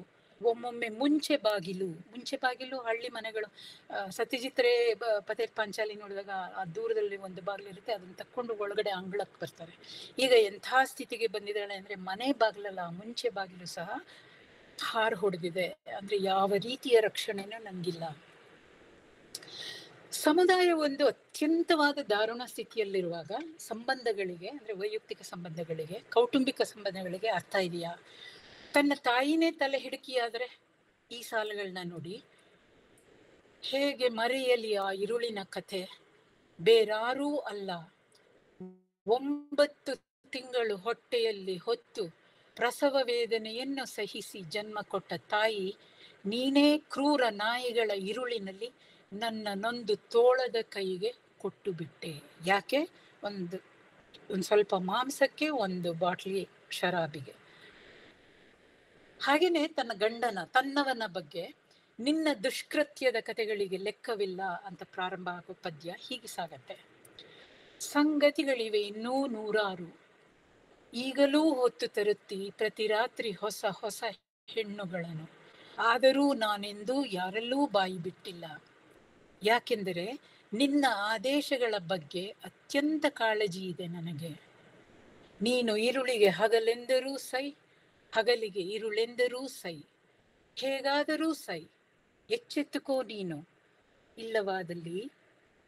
ಇಲ್ಲವಾದಲ್ಲಿ ಏನು ಅರ್ಥ ಮಾಡಿಕೋ ನೀನು. ಅಂದ್ರೆ ಅವಳು ಒಂದು ಥ್ರೆಟನ್ ಮಾಡೋದು ಇಲ್ಲ, ಅರ್ಥ ಮಾಡ್ಕೋ, ದಯವಿಟ್ಟು ಅರ್ಥ ಮಾಡ್ಕೋ. ತನ್ನ ಸಮುದಾಯದೊಳಗೆ ತಾನು ಅಂದ್ರೆ, ಒಬ್ಬ ಹೆಣ್ಣು ಅಂದ್ರೆ ಕೇವಲ ದೇಹ ಅನ್ನೋ ಪರಿಕಲ್ಪನೆಗೆ ಅವರು ಹೇಗೆ ಎದುರಾಗ್ತಾರೆ? ನನಗೆ ನೆನಪಿದೆ, ನಾನು ಯಾವುದಾದರೂ ಯೋಜನೆಯನ್ನು ರೂಪಿಸುವುದರಲ್ಲಿ ತಲ್ಲೀನಳಾದಾಗ ಅಥವಾ ಕೇರಿಯ ನಕ್ಷೆಯನ್ನು ಸಿದ್ಧಪಡಿಸುತ್ತಿದ್ದಾಗ ನಿನ್ನೊಳಗೆ ಅಡಗಿರುತ್ತಿದ್ದ ಗಂಡಸು ನನ್ನ ದೇಹದ ಭೂಗೋಳವನ್ನು ಓದಲು ತೊಡಗುತ್ತಿದ್ದ. ಆದರೆ ನೀನು ಬಯಸಿದಂತೆ ನಿನ್ನ ಆಲೋಚನೆಗಳಲ್ಲಿ ನೀನೇ ಹಾಕಿಟ್ಟ ಚೌಕಟ್ಟಿನಲ್ಲಿ ಮೂರ್ತಗೊಳ್ಳಬೇಕೆಂದರೆ ಅದು ಹೇಗೆ ಸಾಧ್ಯ? ಅಂದ್ರೆ ನನ್ಗೆ ಇಲ್ಲಿ ಮುಖ್ಯ ಆಗೋದು, ವ್ಯವಸ್ಥೆನ ತರಾಟೆಗೆ ತಗೊಳ್ಳೋ ಅಷ್ಟು ಕಟುವಾದ ಮಾತುಗಳಲ್ಲಿ ತನ್ನ ವೈಯಕ್ತಿಕ ಸಂಬಂಧಗಳನ್ನ ನಿರ್ಮಲಾ ತಗೊಳ್ಳಲ್ಲ. ಅದಕ್ಕೆ ಆಮೇಲೆ ಬರ್ತೀನಿ. ಅಂದ್ರೆ ಇವೆರಡರ ಮಧ್ಯೆ ಏನು ವ್ಯತ್ಯಾಸ ಇದೆ ಅನ್ನೋದು ಹೇಗೆ ಸಾಧ್ಯ? ಅರ್ಥ ಮಾಡ್ಕೋ, ನನ್ನ ಜೊತೆ ಇರು, ಹೀಗಿರ್ಬೇಡ ನೀನು. ತನ್ನವನು ಅಂತ ಅನಿಸ್ಕೊಂಡ ಗಂಡಸೂ ಸಹ ಪರಕೀಯನೇ ಎಂದು ಧ್ವನಿಸುವ ಈ ಸಾಲುಗಳನ್ನ ಗಮನಿಸಿ. ಯಾವುದನ್ನೂ ಉಳಿಸಿಕೊಳ್ಳಲಿಲ್ಲ ನೀನು. ಅದೂ ಹೋಗಲಿ, ತುಸುವಾದರೂ ಹೆಮ್ಮೆ ಪಟ್ಟುಕೊಳ್ಳುವಂತೆ ನೀನು ಮರಳಿ ಬಂದಾಗ ನನ್ನನ್ನು ನಾನು ಸಿದ್ಧಗೊಳಿಸಿಕೊಳ್ಳುವಂತೆ. ಮರಳಿ ಬಂದಾಗ ಎಲ್ಲೋ ಹೋಗಿದ್ದಾನೆ, ಇನ್ನೊಂದು ಹೆಣ್ಣಿನ ಜೊತೆ ಹೋಗಿರ್ಬೋದು. ನೀನು ಮರಳಿ ಬಂದಾಗ ನನ್ನನ್ನು ನಾನು ಸಿದ್ಧಗೊಳಿಸಿಕೊಳ್ಳುವಂತೆ ದೇಹ ಮನಸ್ಸನ್ನೂ ಸಹ ಉಳಿಸಲಿಲ್ಲ ನೀನು. ಕೊನೆಗೆ ಮರ್ಮೂ ಮಗಳಿಗೆ ಎಂಬ ಪದ್ಯದಲ್ಲಿ ಹೆಣ್ಣಿಗೆ ದೇವರು ಧರ್ಮಗಳು ಸಹ ಪರಕೀಯನೇ ಅನ್ನೋದನ್ನ ಧ್ವನಿಸುವ ಈ ಸಾಲುಗಳು ನನಗಂತೂ ತುಂಬಾ ಮುಖ್ಯ ಅನ್ಸುತ್ತೆ. ಯಾಕೆಂದ್ರೆ ಧರ್ಮ, ದೇವರು, ಅಲ್ಲಿ ಹೆಣ್ಣು ಎಲ್ಲಿದ್ದಾಳೆ ನನಗ್ ಗೊತ್ತಿಲ್ಲ. ಅಲ್ಲಿ 2ನೇ ದರ್ಜೆಯ ಪ್ರಜೆಯಾಗಿದ್ದಾಳೆ ಅಥವಾ ಇನ್ನೊಂದರಾಗಿ, ಅಥವಾ ಕಾಳಿ ಶಕ್ತಿ ಅದು ಇದು ಅಂದಾಗ ಹಾಗೆ ಹೇಳೋರೇನೆ ಚಿತೆಯ ಮೇಲಿಟ್ಟು ಸುಡ್ತಾರೆ. ಹಾಗಾಗಿ ನನಗೆ ಆ ಧರ್ಮದಲ್ಲಿ ಹೆಣ್ಣು ಇದ್ದಾಳೆ ಅಥವಾ ಹೆಣ್ಣಿನ ಕಾಳಜಿ ಇದೆ ಅಂತ ನನ್ಗೆ ಅನ್ಸೋದೇ ಇಲ್ಲ. ನಿರ್ಮಲಾ ಕೇಳ್ತಾರೆ, ಎಲ್ಲಕ್ಕಿಂತ ಹೆಚ್ಚಾಗಿ ದೇವರನ್ನ ಅದು ಹೇಗೆ ನಂಬುತ್ತಿ? ಅದೇ ದೊಡ್ಡ ವ್ಯಂಗ್ಯ. ಈ ಥರ ಸ್ಥಿತಿಗೆ ನಿನ್ನ ತಂದಿಟ್ಟಿರೋ ದೇವರನ್ನ ಹೇಗೆ ನಂಬ್ತಿ? ಕೊನೆಯ ಭಾಗವಾಗಿ ನಾನು ಅಂದ್ರೆ ಈ ಚೌಕಟ್ಟಿನಲ್ಲಿ ಒಂದು ನನ್ನ ವೈಯಕ್ತಿಕ ಒಳನೋಟವನ್ನ ಈಗಾಗಲೇ ನಾನು ಹೇಳಿದ್ದೀನಿ, ಇನ್ನಷ್ಟು ವಿಶದವಾಗಿ ಹೇಳ್ತೀನಿ. ಕುಟುಂಬ ಮತ್ತೆ ಸಾಮಾಜಿಕ ವ್ಯವಸ್ಥೆ ಎರಡೂ ಪುರುಷ ಪ್ರಾಧಾನ್ಯವೇ ಅನ್ನೋದನ್ನ ನಿರ್ಮಲಾ ಗುರುತಿಸಿದರೂ ಸಹ ತನ್ನನ್ನು ಈ ಮಟ್ಟಿಗಿನ ಹೀನಕ್ಕೆ ತಳ್ಳಿದ್ದರ ಬಗ್ಗೆ, ವ್ಯವಸ್ಥೆಯ ಬಗ್ಗೆ ಇರುವ ಆಕ್ರೋಶ ಕುಟುಂಬದ ಬಗ್ಗೆ ಇಲ್ಲ ಅನ್ನೋದು ನನ್ನ ಅನಿಸಿಕೆ. ಕುಟುಂಬದೊಳಗೆ ಗಂಡು ಹೆಣ್ಣಿನ ಪಾತ್ರಗಳಲ್ಲಿ ಸಮಾನತೆ ಇರಬೇಕು, ಬದಲಾವಣೆ ಬರಬೇಕು ಅಂತ ಸ್ಪಷ್ಟವಾಗಿ ಹೇಳೋದಿಲ್ಲ ಅಂತ ನನ್ಗನ್ಸುತ್ತೆ. ಸಾಮಾಜಿಕ ವ್ಯವಸ್ಥೆ ಯಾವುದನ್ನ ಇದೇ ನಿಮ್ಮ ವಿಕಾಸದ ನಕ್ಷೆ ಅಂತ ಆದಿವಾಸಿ ಸಮುದಾಯದ ಮೇಲೆ ಹೇರೋದಕ್ಕೆ ಪ್ರಯತ್ನ ಪಡ್ತಾ ಇದೆಯೋ ಅದನ್ನ ನಿರ್ಮಲಾ ಅತ್ಯಂತ ಸ್ಪಷ್ಟ ಮಾತುಗಳಲ್ಲಿ ತಿರಸ್ಕರಿಸ್ತಾರೆ. ನಾವು ಅದನ್ನ ಓದಿದೀವಿ ಆಗ್ಲೇನೆ. ಕ್ಷಮಿಸಿ, ಪಟ್ನಾ, ರಾಂಚಿ, ದಿಲ್ಲಿಯಿಂದ ನಮಗಾಗಿ ಸಿದ್ಧಪಡಿಸಿ ತಂದ ನಿಮ್ಮ ಈ ವಿಕಾಸದ ಪ್ರಸ್ತಾವವನ್ನು ತಿರಸ್ಕರಿಸುತ್ತೇನೆ. ಹಾಗೆಯೇ ನಾವು ಸುಮ್ಮನಿದ್ದೇವೆ ಎಂಬ ಪದ್ಯದಲ್ಲಿ ಸಮುದಾಯವಾಗಿ ತಾವು ಹೇಗೆ ಅಸಹಾಯಕರಾಗಿದ್ದೀವಿ ಅಂತ ಹೇಳ್ತಾ ಒಂದು ಸತ್ಯನ ಬಿಚ್ಚಿಡ್ತಾರೆ. ಸತ್ಯವೆಂದರೆ ಜಾಣ ಮೌನವನ್ನು ತೊಟ್ಟ ಜನರೊಳಗೆ ನಾವು ಅವರ ಪಿಸುಗುಡುವಿಕೆಯನ್ನು ಸುಮ್ಮನೆ ಕೇಳಿಸಿಕೊಳ್ಳುತ್ತಿದ್ದೇವೆ. ಒಳಗೊಳಗೆ ಈ ಮೌನದ ವಿರುದ್ಧ ಒಂದು ಸಾರ್ಥಕ ಕೂಗಿನ ರಣನೀತಿಯನ್ನು ರೂಪಿಸುತ್ತಿದ್ದೇವೆ. ಅಂದ್ರೆ ಸಮುದಾಯವಾಗಿ ನಾವಿನ್ನು ಗಟ್ಟಿಯಾಗಿದ್ದೀವಿ, ಕೇಳಿಸ್ಕೊತಾ ಇದ್ದೀವಿ, ನಗ್ತಾ ಇದ್ದೀವಿ ಒಳಗಡೆ, ಆದ್ರೆ ಒಂದು ರಣನೀತಿ ಇದೆ. ಅದೇ ಕುಟುಂಬದ ಚೌಕಟ್ಟಿನಲ್ಲಿ ಆ ಥರದ ಒಂದು ಆಕ್ರೋಶ, ಆ ಥರದ ಒಂದು ಏನಿದೆ ಪ್ರತಿಭಟನೆ ಇಲ್ಲ ನಿರ್ಮಲಾಗೆ. ಅಂದ್ರೆ ಅದಕ್ಕೆ ಒಂದು ಕಾರಣ ಇದೆ. ನಾನು ಬ್ಲೇಮ್ ಮಾಡ್ತಾ ಇಲ್ಲ ನಿರ್ಮಲಾರನ್ನ. ಕುಟುಂಬದೊಳಗಿನ ಪುರುಷಶಾಹಿ ಅಧಿಕಾರವನ್ನ ಅಷ್ಟು ನೇರವಾಗಿ ಅವರು ಧಿಕ್ಕರಿಸೋದಿಲ್ಲ. ಅಲ್ಲಿ ಅರ್ಥ ಮಾಡಿಕೋ ಅನ್ನುವ ಅನುನಯದ ಧ್ವನಿ ಇದೆ. ಒಂದು ಕಡೆ ಪುರುಷ ಅಧಿಕಾರವನ್ನ ಉದ್ದೇಶಿಸಿ ಹೇಳ್ತಾರೆ, ಈ ಬಾರಿ ನಾನು ಸುಮ್ಮನಿರುವುದಿಲ್ಲ, ಕಸಿದುಕೊಂಡು ಮುರಿದು ಹಾಕುವೆ ನಿನ್ನ ಕೊಳಲನ್ನು, ಈಗಲಾದರೂ ಇತ್ತ ನೋಡು, ಅವರು ನನ್ನನ್ನು ಹೊತ್ತೊಯ್ಯಲು ಬರ್ತಿದ್ದಾರೆ. ಇಲ್ಲಿ ನಾನು ನೀನು ಅಂದ್ರೆ ಸಮುದಾಯ ಉಳಿಬೇಕು, ಅವರಿಂದ ಅಂದರೆ ಹೊರಗಿನವರಿಂದ ನನ್ನನ್ನು ಕಾಪಾಡು ಅನ್ನೋ ಒಂದು ಬೇಡಿಕೆನ ಕಾಣ್ತೀವಿ. ನಿನ್ನಿಂದ ಅಂದರೆ ದೌರ್ಜನ್ಯದ ಮೂಲವಾದ ಕುಟುಂಬ ಎಂಬ ವ್ಯವಸ್ಥೆಯಲ್ಲಿರುವ ಲಿಂಗ ತಾರತಮ್ಯದಿಂದ ತನ್ನನ್ನು ಕಾಪಾಡಿಕೊಳ್ಳಬೇಕು ಅನ್ನುವ ಆಗ್ರಹ ಇಲ್ಲ. ಇದು ನನ್ನ ಗ್ರಹಿಕೆಗೆ ದಕ್ಕೋ ರೀತಿನಲ್ಲಿ ಕಾಡನ್ನು ನಂಬಿದ ಕೃಷಿಯ ಮೇಲೆ ಬದುಕುತ್ತಿರುವ ಸಮುದಾಯಕ್ಕೆ ಕುಟುಂಬ ಹೇಗಾದ್ರೂ ಮಾಡಿ ಬದುಕಿ ಉಳಿಯಬೇಕು, ಅದಕ್ಕಿಂತ ಹೆಚ್ಚಾಗಿ ಸಮುದಾಯ ಉಳಿಬೇಕು. ಒಂದು ಇದನ್ನ ಕೊಡ್ತೀನಿ. ನನ್ನ ತಾತಂಗೆ ಒಂದ್ಸಲ ಕೇಳಿದೆ, ಏನಕ್ಕೆ ಇಷ್ಟೊಂದು ಮಕ್ಕಳನ್ನ ಹುಟ್ಟಿಸಿದ್ರಿ ನೀವು ಅಂತ. 10 ಜನನೋ 12 ಜನನೋ ನಮ್ಮ ತಾತಂಗೆ ಮಕ್ಕಳಿದ್ದಿದ್ದು. ನಮ್ಮ ತಾತ ಅದಕ್ಕೆ ಹೇಳಿದ್ರು, ನಾವು ಜಮೀನಲ್ಲಿ ಕೆಲಸ ಮಾಡೋರು, ನೀವು ಬಂದ್ಬಿಟ್ಟು ನಮಗೆಲ್ಲ ಫ್ಯಾಮಿಲಿ ಪ್ಲಾನಿಂಗ್ ಹೇಳ್ಬೇಡಿ, ನಮಗೆ ಜಾಸ್ತಿ ಕೈಗಳು ಬೇಕು ಕೃಷಿ ಮಾಡೋದಕ್ಕೆ. ಅಂದ್ರೆ ಕುಟುಂಬ ಬೇಕು, ಅಲ್ಲಿ ಮಕ್ಕಳು ಜಾಸ್ತಿ ಇರಬೇಕು, ಅಲ್ಲಿ ಹೆಣ್ಣಿನ ಸ್ಥಾನ ಏನು ಗಂಡಿನ ಸ್ಥಾನ ಏನು ಅದೆಲ್ಲ ಆಮೇಲಿನ ಪ್ರಶ್ನೆಗಳು, ನಮಗೆ ಜನ ಬೇಕು. ಹಾಗಾಗಿ ಮಕ್ಕಳನ್ನ ನಾವು ಜಾಸ್ತಿ ಹುಟ್ಟಿಸ್ತೀವಿ. ಆದ್ರೂ ಸಹ ಹೆಣ್ಣಾಗಿ ಒಂದು ರೀತಿಯ ಎಚ್ಚರ ನಿರ್ಮಲಾ ಅವರ ಕಾವ್ಯದಲ್ಲಿ ಇದೆ ಅಂತ ನನ್ಗೆ ಅನ್ಸುತ್ತೆ. ಅವ್ರು ಹೇಳ್ತಾರೆ ಒಂದು ಕಡೆ, ಇದೆಂಥ ವಿಡಂಬನೆ, ನಾವು ನಮ್ಮದೇ ಜಗತ್ತನ್ನು ಸ್ಥಾಪಿತ ಗಂಡಸಿನ ದೃಷ್ಟಿಯಿಂದ ನೋಡಲು ಸಹಜವೆಂಬಂತೆ ಪಳಗಿದ್ದೇವೆ. ನಾನು ನನ್ನನ್ನು ನನ್ನದೇ ದೃಷ್ಟಿಯಿಂದ ನೋಡುತ್ತಾ ನನ್ನದೇ ಜಾತಿಯಿಂದ ಮುಕ್ತಳಾಗ ಬಯಸುತ್ತೇನೆ. ಅಂದ್ರೆ ನನ್ನ ಕಣ್ಣು ನನ್ನದೇ ಕಣ್ಣು, ಹೆಣ್ಣಿನ ಕಣ್ಣು ಆಗಿದ್ರು ಸಹ ದೃಷ್ಟಿ ಗಂಡಸಿಂದು. ಅಂದ್ರೆ ವ್ಯವಸ್ಥೆ ನನಗೆ ಕೊಟ್ಟಿರೋ ಬಳುವಳಿ ಇದು. ನಾನು ನನ್ನ ಸ್ಟೂಡೆಂಟ್ಸ್ಗೆ ಹೇಳ್ತಾ ಇದ್ದೆ, ಸಿನಿಮಾ ನೋಡೋದು ನೀವು ಮೇಲ್ ಗೇಜ್ ಇಂದ, ಅದಕ್ಕೆ ನೀವು ನಾಯಕಿನ ನೋಡೋ ರೀತಿ, ಒಬ್ಬ ಗಂಡಸು ನಾಯಕಿನ ರೀತಿ ನೋಡೋ ರೀತಿ ಎರಡೂ ಒಂದೇ ಇರುತ್ತೆ. ಅಂದ್ರೆ ವ್ಯವಸ್ಥೆಯ ಈ ನಿಧಾನವಾಗಿ ನಿನ್ನ ಕಣ್ಣುಗಳನ್ನ ಆಕ್ರಮಿಸ್ಕೊಂಡು ಒಂದು ರೀತಿಯ ದೃಷ್ಟಿಯನ್ನ ನಿನ್ಗೆ ಕೊಡೋ ಒಂದು ಹುನ್ನಾರ ಇದೆಯಲ್ಲ, ಅದನ್ನ ನಾವು ಅರ್ಥ ಮಾಡ್ಕೋಬೇಕಾಗಿದೆ. ಕೊನೆಯದಾಗಿ ನನಗೆ ತುಂಬಾ ಇಷ್ಟವಾದ ಸಾಲುಗಳು ಇಡೀ ಸಂಕಲನದಲ್ಲಿ. ಇವು ಯಾಕೆ ಅಂದ್ರೆ ಒಂದು ದಾರ್ಶನಿಕ ಸತ್ಯವನ್ನ ಹೇಳ್ತಾ ಇದ್ದಾವೆ ಅಂತ ನನಗನ್ಸಿತ್ತು. ನಾನು ಮನೆ ಕಟ್ಟುತ್ತಿರುವೆನೋ, ಮನೆ ನನ್ನನ್ನು ಕಟ್ಟುತ್ತಿದೆಯೋ, ನಾನದನ್ನು ವಿವರಿಸಲಾರೆ. ಎಷ್ಟು ಸರಳವಾಗಿ ಕಟ್ಟುವಿಕೆಯನ್ನ, ಅಂದ್ರೆ ಯಾವುದನ್ನ ನೀವು ಕಟ್ತೀರೋ ಅದರಲ್ಲೇ ಸಿಕ್ಕು ಬೀಳ್ತೀರ ಕೊನೆಗೆ. ನಾವು ಕಟ್ಟಿಕೊಳ್ಳುವ ಅದು ಮನೆನೋ, ಸಂಬಂಧಗಳು, ಗ್ರಹಿಕೆಗಳು, ನಿಲುವುಗಳು, ಅಭಿಪ್ರಾಯಗಳು, ಸಿದ್ಧಾಂತಗಳು ಏನೇ ಇರ್ಬೋದು, ಅವೆಲ್ಲವೂ ನಮ್ಮನ್ನ ಇನ್ನೊಂದು ಸ್ತರದಲ್ಲಿ ಕಟ್ತವೆ ಮತ್ತೆ ಕಟ್ಟಿ ಹಾಕ್ತವೆ, ನಾವು ಅದರೊಳಗೆ ಸಿಕ್ಕಿ ಬೀಳ್ತೀವಿ. ಇದಕ್ಕೆ ಅಂದ್ರೆ ಈ ಚೌಕಟ್ಟಿನಲ್ಲಿ ಇಷ್ಟು ಚಿತ್ತಾರ ಮಾಡಿದ್ದೀನಿ ಅಂತ ಅನ್ಕೊಂಡಿದ್ದೀನಿ. ಅದರಲ್ಲಿ ಡೇಪಚಾನ ಅಪ್ಪ ಪದ್ಯದ ಕೊನೆಯ ಸಾಲುಗಳನ್ನ ಸಹ ಗಮನಿಸಬಹುದು. ಅಂದ್ರೆ ಅವಳು ಹೇಳ್ತಾಳೆ, ಈಗಲೂ ಸಹ ನಿನ್ನ ಹೆಸರು ಹೇಳ್ಬಿಟ್ಟು ನನ್ನ ತುರುಬಿಗೆ ಹೂವನ್ನ ಇಟ್ಕೋತಾ ಇದ್ದೀನಿ, ನೀನ್ ನನ್ನ ಬಿಟ್ಟು ಹೋಗಿದ್ಯಾ, ನನಗೆ ಇಷ್ಟೆಲ್ಲ ಅನ್ಯಾಯ ಮಾಡಿದ್ಯಾ, ನನ್ನ ಬೈತ್ಯ, ಯಾರೋ ಒಬ್ಬ ಹಳ್ಳಿಯವನು ನನ್ನ ನೋಡಿದ್ರೆ ನನ್ನ ಬೈತಿ, ಇಷ್ಟೆಲ್ಲ ಆದ್ರೂ ಸಹ ನಾನು ಕಾಯ್ತಾ ಇದ್ದೀನಿ, ನಿನ್ನ ನೆನಪಿನಲ್ಲಿ ತುರುಬಿಗೆ ನಾನು ಹೂವನ್ನ ಇಟ್ಕೋತಾ ಇದ್ದೀನಿ. ಈಗ ಡೇಪಚಾನ ಅಪ್ಪ ಅಂತ ನಿಮ್ಗೂ ಪದ್ಯ ಲಭ್ಯ ಇದೆ ಅಂತ ಅನ್ಕೊಂಡಿದ್ದೀನಿ. ಮಧು, ಎಲ್ಲರಿಗೂ ಅದು ಕಾಣಿಸುತ್ತಾ? ಮಧು ಮೇಡಮ್ ಕಾಣಿಸ್ತಿಲ್ಲ ಮೇಡಮ್, ಬಟ್ ನಾವು ಶೇರ್ ಮಾಡಿದ್ವಿ. ಓದ್ತೀನಿ ನಾನು. ಡೇಪಚಾನ ಅಪ್ಪ ನೋಡಿ, ಇದು ಸಂಬಂಧಾತ್ಮಕತೆ ಅಂದ್ರೆ ಇದು ರಿಲೇಷನಾಲಿಟಿ. ಡೇಪಚಾನ ಅಪ್ಪ ನನ್ನ ಗಂಡ ಅಂತ ಹೇಳ್ಕೊತಾ ಇಲ್ಲ, ಅವನ ನನ್ನ ಮಗನ ಅಪ್ಪ. ಡೇಪಚಾನ ಬಾಬು, ನೀನಂತೂ ಎಲ್ಲವನ್ನೂ ತೊರೆದು ಕಾಶ್ಮೀರಕ್ಕೆ ಹೋಗಿಬಿಟ್ಟೆ ಹೊಟ್ಟೆಪಾಡಿಗಾಗಿ. ಡೇಪಚಾನೂ ಓಡಿ ಹೋದ ತನ್ನ ಗೆಳೆಯರೊಂದಿಗೆ ಅಸ್ಸಾಮಿಗೆ. 1000 ಬಾರಿ ತಿಳಿ ಹೇಳಿದರೂ ಸುಗಿಯ ಕೇಳಲಿಲ್ಲ. ಮುಂಗಲಿ ಬುದನಿ ಬಟೋರಾನ ಜೊತೆಗೆ ಗಾಡಿಯಲ್ಲಿ ಕೂತು ಹೊರಟೇ ಹೋದಳು ಭತ್ತದ ಕೊಯ್ಲಿಗೆಂದು ಬಂಗಾಳಕ್ಕೆ. ಕಳೆದ ಬಾರಿ ಬಂದು ಸವಿಯಾಗಿ ಮಾತಾಡಿ ನಮ್ಮನ್ನೆಲ್ಲ ಕರೆದುಕೊಂಡು ಹೋದವನೇ ಗಾಡಿ ತೆಗೆದುಕೊಂಡು ಬಂದಿದ್ದ. ನೆನಪಿದೆಯಾ ಎಷ್ಟು ಕಷ್ಟವಾಗಿತ್ತು? ಕೊಡುತ್ತೇನೆಂದು ಹೇಳಿದ ಕೂಲಿಯನ್ನೂ ಸರಿಯಾಗಿ ಕೊಟ್ಟಿದ್ದಿಲ್ಲ. ನಿನ್ನನ್ನು ಪುಸಲಾಯಿಸಿ ಹೊರಗೆಲ್ಲೋ ಕಳಿಸಿ ನನ್ನ ಮೈ ಸವರತೊಡಗಿದ್ದ. ಈ ಮುಂಗಲಿ ಸುಗಿಯಾರಿಗೇನು ಗೊತ್ತು ಅಲ್ಲಿ ಏನೇನೆಲ್ಲ ನಡೆಯುತ್ತದೆಂದು? ಸಂಕಟವಾಗುತ್ತದೆ ಎಲ್ಲರೂ ಹೋಗುವುದನ್ನು ನೋಡಿ. ಇರಲಿ, ಅವರಿಗೂ ಗೊತ್ತಾಗುತ್ತದೆ.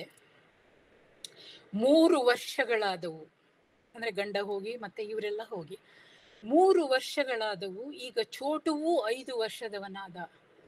ಚಿತಕವರಿ ಕರುವೂ ಈಗ ಆಕಳಾಗಿದೆ. ಕಾಡಿನ ಕಂದ ಮೂಲಗಳೂ ಕಡಿಮೆಯಾಗಿದೆ.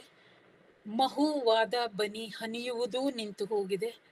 ಬಂಧನ ಸೊಹರಾಯ್ ಕೂಡ ಕಳೆದವು, ಆದರೆ ನೀನು ಮಾತ್ರ ಬರಲಿಲ್ಲ. ಕನಸಿನಲ್ಲಿ ಬಂದರೇನು ತನುಮನದ ಬಯಕೆಗಳು ತಣಿಯುತ್ತವೇನು? ಊರು ಕೇರಿ ಮನೆಯ ಬಗ್ಗೆಯಂತೂ ಗೊತ್ತೇ ಇದೆ. ಯಾರ ಪತಿ ಜೊತೆಗಿರುವುದಿಲ್ಲವೋ ಅವರನ್ನು ಹೇಗೆ ಪೀಡಿಸುತ್ತಾರೆಂದು. ಗೋತಿಯಾ ಭಾಯ್, ಸುತ್ತಮುತ್ತಲಿನ ಜನ ಒಮ್ಮೆಯಂತೂ ಗೊತ್ತಿಲ್ಲ ಯಾರೋ ರಾತ್ರೋರಾತ್ರಿ ಹಿತ್ತಲಿನ ಎಲ್ಲಾ ಹಲಸನ್ನು ಕದ್ದುಕೊಂಡು ಒಯ್ದರು.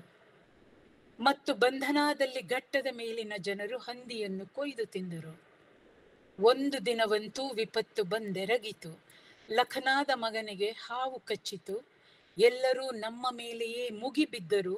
ನನಗೆ ಮಾಟಗಾತಿ ಎನ್ನತೊಡಗಿದರು. ಅವರ ಕಂದನಿಗೆ ನಾನೇನೋ ಮಾಡಿದ್ದೇನಂತೆ. ಶರಬತಿಯ ಹಾವನ್ನು ನೋಡಿದ್ದಕ್ಕೆ ಬಚಾವಾದೆ. ಇಲ್ಲವಾದರೆ ಪಕಲು ಮುದುಕಿಯಂತೆ ನನ್ನನ್ನು ಜನ ಎಳೆದೊಯ್ಯುತ್ತಿದ್ದರು ವಿಚಾರಣೆಗೆ. ತುಂಬಿದ ಪಂಚಾಯತಿಯಲ್ಲಿ ತಲೆ ಬೋಳಿಸಿ ಕುಣಿಸುತ್ತಿದ್ದರು ಬೆತ್ತಲೆ.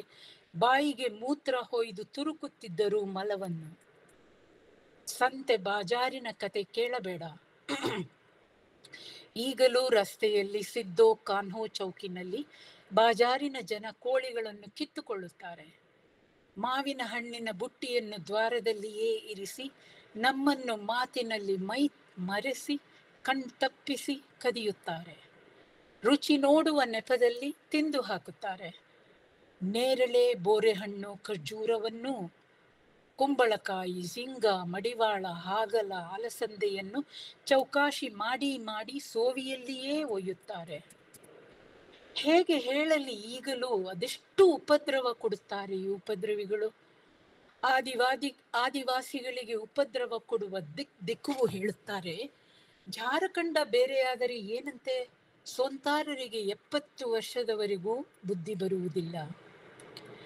ನಿನ್ನೊಂದಿಗೆ ಬರುತ್ತಿದ್ದ ಇಟ್ಟಿಗೆ ಭಟ್ಟಿಯವನು ಈಗಲೂ ಬರುತ್ತಾನೆ ವಿನಾಕಾರಣ. ನಿನ್ನ ಬಗ್ಗೆ ಅಸಹ್ಯವಾದ ತಮಾಷೆ ಮಾಡುತ್ತಾನೆ. ಅವನ ನಡವಳಿಕೆ ಸರಿ ಎನಿಸುವುದಿಲ್ಲ ನನಗೆ. ಆದರೇನು ಮಾಡಲಿ, ನೀನೇ ಹೇಳಿ ಹೋಗಿದ್ದೆಯಲ್ಲ. ಒಳ್ಳೆಯ ಮನುಷ್ಯ, ನಿನ್ನ ಖಾಸಾ ದೋಸ್ತಿ ಇದೆ, ಅವನು ಆಪತ್ತಿಗೆ ನೆರವಾಗಬಲ್ಲ ಅಂತ ಹೇಳಿದ್ದೆ ಅಲ್ಲ. ನನಗೆ ಅವನ ನೆರವು ಬೇಕಿಲ್ಲ. ನಿನಗೇನು, ನನಗೆ ಗೊತ್ತು ಎಷ್ಟು ಬೆಲೆ ತೆರಬೇಕಾಗಬಹುದು ಎಂದು. ಹಾಗೂ ಇತ್ತೀಚೆಗೆ ಅವರೆಲ್ಲ ಕೇರಿಗೆ ನುಗ್ಗಿಕೊಂಡು ಬರುತ್ತಿದ್ದಾರೆ. ನಿಧಾನವಾಗಿ ರಸ್ತೆ ಬದಿಯ ಜಮೀನು ಎಲ್ಲರದೂ ಬಿಕರಿಯಾಗಿ ಹೋಗಿದೆ. ಕಷ್ಟಪಟ್ಟು ಕೆಂಪು ಕಾರ್ಡ್ ಮಾಡಿಸಿಕೊಂಡಿದ್ದೆ, ಅದರ ಪ್ರಯೋಜನವೇನೂ ಕಾಣುತ್ತಿಲ್ಲ. ಈಗಲೋ ಆಗಲೋ ಅಷ್ಟಿಷ್ಟು ಬಂದರೂ ಆ ಪ್ರಧಾನ ಮೇಲಿನದೆಲ್ಲ ನುಂಗಿ ಬಿಡುತ್ತಾನೆ. ಮಳೆಗಾಲದಲ್ಲಿ ಮನೆ ಸೋರುತ್ತದೆ. ನೀನು ಹೊದಿಸಿ ಹೋಗಿದ್ದೆ ಹುಲ್ಲಿನ ಮಾಡನ್ನು. ಮತ್ತೆಲ್ಲಿ ಮಾಡಿಗೆ ಹುಲ್ಲು ಹೊದಿಸಿದ್ದೀನಿ ನಾನು? ನನಗಂತೂ ಆ ಕೆಲಸ ಬರುವುದಿಲ್ಲ.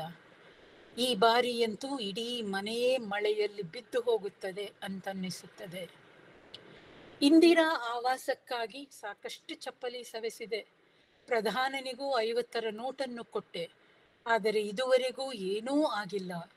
ಪೂರಾ 1.5 ವರ್ಷವಾಯಿತು. ಇನ್ನು ಬ್ಲಾಕಿನ ದೊಡ್ಡ ಸಾಹೇಬರ ಬಗ್ಗೆ ಏನು ಹೇಳಲಿ?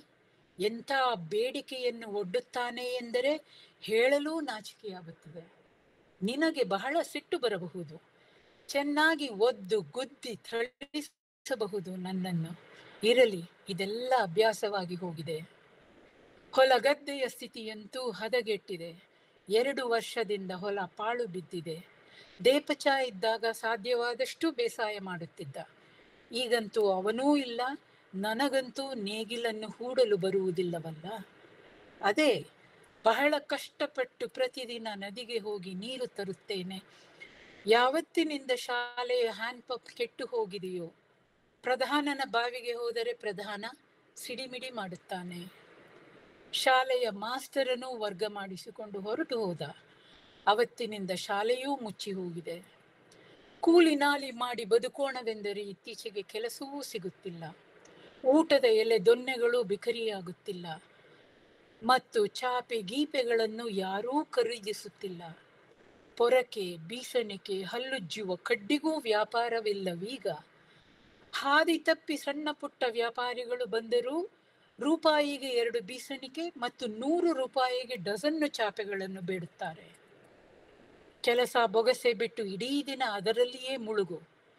ಅದರಿಂದಲೂ 50-60 ರೂಪಾಯಿ ಗಳಿಸದಿದ್ದರೆ ಅಷ್ಟು ಶ್ರಮ ಪಟ್ಟಿದ್ದಕ್ಕೂ ಏನು ಪ್ರಯೋಜನ? ಇಟ್ಟಿಗೆ ಭಟ್ಟಿಯ ಸ್ಥಿತಿಯನ್ನೂ ಬಲ್ಲೆ ನೀನು. ಈ ಭಟ್ಟಿಯವನು ಎಷ್ಟು ಚಾಲಾಕಿ ಇದ್ದಾನೆ. ಈಗಲೂ 1 ದಿನದ ಕೂಲಿಯ ಬದಲಿಗೆ 5 ರೂಪಾಯಿಯಲ್ಲೇ 1000 ಇಟ್ಟಿಗೆ ಹೊರಿಸುತ್ತಾನೆ. ಅಲ್ಲದೆ ದಿನವೊಂದಕ್ಕೆ 5-6 ಹೆಚ್ಚು ಹೊರಲು ಆಗುವುದಿಲ್ಲ ನನಗೆ. ಜೊತೆಗೆ ಅವನ ಚೇಷ್ಟೆ, ಕಿರುಕುಳ ಅದನ್ನೂ ಸಹಿಸಬೇಕು. ಇನ್ನೆಷ್ಟು ಹೇಳಲಿ? ನಿನಗೆ ಯಾವುದನ್ನ ಹೇಳಲಿ? ನೀನಂತೂ ಎಲ್ಲಾ ಭಾರವನ್ನು ನನ್ನ ಹೆಗಲಿಗೆ ಹೊರಿಸಿ ಎಲ್ಲವನ್ನೂ ಝಾಡಿಸಿ ಕೊಡಹಿಕೊಂಡು ಹೊರಟು ಹೋದೆ.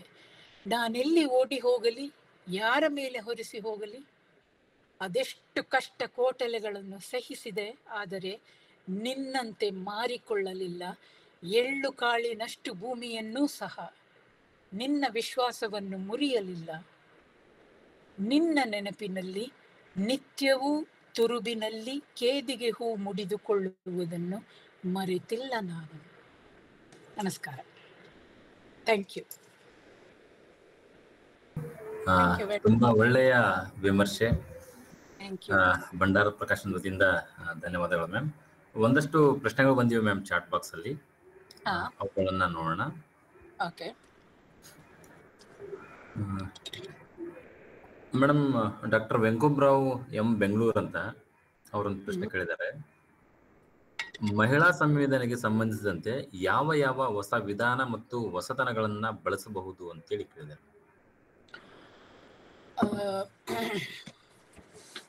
ಅಂದ್ರೆ ಅದಕ್ಕೂ ಮೊದಲು ಪ್ರಧಾನಧಾರೆ ವಿಮರ್ಶಾ ಪದ್ಧತಿನಲ್ಲಿ ಯಾವ್ಯಾವ ಪದ್ಧತಿಗಳು ಇದಾವೆ ಅನ್ನೋದನ್ನ ಒಂದು ಸ್ವಲ್ಪ ನೋಡ್ಬೇಕು. ಯಾಕೆಂದ್ರೆ ಅಲ್ಲಿ ಇರೋಂಥ ಮಾನವಶಾಸ್ತ್ರೀಯ ಅನ್ನೋದನ್ನೇ ತಗೊಂಡ್ರೆ, ಆಂಥ್ರೋಪಾಲಜಿನಲ್ಲೂ ಸಹ ಹ್ಯೂಮನ್ ಅಂದ್ರೆ ಒಬ್ಬ ಗಂಡಸನ್ನೇ ನಾವು ಒಂದು ಮಾದರಿಯಾಗಿ ಇಟ್ಕೊಳ್ಳೋದನ್ನ ನೋಡ್ತೀವಿ. ಆಗ್ತಾನೆ ಯೂಂಗ್ ಮುಖ್ಯ ಆಗ್ತಾನೆ. ಆದ್ರೆ ಈ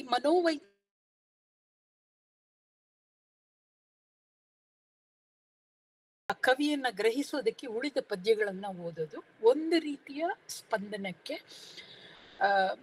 ಅನುವು ಮಾಡಿಕೊಡುತ್ತೆ ಅಂತ ನನ್ನ ಅಭಿಪ್ರಾಯ.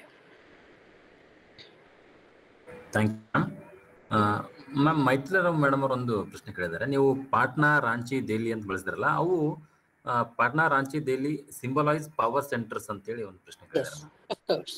ಎಸ್, ಅಂದ್ರೆ ಡೆವಲಪ್ಮೆಂಟ್ ಮಾಡೆಲ್ಸ್ ಅನ್ನೋದಿದೆಯಲ್ಲ, ಅದು ಅಲ್ಲಿಂದ ಬರೋದು, ದೊಡ್ಡ ದೊಡ್ಡ ನಗರಗಳಿಂದ ಬರೋದು. ಮಿಡಲ್ ಕ್ಲಾಸ್ ಅವರ ಮತ್ತೆ ಪವರ್ ಕಾರಿಡಾರ್ಸ್ ಆಫ್ ಪವರ್ ಎಲ್ಲಿದೆ ಅಲ್ಲಿಂದ ಇದೇ ನಿಮ್ಮ ಡೆವಲಪ್ಮೆಂಟ್ ತಗೊಳ್ಳಿ ಅಂತ ಹೇಳಿದೆ. Correct, symbols of power.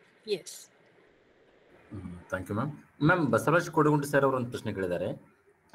ದೇಪಚಾನ ಬಾಬುವನ್ನು ಮತ್ತೆ ಬರಬೇಕೆಂದು ಆಕೆ ನಿಜವಾಗಿಯೂ ಬಯಸುತ್ತಿದ್ದಾಳೆಯೇ? ಹಾಗೆ ಇದ್ದರೆ ಅದು ತನಗಾಗಿಯೋ, ಸಮಾಜ ತನಗೆ ಮಾಡಿದ ಸ್ಥಿತಿಗಾಗಿಯೋ, ಇವೆರಡು ಬೆರೆತುಕೊಂಡಿವೆಯೋ ಅಂತೇಳಿ ಪ್ರಶ್ನೆ ಕೇಳಿದ್ದಾರೆ ಮ್ಯಾಮ್. ಒಳ್ಳೆಯ ಪ್ರಶ್ನೆ ಕೊಡಗುಂಟಿಯವರೇ. ಅಂದ್ರೆ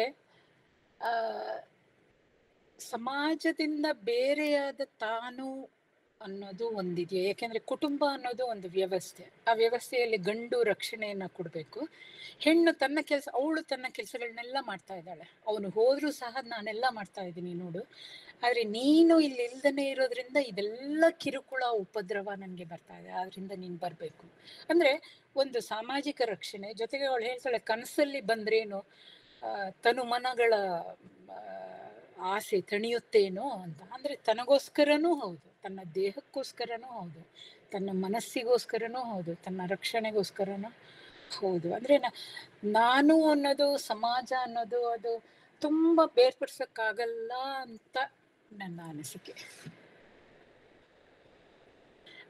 ಏನಾದ್ರೂ ಅನುವಾದದಲ್ಲಿ ರೇಣುಕಾ ಇದೀರಾ? ರೇಣುಕಾ? ಹಾ, ಇದ್ದೀನಿ ಸುಕನ್ಯಾ. Thank you. ಯಾರಿಗಾದ್ರೂ ಪ್ರಶ್ನೆ ಇದ್ರೆ ರೇಣುಕಾ ಅವರನ್ನು ಕೇಳ್ಬೋದು, ಅನುವಾದದ ಬಗ್ಗೆ ಅಥವಾ ಈ ಪದ್ಯದಲ್ಲಿ ಇರುವ ಕೆಲವು ಅರ್ಥಗಳೇನಾದ್ರೂ ಬೇಕಾಗುತ್ತೆ ಅನ್ನೋದಾದ್ರೆ ಅವರನ್ನು ಸಹ ಪ್ರಶ್ನೆ ಕೇಳ್ಬೋದು. ಆಮೇಲೆ ನಿಮ್ಮ ಪ್ರಶ್ನೆಗಳನ್ನ ನಾನು ಒಬ್ಳೆ ಉತ್ತರಿಸ್ಬೇಕು ಅಂತಿಲ್ಲ, ಇನ್ಯಾರಾದ್ರೂ ನಾನು ಉತ್ತರಿಸ್ತೀನಿ ಅಂತ ಹೇಳಿದ್ರೆ you are most welcome. Feminist criticism ಅಥವಾ ಫೆಮಿನಿಸ್ಟ್ ಸೆಷನ್ಸ್ ಅಂದ್ರೆ ಒಂದು ರೀತಿಯ ಕೊಲಾಬರೇಷನ್ ಅದು. ಹಾಗಾಗಿ ಯಾರು ಬೇಕಾದ್ರೂ ಉತ್ತರಿಸ್ಬೋದು. ಸರಿನಾ? ಸರಿ ಮ್ಯಾಮ್. ಮ್ಯಾಮ್, ಇನ್ನೊಬ್ರು ಅಂಬ್ಲಯ್ಯ ಎಂ ಸೈದಾಪುರ್ ಸರ್ ಅವರು ಒಂದು ಪ್ರಶ್ನೆ ಕೇಳಿದ್ದಾರೆ ಮ್ಯಾಮ್. ಗಣತಂತ್ರ ಭಾರತದಲ್ಲಿ ಆಗಿರುವ ಸ್ತ್ರೀ ಸ್ಥಾನಮಾನ, ಹಕ್ಕುಗಳಲ್ಲಿನ ಬದಲಾವಣೆಗಳ ಪ್ರಾತಿನಿಧ್ಯ ನಿರ್ಮಲಾ ಅವರ ಕವಿತೆಗಳಲ್ಲಿ ನೋಡಲು ಸಿಗುತ್ತದೆಯೇ ಅಂತ. ನಿರ್ಮಲಾ ಅವರ ಕವಿತೆಗಳು ನನ್ನ ಮಟ್ಟಿಗೆ, ರೇಣುಕಾ ಇದಕ್ಕೆ ಹೇಗೆ ಉತ್ತರಿಸ್ತೀರಾ? ಗಣತಂತ್ರ ಭಾರತದಲ್ಲಿ ಆಗಿರುವ ಸ್ತ್ರೀ ಸ್ಥಾನಮಾನ, ಹಕ್ಕುಗಳಿನ ಬದಲಾವಣೆ ಪ್ರಾತಿನಿಧ್ಯ.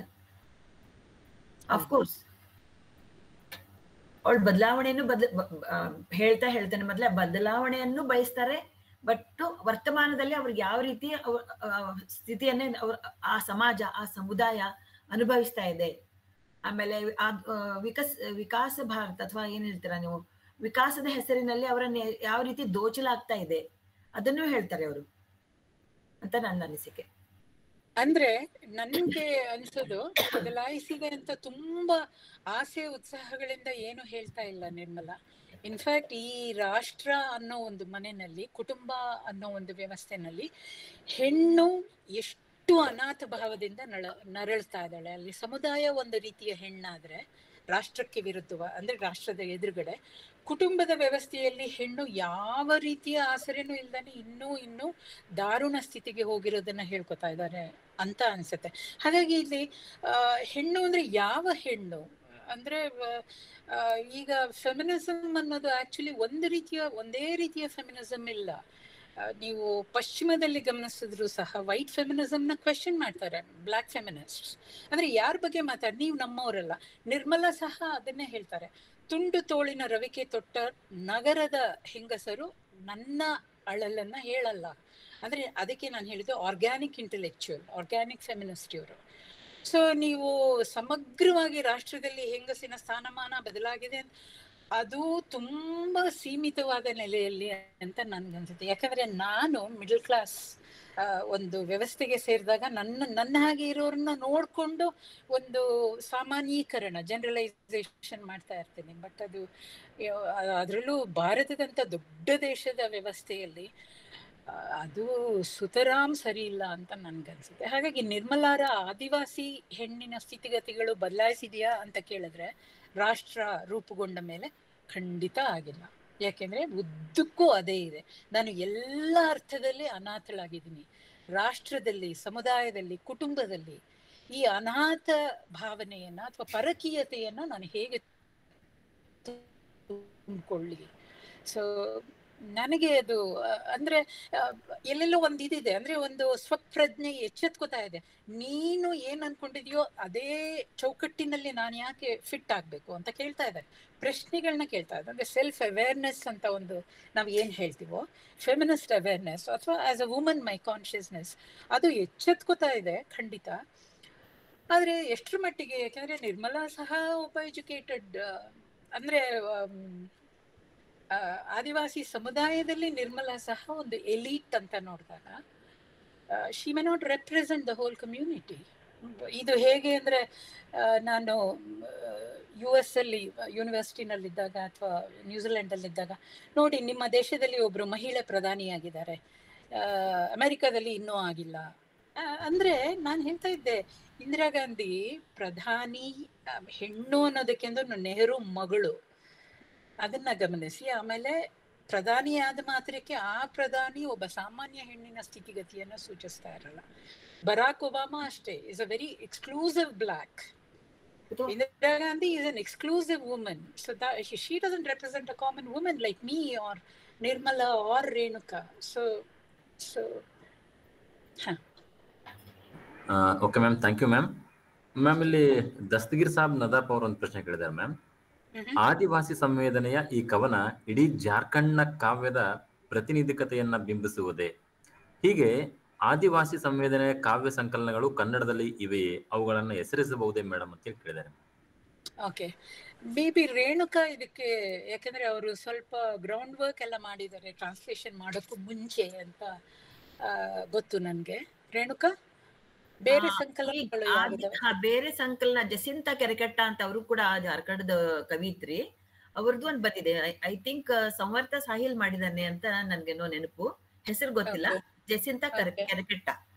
ಇನ್ನೊಬ್ಬ ಇದು ಅಂದ್ರೆ ನಿರ್ಮಲಾ ಪುತುಲ್ ಕಾಲದ 10 ವರ್ಷದ ನಂತರ ಅವ್ರು ಬರ್ತಾರೆ.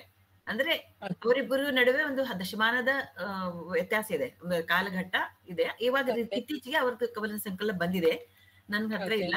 ಆಮೇಲೆ ಇನ್ನೊಂದು ಅವ್ರು ಕೇಳ್ತಾ ಇದಾರಲ್ಲ, ಇದು ಹೀಗೆ ಆದಿವಾಸಿ ಸಂವೇದನ ಕಾವ್ಯ ಅವನ್ನು ಹೆಸರಿಸಬಹುದು ಅಂತಂದ್ರೆ, ಆಮೇಲೆ ಇಡೀ ಆದಿವಾಸಿ ಸಂವೇದನ ಈ ಜಾರ್ಖಂಡದ ಇನ್ನೊಬ್ರು ನಾಗ ಎಚ್ ಹುಬ್ಳಿ ಅಂತ ಒಬ್ರು, ಅವರು ಅಲ್ಲಿ ಜಾರ್ಖಂಡದಲ್ಲೇ ಇದ್ರು, ಈಗಲೂ ಇದಾರೆ ಅಂತ ಅನ್ಕೋತೀನಿ. ಅವರು ಸುಮಾರು ಆದಿವಾಸಿ ಇದ್ರ ಬಗ್ಗೆ ಕೆಲಸ ಮಾಡಿದ್ದಾರೆ. ಆಮೇಲೆ ನನಗೂ ಗ್ರೌಂಡ್ ವರ್ಕ್ ಮಾಡುವಾಗ ನನಗೂ ಸ್ವಲ್ಪ ಇನ್ಫಾರ್ಮೇಶನ್ ಎಲ್ಲ ಬೇಕಾದಾಗ ಡಾಕ್ಟರ್ ಪುರುಷೋತ್ತಮ ಹೆಬ್ಳಿಯಲ್ಲೇ ನಾಗ ಅವ್ರದ್ದು ರೆಫರೆನ್ಸ್ ಎಲ್ಲ ಕೊಟ್ಟಿದ್ರು. ಮತ್ತೆ ಕೆಲವ್ರದ್ದು ಪ್ರೊಫೆಸರ್ದೆಲ್ಲ ನಾನು ಸ್ವಲ್ಪ ಮಾತಾಡಿದ್ದೆ.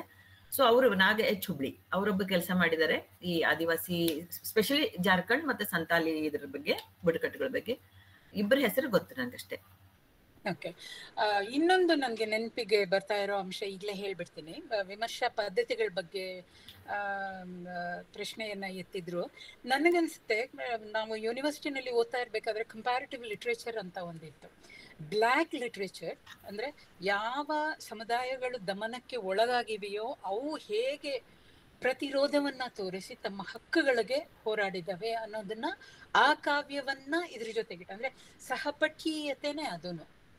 ಅಂದ್ರೆ ಒಬ್ಬರೇ ಕವಿದು ಒಂದೇ ಕವನ ಸಂಕಲನದ ಬೇರೆ ಬೇರೆ ಪದ್ಯಗಳು ಒಂದು ಇದಾದ್ರೆ, ಇನ್ನೊಂದು ಇಂಟರ್ ಕಮ್ಯುನಿಟಿ, ಅಂದ್ರೆ ಈಗ ಆಫ್ರಿಕನ್ ಬುಡಕಟ್ಟು ಸಮುದಾಯಗಳು ಹೇಗೆ ಅದನ್ನು ನಿಭಾಯಿಸ್ತಾ ಇದ್ದಾವೆ, ಅಲ್ಲಿಯ ಹೆಂಗಸರು ಹೇಗೆ ನಿಭಾಯಿಸ್ತಾ ಇದ್ದಾರೆ, ಅಥವಾ ಅಮೆರಿಕದಲ್ಲಿ ಬ್ಲ್ಯಾಕ್ ವಿಮೆನ್ ಅವ್ರದ್ದು ಒಂದು ದೊಡ್ಡ ಪ್ರಚಂಡವಾದ ಹೋರಾಟ. ಅದು ನನಗೆ ತುಂಬಾ ಆಪ್ತ ಅಂತ ಅನಿಸ್ತಾ ಇದ್ದಿದ್ದು ಅಮೆರಿಕದಲ್ಲಿದ್ದಾಗ, ಈ ಬ್ಲ್ಯಾಕ್ ವಿಮೆನ್ಸ್ ಮೂವ್ಮೆಂಟ್.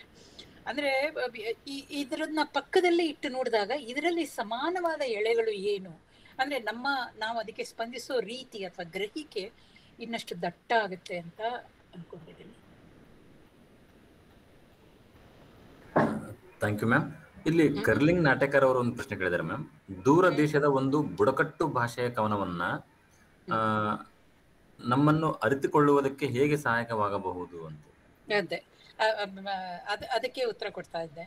ಅಂದ್ರೆ ದಮನ ಅನ್ನೋದು, ಅದರಲ್ಲೂ ರಾಷ್ಟ್ರ ಅನ್ನೋದು ಒಂದು ಅಂದ್ರೆ ರಾಷ್ಟ್ರ ಅನ್ನುವ ವ್ಯವಸ್ಥೆಯೇ ಒಂದು ದಮನವನ್ನ ಹುಟ್ಟಾಕತ್ತೆ. ಅಂದ್ರೆ ನಾನು ಇದನ್ನ ಯಾರಾದ್ರೂ ಆಂಟಿ ನ್ಯಾಷನಲ್ ಅಂತ ಟ್ಯಾಗ್ ಮಾಡಬೇಡಿ ನನ್ನ. ಅಂದ್ರೆ ರಾಷ್ಟ್ರ ಅನ್ನೋ ವ್ಯವಸ್ಥೆನಲ್ಲಿ ದಮನಗಳು ನಡೀತಾ ಇರ್ತವೆ. ಅಂದ್ರೆ ಆ ವ್ಯವಸ್ಥೆನೇ ಅದನ್ನ ಹುಟ್ಟಾಕ್ತಾ ಇರುತ್ತೆ, ನಿಭಾಯಿಸ್ತಾ ಇರುತ್ತೆ, ಎಲ್ಲ ಮಾಡ್ತಾ ಇರುತ್ತೆ.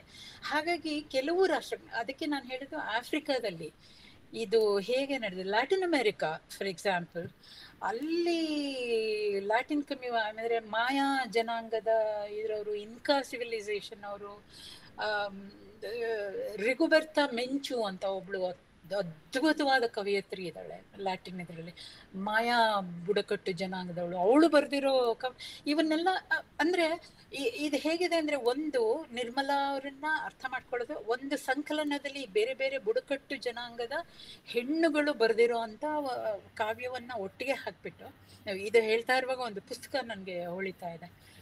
ಅದನ್ನ ಹಿಂಗೆ ಒಂದು ಪಾತಳಿನಲ್ಲಿಟ್ಟು ನೋಡ್ಬೋದು, ನಾವು ಅರ್ಥ ಮಾಡ್ಕೋಬಹುದು. ಯಾಕಂದ್ರೆ ಕಾವ್ಯನ ಓದೋದು, ಕಾವ್ಯ ವಿಮರ್ಶೆ ಅಂದ್ರೆ ಅದು ಲೋಕ ವಿಮರ್ಶೆನೂ ಹೌದು, ಲೋಕವನ್ನ ಅರ್ಥ ಮಾಡ್ಕೊಳ್ಳೋದು ಹೌದು.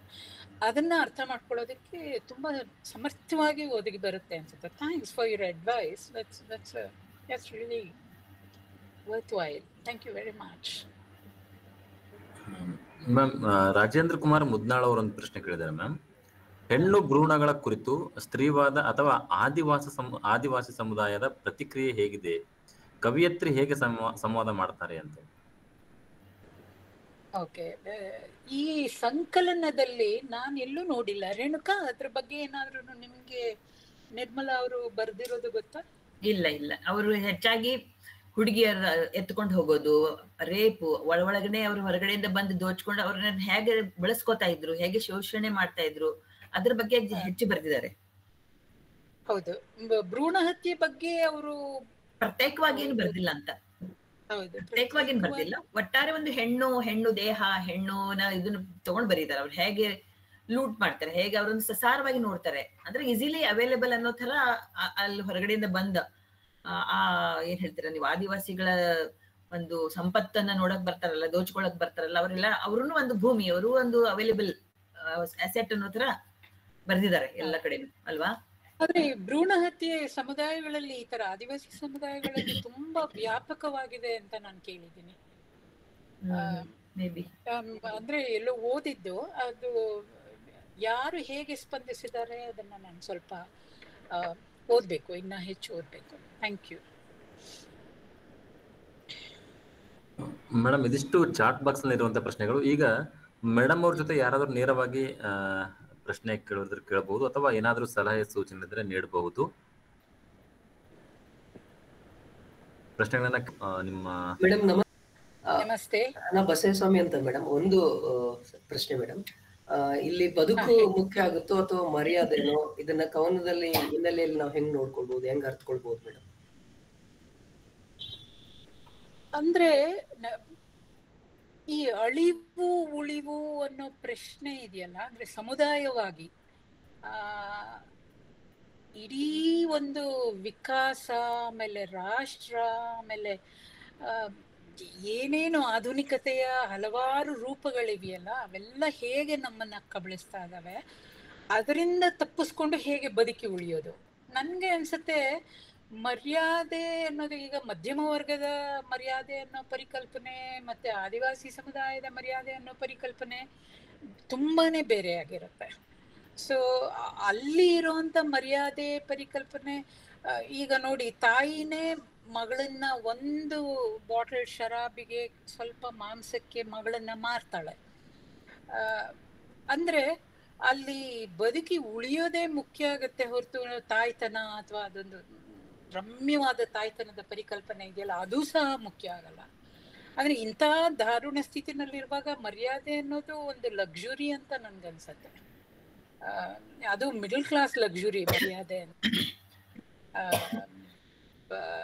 ಅದು ಅಳಿದು ಹೋಗ್ತಾ ಇರೋ ಅಂತ, ಬದುಕೋದು ಉಸಿರು ಎಳ್ಕೊಳ್ಳೋದು ಕಷ್ಟ ಆಗ್ತಿರೋ ಅಂತ ಆದಿವಾಸಿ ಸಮುದಾಯಗಳಲ್ಲಿ ಆ ಪರಿಕಲ್ಪನೆ ಹೇಗಿದೆ ಅಂತ ನನಗೆ ಗೊತ್ತಿಲ್ಲ, ಅಥವಾ ಅದ್ರ ಬಗ್ಗೆ ಅಷ್ಟು ತಲೆ ಕೆಡಿಸ್ಕೋತಾರೆ ಅಂತ ಒಂದು ಕಾಮನ್ ಸೆನ್ಸಿಕಲ್ ಗೆಸ್ ಅಂತ ನನ್ಗನ್ಸಲ್ಲ. ಯಾಕೆಂದ್ರೆ ಇಲ್ಲಿ ಪ್ರತಿ ಪದ್ಯದಲ್ಲೂ ಸಮುದಾಯದ ಅಸ್ಮಿತೆ ಅಂತ ಮಾತಾಡ್ತಾರೆ ನಿರ್ಮಲಾ.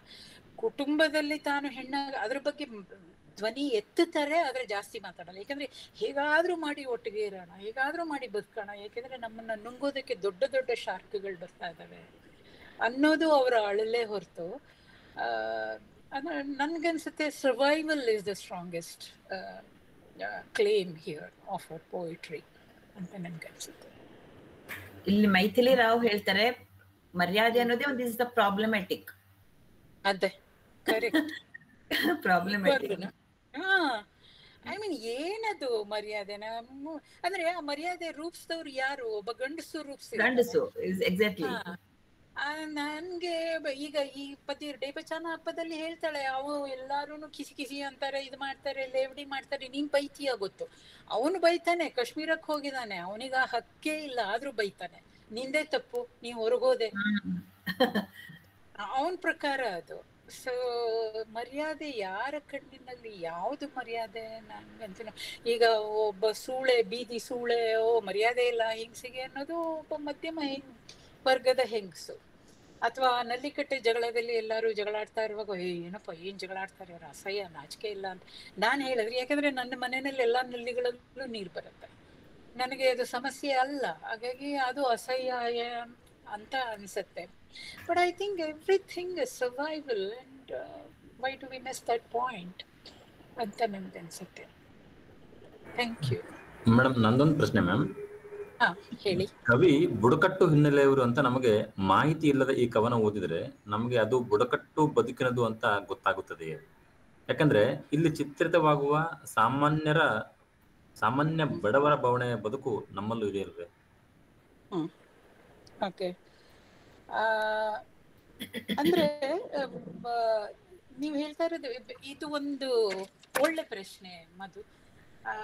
ನ್ಯೂ ಕ್ರಿಟಿಸಿಸಮ್ ಅಂತ ನಾನು ಹೇಳದ್ನಲ್ಲ, ಅದು ಏನ್ ಹೇಳುತ್ತೆ ಅಂದ್ರೆ ಕವಿ ಯಾರು, ಎಲ್ಲಿ, ಎತ್ತ ಅದನ್ನೆಲ್ಲ ಆಚೆ ಇಟ್ಬಿಟ್ಟು just focus on the words on the page ಅಂತ ಹೇಳುತ್ತೆ. Words on the page, close reading ಅಂದ್ರೆ ವರ್ಡ್ಸ್ಗೆ ತಮ್ಮದೇ ಆದ ಅರ್ಥ ಎಲ್ಲೂ ಇಲ್ಲ. ಅದು ಅರ್ಥ ಪಡ್ಕೊಳ್ಳೋದು ಒಂದು ಸಾಮಾಜಿಕ ಚೌಕಟ್ಟಿಂದ, ಇದರಿಂದ ಎಲ್ಲ ಬರುತ್ತೆ. ಹಾಗಾಗಿ ನಮ್ಗೆ ಟೇಬಲ್ ಅನ್ನೋದ್ರಲ್ಲಿ ಟೇಬಲ್ ತನ ಏನಿದೆ ಅಥವಾ ಇನ್ನೊಂದು ಅಂತ ಹೇಳುವಾಗ ಅದ್ರದ್ದು ಗುಣ ಆ ಪದದೊಳಗಡೆ ಇರುತ್ತೆ, ನಾವು ಅದಕ್ಕೆ ಆರೋಪಿಸಿರ್ತೀವಿ, ಅದರಿಂದ ಇದಾಗುತ್ತೆ. ಅಂದ್ರೆ ನೀವು ಹೇಳೋದು ಕರೆಕ್ಟು. ತುಂಬಾ ಬಡತನದಲ್ಲಿರೋ ಒಂದು ಸಮುದಾಯ ಇದು ಅಂತ ಅನ್ಕೊಂಡಾಗ ಆದಿವಾಸಿ ಅಂತ ನಮ್ಗೆ ಗೊತ್ತಾಗುತ್ತೆ, ಯಾಕಂದ್ರೆ ನಿರ್ಮಲಾ ಗೊತ್ತು. ಇಲ್ಲದೆ ಇದ್ರೆ ಒಂದು ಬಡ ಸಮುದಾಯದ ಕತೆ ಇದು ಅಂತ. ಆದಿವಾಸಿ ಸಮುದಾಯ ಅಂದ್ರೆ ಏನು ಅಂತ ಕೇಳಿದ್ರೆ ಮೊದಲನೆಯದಾಗಿ ತಲೆಗೆ ಬರೋದೇ ಬಡತನ, ಆಮೇಲೆ ದಮನ. ಬಡತನ ದಮನಿಸೋ ಅಷ್ಟು ಬೇರೆ ಯಾವುದು ದಮನಿಸಲ್ಲ. ಹಾಗಾಗಿ ಐ ಮೀನ್ ಕರೆಕ್ಟ್ ನೀವು ಹೇಳಿದ್ದು. ಅದು ಅತಿಯಾದ ಬಡತನದ ಸ್ಥಿತಿಯಲ್ಲಿರುವ, ಎಲ್ಲೆಲ್ಲಿಗೂ ಬಂಗಾಳಕ್ಕೆ ಹೋಗ್ಬೇಕು, ಕಾಶ್ಮೀರಕ್ಕೆ ಹೋಗ್ಬೇಕು, ದೇಹನ ಮಾರ್ಕೋಬೇಕು, ಬದುಕುಳಿಬೇಕು, ಆ ಸ್ಥಿತಿಗೆ ಬಂದಿರುವವರ ಕಥೆನೂ ಇದು ಆಗ್ಬೋದು ಖಂಡಿತ. ಆದ್ರೆ ನನಗೆ ಆದಿವಾಸಿ ಅಂದ ತಕ್ಷಣನೇ ಈ ರಮ್ಯ ಕಲ್ಪನೆಗಳನ್ನೆಲ್ಲ ಬಿಟ್ಟು ಒಂದ್ ಸ್ವಲ್ಪ ಓದಿರೋರಿಗೆ, ಜನಪ್ರಿಯ ಸಂಸ್ಕೃತಿನ ಆ ಕಡೆ ಇಟ್ಟು ನೋಡಿರೋರಿಗೆ ಆದಿವಾಸಿ ಅಂದ್ರೆ ಬಡತನನೇ, ದಮನನೇ, ಅದು ರಾಷ್ಟ್ರ ಅನ್ನೋ ವ್ಯವಸ್ಥೆನಲ್ಲಿ. ಹಾಗಾಗಿ ಅದು ಯಾರದ್ದು ಬೇಕಾದ್ರೂ ಆಗ್ಬೋದು, ಒಂದು ಸಾಮಾನ್ಯ ಚೌಕಟ್ಟಿಗೂ ಒಗ್ಗಿಸ್ಬಿಟ್ಟು ಅದನ್ನ ನೋಡ್ಬೋದು ಖಂಡಿತ. Thank you ma'am. Thank you ma'am. ಎಲ್ಲ ಪ್ರಶ್ನೆಗಳು ಮುಗಿದು ಅನ್ಸುತ್ತೆ ಮ್ಯಾಮ್. ಕೊನೆಯದಾಗಿ ಭಂಡಾರ ಪ್ರಕಾಶನ ಮೈಥಿಲಿ ರಾವ್ ಏನೋ ಪ್ರಶ್ನೆ ಕೇಳ್ತಾ ಇದ್ದಾರೆ. ಹೇಳಿ ಮೈಥಿಲಿ ರಾವ್, ನಿಮ್ ಪ್ರಶ್ನೆ ಎಲ್ಲೋ ಹೋಯ್ತು ಮೇಡಮ್, ಕೇಳ್ತೀರಾ? Good evening. I wanted to know a little more about the craft of the translation work itself. Yes, I mean, very good. I wanted this question to come up. ಯಾಕೆಂದ್ರೆ Thank you so much. ಅನುವಾದದಲ್ಲಿ ಅದರಲ್ಲೂ ತನ್ನ ನೆಲೆಗೆ ಸೇರದನೆ ಇರೋ ಅಂತ, ಯಾಕೆಂದ್ರೆ ನಿರ್ಮಲಾರನ್ನ ಕೇಳಿದ್ರೆ ಹೇಳ್ತಾರೆ, ನೀವೆಲ್ಲ ನಗರದ ಹೆಂಗಸರು, ಸ್ಲೀವ್ಲೆಸ್ ಬ್ಲೌಸ್ ತೊಟ್ಟವರು, ಇದೆಲ್ಲ ಅಂತ. ನಾವು ಪೂರ್ತಿ ಅದರಿಂದ ಹೊರಗಡೆ ಇದ್ದೀವಿ. ಸೊ ಅದನ್ನ ಕನ್ನಡಕ್ಕೆ ತರ್ತಾ ಇರ್ಬೇಕಾದ್ರೆ ನಿಮಗೆ ಅನಿಸಿದ್ದು ಏನು ರೇಣುಕಾ? ಅದನ್ನ ಸ್ವಲ್ಪ ಹಂಚ್ಕೊಳಕ್ಕಾಗತ್ತಾ ಅಂತ ಮೈಥಿಲಿ ರೋ ಕೇಳ್ತಾ ಇದ್ದಾರೆ. ಡೆಫಿನೆಟ್ಲಿ. ನನಗೂ ಕೂಡ ಯಾವುದೋ ಒಂದು ಸಾಹಿತ್ಯ, ಕೇಂದ್ರ ಸಾಹಿತ್ಯದ ಒಂದು ಯಾವುದೋ ಪ್ರೋಗ್ರಾಮ್ ಅಲ್ಲಿ ನಿರ್ಮಲಾ ಪುತುಲರವ್ರನ್ನ ನಾನು ನೋಡಿದ್ದೆ. ಅವರು ನೀವು ಇವಾಗ ಜಸ್ಟ್ ತಾನೇ ಓದಿದ್ರು, ಅಲ್ಲಿ ಇಂತಲ್ಲಿ ನನ್ನನ್ನ ಲಗ್ನ ಮಾಡಿ ಕೊಡಬೇಡ ಅಪ್ಪ, ನನಗೆ ಆಕರ್ಷಿಸಿದ್ದು ಮತ್ತೆ ನನಗೆ ಬಹಳ ಅದು ನನ್ನನ್ನ ಏನ್ ಹೇಳ್ತೀರ, ನನ್ನೊಳಗನ್ನ ಹಿಡಿದಿದ್ದು ಆ ಒಂದು ಪದ್ಯ. ಅಲ್ಲಿವರೆಗೆ ನನ್ಗೆ ಎಲ್ಲಾ ಪದ್ಯಗಳನ್ನ ನಾನು ಓದಿರ್ಲಿಲ್ಲ. ಸೊ ಆ ಪದ್ಯ ಓದಿದಂತೆ ನನ್ಗೆ ನಿರ್ಮಲ ಯಾಕೋ ನನ್ಗೆ ಓದ್ಬೇಕು, ನಿರ್ಮಲನ್ನ ಓದ್ಕೋಬೇಕು, ತಿಳ್ಕೊಬೇಕು ಅಂತ. ಕೊನೆಗೆ ನಾನು ಅವಳನ್ನ ಪುಸ್ತಕ ಎಲ್ಲ ತರಿಸ್ಕೊಂಡು ಹೋದಾಗ I could stop myself. ಅನುವಾದಿಸದೇ ಇರಕ್ಕಾಗ್ಲಿಲ್ಲ. ಪ್ರತಿಯೊಂದು ನಾನು ಎಲ್ಲೋ ಕುಳಿತುಕೊಂಡು ಅವಳು ನನ್ನ ಜೊತೆ ಹೇಳ್ತಾ ಇದ್ದಾಳೇನೋ ಅನ್ನೋಷ್ಟು ಅದನ್ನು ಆಪ್ತವಾಗ್ತಾ ಹೋಯ್ತು. ಅದೊಂದು ಮುರುಮು ಮಗಳಿಗೆ ಅಂತ ಹೇಳ್ತಾಳೆ, ಒಂದೆರಡು ಕತೆ ಇದೆ. ಮುರುಮು ಮಗಳಿಗೆ 1, ಮುರುಮು ಮಗಳಿಗೆ 2, ಆಮೇಲೆ ಅದು ಸುಡ್ಕಾ ಸೋರೇನ್ಗೆ. ಅವ್ರ ಬದುಕು ಎಷ್ಟು ಒಂದು ಇದು ಆಗುತ್ತೆ ಅಂದ್ರೆ, ಆಮೇಲೆ ನಮ್ಮ ಆಫೀಸಲ್ಲಿ ಒಬ್ಳು ಓರಿಯಾದವಳೊಂದು ಲೇಡಿ ಇದ್ಲು, ಒಂದು ಮಹಿಳೆ ಇದ್ಲಲ್ಲ, ನಾನು ಇವಾಗಿಲ್ಲ, ರಿಟೈರ್ಡ್ ಆದೆ. ಅವಳನ್ನ ನೋಡಿದಾಗ ಅವಳ ಆಚರಣೆ, ಅವಳನ್ನು ತನ್ನ ಬಾಲ್ಯದ ಘಟನೆಗಳನ್ನ ಹೇಳ್ತಾ ಇದ್ಲು. ಅವ್ರಮ್ಮ ಆಮೇಲೆ ಯಾರೋ ಮಾರ್ಕೊಳ್ಳೋದು, ಇಂಥವೆಲ್ಲ ಜಾರ್ಖಂಡದಲ್ಲಿ, ಒಡಿಸ್ಸಾದಲ್ಲಿ ನಡೀತದ, ನಿಜನಾ ಅಂತ ಅನ್ಕೋತಿದ್ದೆ. ಅವ್ರ ತಾಯಿ ಏನೋ ಯಾರಿಗೋ ಅಷ್ಟೊಂದು ಬಡತನ ಹೆಂಗಂದ್ರೆ ಹೇಳಿದ್ರೆ ನಾವು ಹೇಳ್ತೀವಲ್ಲ, ಅದು ಬಿದಿರಕ್ಕೆ ತಿಂದು, ಅಥವಾ ಅದು ಇಲಿ ಬಿಲದಲ್ಲಿ ಅದೊಂದು ಮೊಸಹಾರ ಅಂತ ಇದಾರೆ ನೋಡಿ, ಜಾತಿ ಇದೆ ನೋಡಿ, ಇಲಿ ಬಿಲದಲ್ಲಿ ನನ್ನ ತಗೊಂಬಂದು ಆಹಾರನ ತಿಂತಾರೆ. ಇಂಥ ಕೆಲ್ಲ ಕಥೆಗಳನ್ನ ಕೇಳಿದಾಗ ನಂಗೆ ನಿರ್ಮಲಾ ಪುತುಲ್ನ ಮಾಡ್ಬೇಕು, ಓದ್ಬೇಕು ಅಂತ ಇದು ಆಗಿದ್ದೆ. ಇದೊಂದು ಅನುವಾದಕ್ಕೆ ತೊಡಗಿಸೋ ಕಾರಣ ಇತ್ತು. ಮಧ್ಯೆ ಬಹಳ ಕಷ್ಟ ಆಗ್ತಿತ್ತು ಅಂದ್ರೆ ಅಲ್ಲಿ ಬಳಸಿದ ಆಚರಣೆಗಳು, ಅದು ಆಚರಣೆನ ಹೆಸರ ಏನೋ ಗೊತ್ತಾಗ್ತಿರಲಿಲ್ಲ. ಆಮೇಲೆ ಸುಮಾರು ಈ ಸಂತಾಲಿ ವಿಡಿಯೋಸ್ಗಳೆಲ್ಲ ಇದೆ, ನಾನು ಓದ್ಕೊಳ್ಳೋದು, ಅವ್ರದ್ದು ಆರ್ಟಿಕಲ್ಸ್ ಓದ್ಕೊಳ್ಳೋದು. ಆಮೇಲೆ ಕೆಲವು ಪ್ರೊಫೆಸರ್ ಹೆಸರು ಹೇಳಿದೆ, ಯಶೋಧ ಮುರ್ಮು ಅಂತ, ಅವರು ಕೂಡ ಬರಹಗಾರ್ತಿ ಐತೆ ಅಂತ ನನಗೆ ಒಂದ್ ಸತಿ ಸಿಕ್ಕಿದ್ರು ಇದರಲ್ಲಿ ಸಾಹಿತ್ಯ ಅಕಾಡೆಮಿಲಿ. ಸೊ ಅವ್ರಿಗೆಲ್ಲ ಫೋನ್ ಮಾಡಿದಾಗ ಅವ್ರದ್ದೇ ಹ್ಯಾಪಿಲಿ ನನಗೆ ಹೆಲ್ಪ್ ಮಾಡಿದ್ರು. ಹೌದು, ಇದು ನಮ್ಮ ಆಚರಣೆ, ಏನ ಹೇಳ್ತಾರ, ಫೆಸ್ಟಿವಲ್, ಹಾರ್ವೆಸ್ಟಿಂಗ್ ಫೆಸ್ಟಿವಲ್, ಯಾವ್ಯಾವು ಹೆಸರೇನು, ಆಮೇಲೆ ಅವರು ದೇವತೆಗಳು ಅವ್ರ ಹೆಸರು, ದೈವಗಳು ಹಿಂಗಂದ್ರೆ ಇದು, ಆಮೇಲೆ ಪೂಜಾ ಮಾಡೋ ಸ್ಥಾನಕ್ಕೆ ಏನಂತಾರೆ, ಮಾಜಿ ಸ್ಥಾನ, ಹಿಂಗೇನೋ ಎಲ್ಲ ನಾನು ಟಿಪ್ಪಣಿ ಎಲ್ಲ ಹಾಕಿದ್ದೀನಿ. ನಾನು ಕೂಡ ಸ್ವಲ್ಪ ತಿಳ್ಕೊಂಡು ಹಾಕಿ ಅದನ್ನ ಪ್ರತಿಯೊಂದನ್ನು ಇಂಥದ್ದು ಇನ್ನೊಬ್ಬರಿಗೆ ನನ್ನ ಕನ್ನಡ ಸ್ನೇಹಿತರು ಓದಿದಾಗ ಅವ್ರಿಗೆಲ್ಲ ಈಸಿಲಿ ಗೊತ್ತಾಗ್ಲಿ ಅಂತ ನಾನು ಟಿಪ್ಪಣಿ ಕೂಡ ಅದನ್ನೆಲ್ಲ ಹಾಕಿದ್ದೀನಿ. ಬಟ್ ಮಾಡುವಾಗ ಬಹಳ ಖುಷಿ ಆಗ್ತಾ ಇತ್ತು. ಏನೋ ಕಲಿತಾ ಇದ್ದೀನಿ, ನಾನು ಕೂಡ ಹೊಲಸದನ್ನ ಏನೋ ನೋಡ್ತಾ ಇದ್ದೀನಿ. ಆಮೇಲೆ ಅದು at the same time Nirmala ಹೇಳುವ ಇದು ಇವಾಗ್ಲೂ ಕೂಡ ಅವರು ಮೇನ್ ಸ್ಟ್ರೀಮ್ ಬಂದಿರ್ಬೋದು, ಆದಿವಾಸಿ ಬದುಕು ಕೂಡ ಇಂಪ್ರೂವ್ ಆಗಿರ್ಬೋದು ಕಾಲಕ್ಕೆ ತಕ್ಕಂತೆ. ಬಟ್ ಅವಳು ಹೇಳುವ ಒಂದು ಲೋಕ ಇದೆಯಲ್ಲ, ಆದಿಮ ಲೋಕ, ಅದನ್ನ ನಾವು ನೋಡಿದಾಗ ಇಸ್ ಹಾರಿಬಲ್ ಅನ್ಸುತ್ತೆ.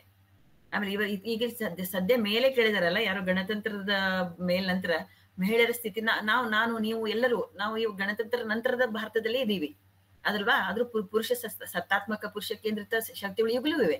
ನಾವು ಎಷ್ಟೊಂದು ಬಿಡುಗಡೆ ಅಂತೆಲ್ಲ ಹೇಳಿದಾಗೆಲ್ಲ ನಾವಿನ್ನೂ ಬಿಡುಗಡೆ ಆಗಿಲ್ಲ ಅನ್ನಂತನೂ ಅನಿಸ್ತಾ ಇರುತ್ತೆ. ಸೊ ಇದರಿಂದ ನನ್ಗೆ ನಿರ್ಮಲಾ ಬಹಳ ಅಥವಾ ನನ್ಗೆ she is very close to my heart ಅನಿಸುತ್ತೆ. Thank you. ಇನ್ನೊಂದು ಏನು ಅಂದ್ರೆ ನನಗೆ ತುಂಬಾ ಮುಖ್ಯ ಅಂತ ಅನ್ಸೋದು ಈ ಇಡೀ ಇದ್ರಲ್ಲಿ ಅದು ಚಾರಿತ್ರಿಕ ವಿವರಗಳು ಎಷ್ಟೊಂದಿದೆ ಅಂದ್ರೆ, ಇಡೀ ಒಂದು ಆದಿವಾಸಿ ಕುಲದ್ದು ಅದರ ಪದ್ಧತಿ, ಅದರ ವೇಷ ಭೂಷೆ, ಆಹಾರ ಎಲ್ಲವನ್ನು ಅಂದ್ರೆ ಎಷ್ಟು ರಿಚ್ ಆಗಿದೆ ಅಂದ್ರೆ ಅದು ನನಗೆ ಆ ಹಿಸ್ಟಾರಿಸಿಟಿ ಅಂತ ನಾವೇನನ್ನ ಕರಿತೀವೋ ಅದರಿಂದ ನನಗೆ ಅಂದ್ರೆ ಹೆಣ್ಣಿನ ಕಾವ್ಯ ಸಾಮಾನ್ಯವಾಗಿ ಹಾಗಿರುತ್ತೆ. ಅದು ದೊಡ್ಡ ಧ್ವನಿನಲ್ಲಿ ಏನೋ ಒಂದು ನೀತಿ ಪಾಠ ಹೇಳಲ್ಲ, ನಾನು ಇಷ್ಟು ಕಷ್ಟಪಡ್ತಾ ಇದ್ದೀನಿ ಕೇಳಿಸ್ಕೊ ಇದನ್ನ ಅಂತ ಹೇಳೋ ಒಂದು ಮೆಲುದನಿಯಲ್ಲಿ ಮೆಲುದನಿಯಲ್ಲೇ ಹೇಳ್ತಾ ಇರೋದು. ಎಸ್, ಅದು ಟೇಬಲ್ ಕುಟ್ಟಿ ಇದು ಮಾಡಿ ಎಲ್ಲ ನೋಡು, ನಾನು ನೀನು ಒಟ್ಟಿಗೆ ಇರೋಣ, ನಮ್ಮ ಸಮುದಾಯನ ಉಳಿಸ್ಕೊಳ್ಳೋಣ, ಯಾಕೆಂದ್ರೆ ದೊಡ್ಡ ಶಕ್ತಿಗಳಿದ್ದಾವೆ. ಆಮೇಲೆ ನನಗೆ ಆ ರಿಚ್ನೆಸ್ ಇದೆ ಅಲ್ಲ, ಏನನ್ನ ಬರೆದಾಗ್ಲೂ ಈ ಸುತ್ತಮುತ್ತ ಏನಿದೆ ಅದು ಎಲ್ಲವನ್ನೂ ತರಬೇಕು ಹೆಣ್ಣು. ನಾನು ಅದಕ್ಕೆ ಪ್ರತಿಯೊಬ್ಬರಿಗೂ ಹೇಳ್ತೀನಿ, ನಿಮ್ಮ ಲೈಫ್ ಸ್ಟೋರಿನ ಬರೀರಿ. ನಾವೇನಂತ ದೊಡ್ಡವರ ಚಿಕ್ಕವರ ಪ್ರಶ್ನೆನೇ ಅಲ್ಲ. ಆಟೋಬಯೋಗ್ರಫಿ ಅನ್ನೋದು ಈಗಂತೂ ರಿಸರ್ಚ್ಗೆ ನಾವು ತುಂಬ JNU ಹಿಸ್ಟ್ರಿ ಡಿಪಾರ್ಟ್ಮೆಂಟಲ್ಲಿ ಆಟೋಬಯೋಗ್ರಫಿಗಳನ್ನ ನಾವು ತುಂಬಾ ಹುಡುಕ್ತೀವಿ. ಅದು ಯಾರೇ ಆಗಿದ್ರೂ ಪರವಾಗಿಲ್ಲ. ಆದ್ರೆ ಅಲ್ಲಿ ಬರೆದಾಗ ಬರೀ ಭಾವನೆಗಳಲ್ಲ, ನನ್ನ ಸುತ್ತ, ಈಗ ನಾನು ಇಂಗ್ಲಿಷ್ ಪ್ರೊಫೆಸರ್ ಆಗಿದ್ದಾಗ ನನ್ನ ಕಾಲಘಟ್ಟದಲ್ಲಿ ಏನೇನು ಸಮಸ್ಯೆಗಳಿದ್ವು ಇದನ್ನೆಲ್ಲ ಬರೆದಾಗ ಅದೊಂದು ಡಾಕ್ಯುಮೆಂಟ್ ಆಗತ್ತೆ. ಅಂದ್ರೆ ನಾನು ಎಲ್ಲ ಹೆಂಗಸರಿಗೂ ಹೇಳೋದು, ನಿಮ್ಮ ಆತ್ಮಕಥೆಯನ್ನ ಬರೀರಿ. ಅದು ಏನೇ ಆಗಿದ್ರೂ ಪರವಾಗಿಲ್ಲ, ಬಿಟ್ಟು ಹೋಗಿ. ಇವಾಗಂತೂ ನಮ್ಗೆ ಬರೆಯೋದಕ್ಕೆ ಎಲ್ಲಾ ಸಾಧನಗಳು ಇರೋದ್ರಿಂದ ಅದನ್ನ ಬಿಟ್ಟು ಹೋಗಿ. ದೊಡ್ಡವ್ರು ಮಾತ್ರ ಕಥೆ ಬರಿಬೇಕು ಅಂತಲ್ಲ. ಆಮೇಲೆ ಈ ಚಾರಿತ್ರಿಕ ವಿವರಗಳನ್ನೆಲ್ಲ ಅದರಲ್ಲಿ ಇಡಿ. ಪ್ರತಿಯೊಂದನ್ನು ನೀವು ಏನೇ ಆಗೇ ಕೆಲಸ ಮಾಡಿರಿ ಅಥವಾ ಹೊರಗಡೆ ಕೆಲಸ ಮಾಡ್ದೇನೆ ಇರಿ, ಮನೆಯಲ್ಲೇ ಇರಿ, ಅನುಭವಗಳನ್ನ ಬರ್ದಿರೋದು. ನಾನು PhD ಮಾಡುವಾಗ್ಲಂತೂ ನನ್ಗಂತೂ ಆಟೋಬಯೋಗ್ರಫಿಗಳು ಎಷ್ಟು ಮುಖ್ಯ ಆಗಿದ್ವು ಅಂದ್ರೆ, ಕೊನೆಗೆ ಅವನ್ನ ತುಂಬಾ ಪ್ರಾಮಿನೆಂಟ್ ಆಗಿ ನಾನು ಅದನ್ನ ಬಳಸ್ಕೊಂಡೆ. ಸೊ ಆ ಚಾರಿತ್ರಿಕ ವಿವರಗಳನ್ನ ತುಂಬಿಸಿ, ಅದು ಕಥೆ ಆಗ್ಲಿ ಕವನ ಆಗ್ಲಿ ಏನೇ ಆಗಿರ್ಲಿ ಅದರಲ್ಲಿ ಬರಬೇಕು ಅಂತ ನನ್ನ ಅನಿಸಿಕೆ. Thank you Maithili. ಸುಕನ್ಯಾ, ನಿಮ್ದೊಂದು ಇದೆಯಲ್ಲ, ಅವಳ ಆತ್ಮಕಥನ ಅಂತ ಒಂದು ಪುಸ್ತಕ ಅಲ್ವಾ ನಿಮ್ದು? ಮಹಿಳೆಯರ ಆತ್ಮಕಥನಗಳು. ಹೇಳುತ್ತೇನೆ ಕೇಳು ಅಂತ. ಅದು ಬೇರೆ ಬೇರೆ ಮಹಿಳೆಯರ ಆತ್ಮಕಥಾನಕಗಳ ಭಾಗಗಳನ್ನ ಆರಿಸ್ಬಿಟ್ಟು ಅದಕ್ಕೊಂದು ಪ್ರತಿ ಮಹಿಳೆಗೂ, ಮಹಿಳಾ ಲೇಖಕಿಗೂ, ಮಹಿಳಾ ಕವಿಗೂ ಒಂದು ಇಂಟ್ರೊಡಕ್ಷನ್ ಬರೆದು ನಾನು ಅದನ್ನ ಪಬ್ಲಿಷ್ ಮಾಡಿದ್ದೀನಿ. ಆಕ್ಚುಲಿ ನನ್ನನ್ನು ತುಂಬಾ ಕಂಗಿಡಿಸಿದಂತಹ ಪುಸ್ತಕ ಅದು. ಜೊತೆಗೆ ಇದು ಅಂದ್ರೆ ಆತ್ಮಕಥೆ ಬರೆಯೋದು ಎಷ್ಟು ಮುಖ್ಯ ಅಂತನೂ ನನಗೆ ಅನಿಸೋ ಹಾಗೆ ಮಾಡಿದಂತಹ ಒಂದು ಕೃತಿ ಅದು. Very good. Ma'am, thank you ma'am. ಇಷ್ಟೊತ್ತು ತಮ್ಮ ಅಮೂಲ್ಯವಾದ ಸಮಯವನ್ನು ನೀಡಿ ಅದ್ಭುತವಾದ ವಿಮರ್ಶೆ ಮತ್ತು ವಿಶ್ಲೇಷಣೆಯನ್ನು ಮಾಡಿದ್ದೀರಿ. ತಮಗೆ ಭಂಡಾರ ಪ್ರಕಾಶನ ಸದಾಕಾಲ ಋಣಿಯಾಗಿರುತ್ತೆ ಮ್ಯಾಮ್. ಭಂಡಾರ ಪ್ರಕಾಶನದ ವತಿಯಿಂದ, ಎಲ್ಲ ಕೇಳುಗರ ವತಿಯಿಂದ ನಿಮಗೂ, ಆಮೇಲೆ ರೇಣುಕಾ ನಿಡಗುಂದಿ ಮೇಡಮ್ ಅವರಿಗೂ, ಆಮೇಲೆ ನಿರ್ಮಲಾ ಪುತುಲ್ ಅವರಿಗೂ ಕೂಡ ತುಂಬು ಹೃದಯದ ಧನ್ಯವಾದಗಳು ಮ್ಯಾಮ್. Thank you. ನನ್ನ ಕಡೆಯಿಂದ ಇದನ್ನ ಏರ್ಪಾಡು ಮಾಡಿ ನಿಮ್ಮ ಜೊತೆ ಹಂಚ್ಕೊಳ್ಳೋ ಹಾಗೆ ಮಾಡಿದಂತೆ. ಯಾಕಂದ್ರೆ ಪ್ರತಿಯೊಬ್ಬ ಅಕಾಡೆಮಿಕ್ಗೆ, ಪ್ರತಿಯೊಬ್ಬ ರೈಟರ್ಗೆ ಒಬ್ಬ ರೀಡರ್ ಮತ್ತೆ ಒಬ್ಬ ಆಡಿಯನ್ಸ್ ಸಿಗೋದೇ ಒಂದು ದೊಡ್ಡ ವಿಷಯ. ಸೊ ಅದನ್ನ ಸಾಧ್ಯ ಮಾಡಿದಂತ ಭಂಡಾರ ಪ್ರಕಾಶನದವರಿಗೆ, ಬಸವರಾಜ್ ಕೋಡುಗುಂಟಿ, ಮಧು ಬಿರಾದಾರ್ ಅಂತೂ ಒಂದು ವಾರದಿಂದ ನನ್ನ ಬೆನ್ನ ಹಿಂದೆ ಬಿದ್ದಿದ್ರು. ತುಂಬಾ ಪ್ರೀತಿಯಿಂದ ಹೇಳ್ತಾ ಇದ್ದೀನಿ. ಅಂದ್ರೆ ಅಷ್ಟು ಕಾಳಜಿ, ಅಷ್ಟು ಕಳಕಳಿ ಇತ್ತು ಅವರಿಗೆ. ಸರಿಯಾದ ಸಮಯಕ್ಕೆ ಇದು ಮಾಡ್ತೀವ ಏನು ಎತ್ತ ಅಂತ. ಸೊ ಈ ಒಂದು ಅವಕಾಶವನ್ನ ಕೊಟ್ಟಿದ್ದಕ್ಕೆ, ರೇಣುಕಾ ಈ ಸಂತಾಲಿ ಕಾವ್ಯವನ್ನ ಕನ್ನಡಕ್ಕೆ ತಂದು ತುಂಬಾ ದೊಡ್ಡ ಕೆಲಸ ಮಾಡಿದ್ದೀರಾ. ನಿಮಗೆ ಮತ್ತೆ ಇಲ್ಲಿ ಇರುವ ಎಲ್ಲರಿಗೂ ನನ್ನ ಕೃತಜ್ಞತೆಗಳನ್ನ ತಿಳಿಸ್ತಾ ಇದ್ದೀನಿ. Thank you very much. Thank you ma'am. Thank you. ಎಲ್ಲರಿಗೂ ಧನ್ಯವಾದಗಳು. ನನ್ನ ಕಡೆಯಿಂದ ಎಲ್ಲರಿಗೂ ಧನ್ಯವಾದ.